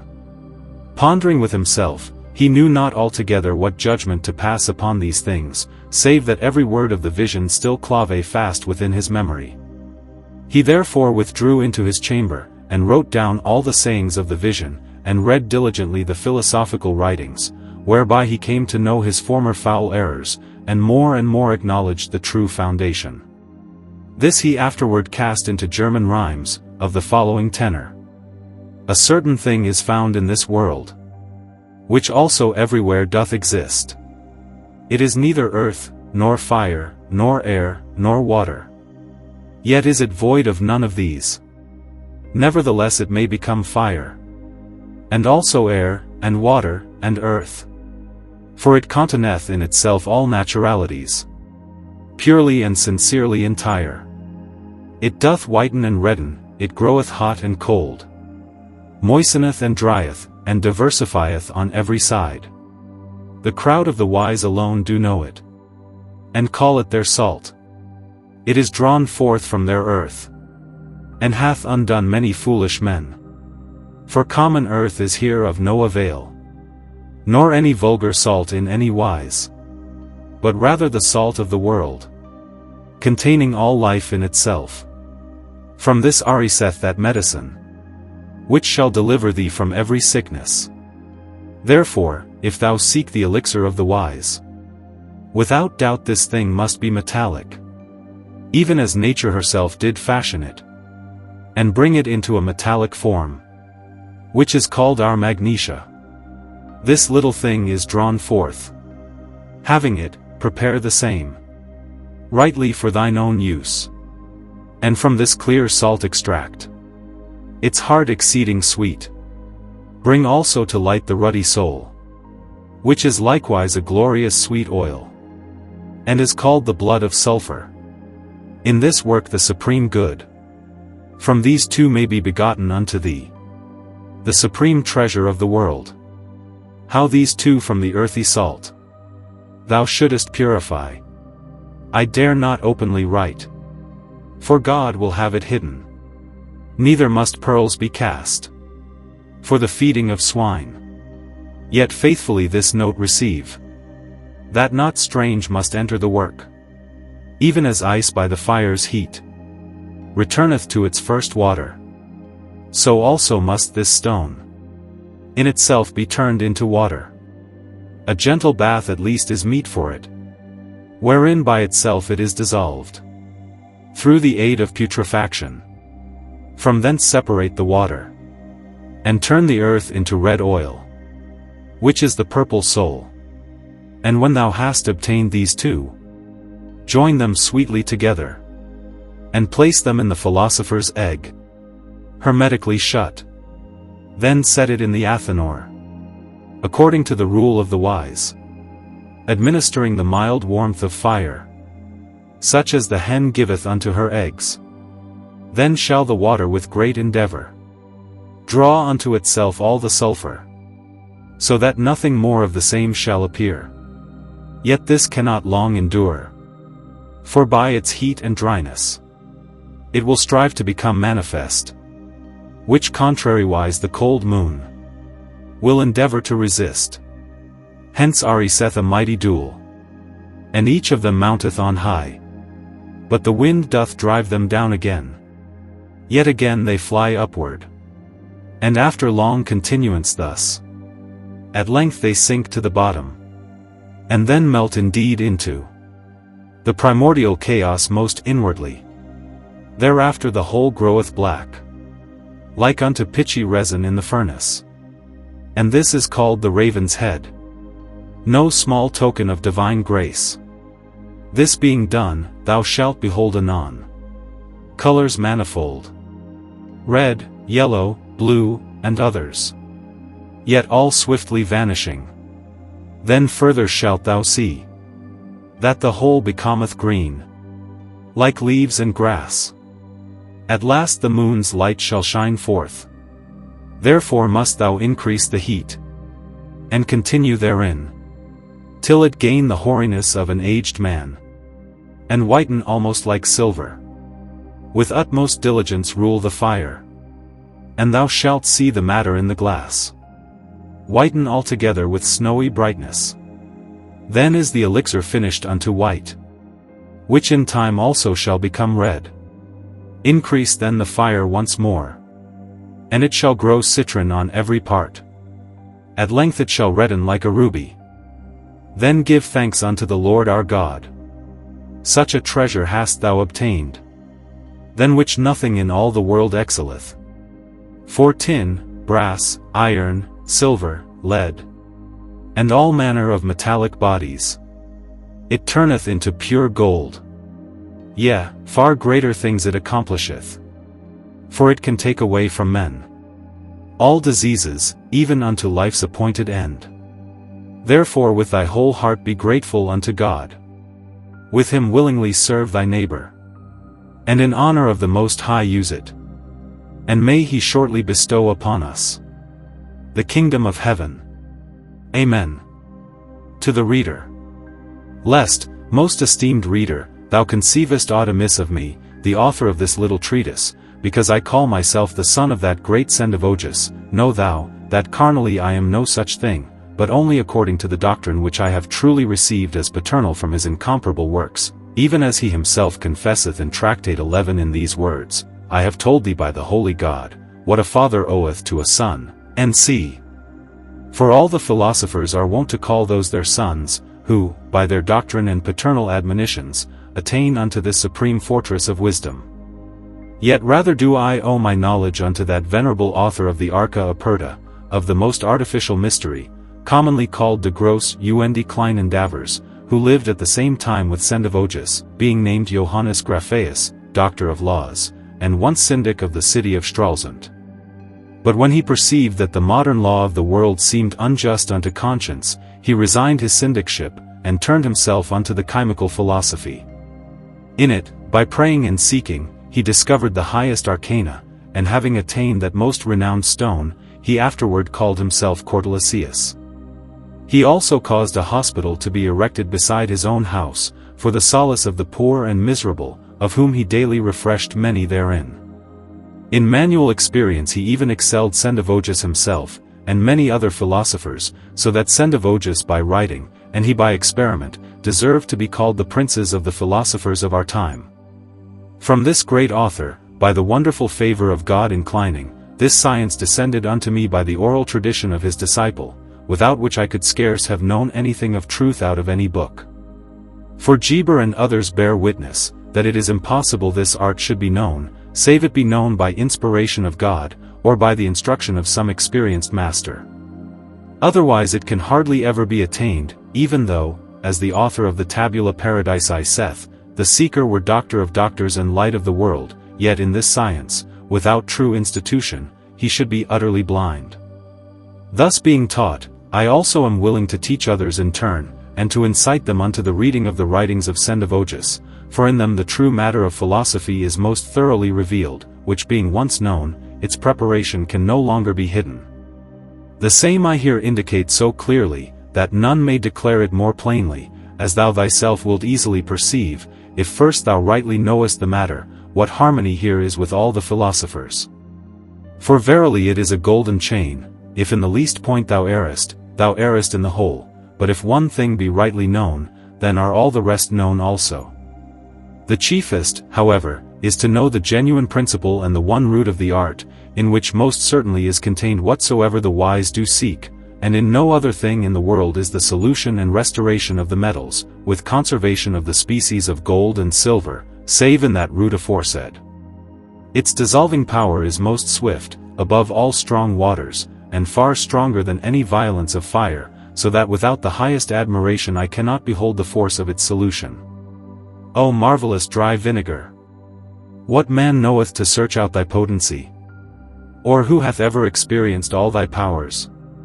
Farewell, therefore, candid reader, and rejoice in these things. Admonition. Of the publisher of this treatise. After that I, being called by an anagram Huc e Tenebris, hither out of the darkness, had from my former German publication of the third principle of Sendivogius felt no small molestation, by letters sent unto me from many, who desired of me the name of the author of the little book, and further, that they might obtain knowledge of him, as also the promised publication of the Harmony, of which letters some I received even from remote places, yet with no courtesy of the senders, as though they had made me a free receiver of their petitionary writings, and had given me thereby neither profit nor recompense, but only vexation without gain. For this cause I have thought it needful to admonish all readers, since now I have again received this present treatise from the said author, to be published out of the land of Baconia, that they be not troublesome unto me in the former manner, nor transmit their letters by the post to be dearly redeemed, for voluntarily, and without any man's prompting, I endeavor by the publication of useful books to serve the many, and if such a harmony may be obtained,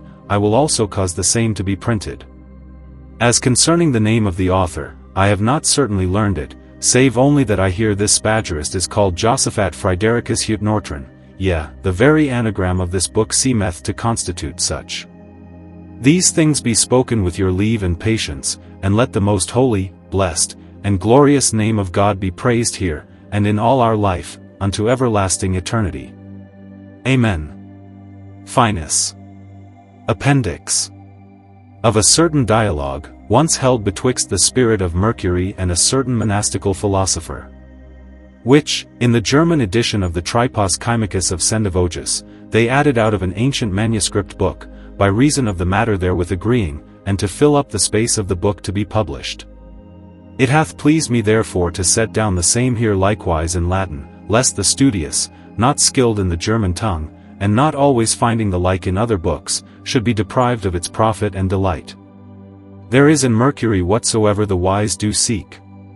All things are hidden within me, Mercury. What the chymists desire, I do bear secretly. I am earth and also wind, I carry sulphur and salt. If thou findest me, then see thou keep me wholly occult.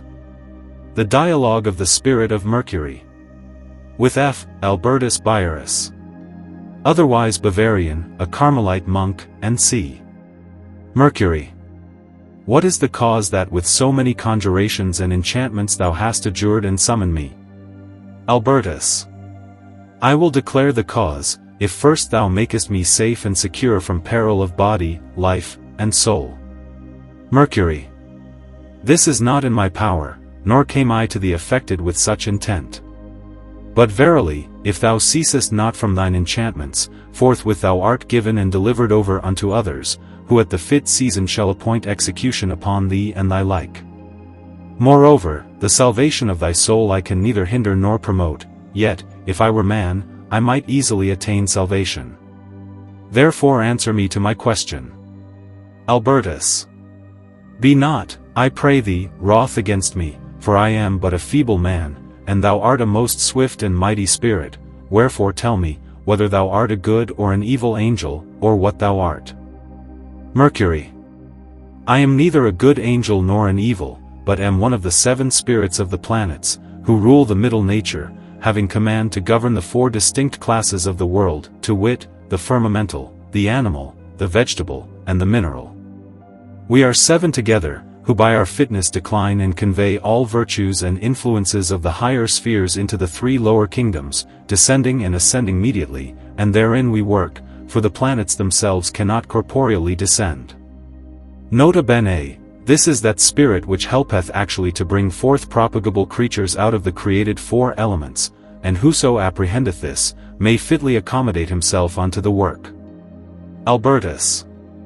I greatly rejoice at the weight of thy spiritual declaration, and ingenuously confess, and from my whole heart acknowledge as a certain truth, that I draw more foundation from thy naked and open information, than ever I could from any philosopher. Yet I entreat thee to bear with me one question more, and I will tell thee the cause, and duly declare why I conjured thee. Tell me, I pray thee, thy name. Mercury. I am called, and am, the spirit of the planets, and not of God's Mercury. And as by thy exorcisms and adjurations thou hast in no wise compelled me to thee, but by the permission of God I came of mine own accord, so also thy circle, candlestick, sword, and the rest of thy foolish ceremonies move me less than nothing. For without these, unto every pious man some spirit is appointed of God to minister, though few there be who shew themselves worthy of them. Wherefore no longer abhor my blackness, for it shall be the beginning of thy riches. Was not all things in the beginning of creation dark and obscure? Yet by the wisdom of the Creator light was severed from darkness. For from the sweet aurora ariseth the fair sun, ruddy with sanguine blush. If then thou givest faith unto my words, which are not human, but rather a resounding utterance according to mine own nature, I will in turn graciously hear thee and instruct thee. Go forth therefore out of thy circle, and suffer me to enter in, do thou sit at the table, and diligently write what I shall say. Begin now to recite the cause why thou hast in this manner called and invited me, and be not scrupulous, but plain and brief in thy questions. Albertus. In the name of God the Father, the Son, and the Holy Ghost, who is most holy in the undivided Trinity, and indistinct divine unity, Amen. I beseech thee, Spirit of Mercury, to tell me the truth.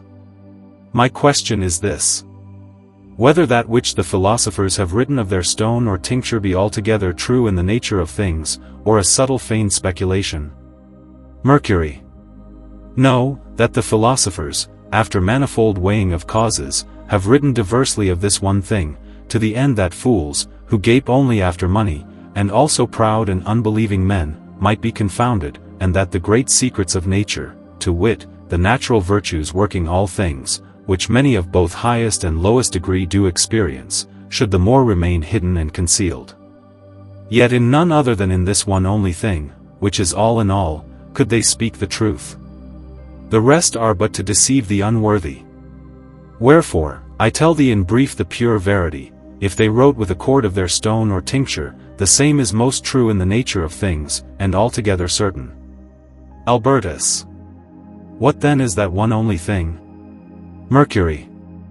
Thou, as a sophist of much reading and an exercised laborer, oughtest at the least to have learned this from thine own Bernard, as thou persuadest thyself that thou knowest well his twin spirit of Mercury, and art almost glutted with speculation in the first being and thine Azoth. Yet art thou still far from the true centre, seeking life in dead things, and the most constant and incorruptible, yea the strongest strength of all natural fortitude, in inconstant and destructible matters.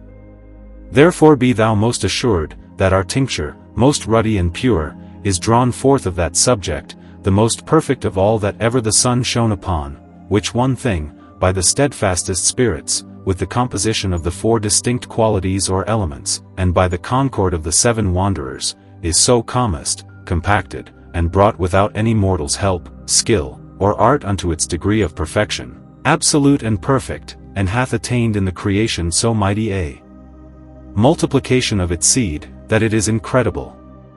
Moreover its parts are by minima so tempered, that naturally no element can corrupt or hurt it, without the aid or artifice of man. Oh, when besides this one only thing, all other things of this world are subject unto corruption. Let this for this time suffice thee, from what matter the philosophers drew their tinctures. Nota bene, if thou apprehend the sense of these prepared words, the whole sum and series of the art is made manifest unto thee, and to whom God openeth the eyes, to him is here sufficiently spoken. It may also be understood of vulgar gold, yet that were not the genuine intent of this doctrine, for there are higher things created above the sun, whose search yieldeth the truth of those things which man refuseth to understand, unless they be written before his eyes most literally. Wherefore unto him they are incomprehensible, by reason of his great blindness and self-ignorance. Albertus. From these thy obscure words I gather, that thou wouldst intimate purest gold. Mercury. In part indeed thou hast rightly understood me, yet a dark cloud doth still bedim thine eyes. It is truly gold, yet not that which by the fire of the furnace hath been brought unto perfection, but that which nature herself, by her volcanic Archeus, after her own manner, without any aid of art, hath accomplished. From this is extracted that double Mercury, and having it, thou mayest dispute with thy abbot, saying, Azoth and fire suffice thee. Nota bene, hence it appeareth, that it is more than the most refined gold, for God himself in the creation commanded it, and unto it granted this virtue, that it might be known unto men, and be attainable of all through true divine illumination. Albertus. But where is such gold to be obtained? Mercury. Under the heaven, in many mountains and mines. Nota, it lieth before the eyes of every man, and yet is not known. Albertus. What portion is needful to accomplish this work? Mercury. If thou hast 4 iathones, thou mayest buy a diadem of the pontiff, and yet retain the rest. Nota, if thou hast wrought 4 iathones, thou hast enough for thine inception. Albertus. So small a portion we doubt not, with God's help, to obtain. Mercury. Ha! Speakest thou of the body? Knowest thou not, that I as spirit speak not of the body, but rather of the spirit? How wilt thou weigh the spirit, which in exceeding small quantity is drawn from the body, yet afterwards in virtue surpasseth a great quantity of body? When therefore thou wouldst again make this extracted spirit corporeal, and turn it into a pure spiritual body, then mayest thou dispute with thy abbot, but not before, saying, Fire and Azoth suffice thee. Albertus. O angelic, O celestial words! But how then is one to proceed? Mercury. Dissolve and coagulate. Albertus. Ah, how brief are these words, and how most hard to be understood, which yet contain the whole art. I perceive the body of the sun must be dissolved, and by solution the tinging spirit extracted, which doubtless is Bernard's double Mercury. Nota, the body is not fine gold, but that wherein the tincture lieth hidden, from which the twin Mercury must be produced. Mercury. Now somewhat hath the veil departed from thine eyes, and thou hast understood aright. Nota, learn therefore what body is here intended. Albertus. By what thing must the body of the sun be dissolved? Mercury. By itself, and by whatsoever is most near unto it. Albertus. This speech is hard, yea harder than the very art itself. I beseech thee explain it, and shew me the means, and the manual operation of the true solution. Mercury. I, as spirit, cannot shew thee now the manual means, for I have no hands, but if I, like thee, were compounded of body, I would labor through the whole work. Do thou diligently seek in thine own Bernard, wherein the manual medium of the true solution is thrice described, with all circumstances, twice rightly, and once falsely, for the sake of the unworthy. Albertus. Woe is me, who long since am almost dead with his reading, and yet can in no wise find it. For though, by thy information, I know the king, yet the fountain in him is altogether unknown unto me. I entreat thee therefore most earnestly, tell me what this fountain is. Mercury. Thou wouldst too soon become wiser than is meet. They cannot shew it thee until first thou hast the king. The bath is not heated before the king be present. But go thou unto thine abbot, and desire of him to procure for thee 10 pounds of Oriental EC 8756, which is the best, as it cometh without fire out of its mother the earth. Afterwards I will reveal unto thee all things which now thou understandest not. Be silent, and be secret. Shew not thy books any more unto thine abbot, nor tell him a word of our meeting, so dear as thy life is unto thee. Lay aside all enchantments, and conjure me no more. Continue in good purpose, and pray unto God for grace and for a good spirit, else may I not return unto thee. But if thou observest this, I will be unto thee a constant friend, and whensoever thou art in need of my counsel, I will succor thee. Albertus. I beseech thee, tarry yet a little, and tell me whether I shall live so long as to obtain the tincture. Mercury. Yea, thou shalt live so long, but thy abbot shall not live so long. After his death thou shalt obtain it, yet, unless thou be wisely cautious, it shall be unto thee the cause of thy death. Therefore be thou most wary and circumspect to whom thou shewest it. For this tincture will cause great blindness. Yet guard thy little books more carefully than the tincture itself, and take heed that at no time they be found with thee. For being incautious, thou mayest fall into grievous perils, into prisons, yea even unto death by the sword. Wherefore be wary, and farewell. Albertus.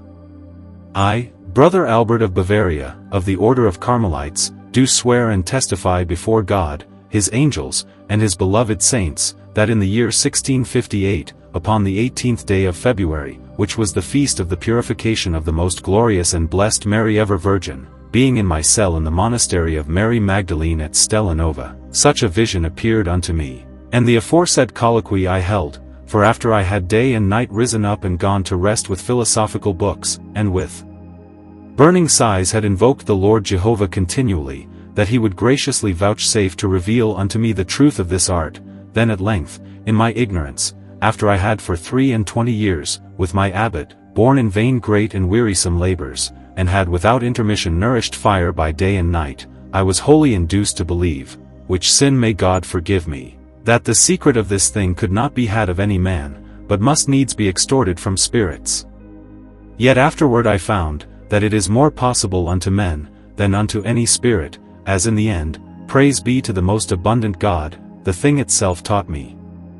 Upon that day, therefore, with the accustomed ceremonies and usual conjurations, as in the monasteries of Italy and Spain is most common, being conventual exorcist, God pardon me the offense, conjured the spirit of Mercury, and called him into conference. He appeared unto me in the likeness of a certain black, somewhat long, and roundish shadow, without any shape or similitude of man or beast, and with thundering and resounding voice he spake and answered with me, as is afore narrated. And when, at his command, I sat at the table, prepared with pen and ink to write, that shadow or black appearance stood in the midst of the circle, caring nothing for the consecrated sword, the lighted taper, or the rest of the foolish ceremonies. Afterward he changed himself from that blackness, through a cloud of ash gray, into a most shining whiteness, and at last, through a citron color, into a most glowing red. Yet his form and quantity altered not, but remained unchanged to the end of the colloquy. And in the midst of the vision there appeared the character of Mercury in 3 distinct colors. At the last, when he vanished, my cell, both within and without, seemed tinged with a bloody redness, even as the glittering beams of the sun appear shining in chambers. After this revelation I, together with my abbot, procured all things necessary, so that within 2 years we had obtained 11 pounds and 7 iathones of the true matter, not without great difficulty and diligence, and the work in the year 1571 we happily accomplished, as I have faithfully and clearly set down in all things, free from imposture. But my abbot's life was not prolonged to the term of the work, for he, with his concubine, upon the 2nd of June, was found dead in his bed.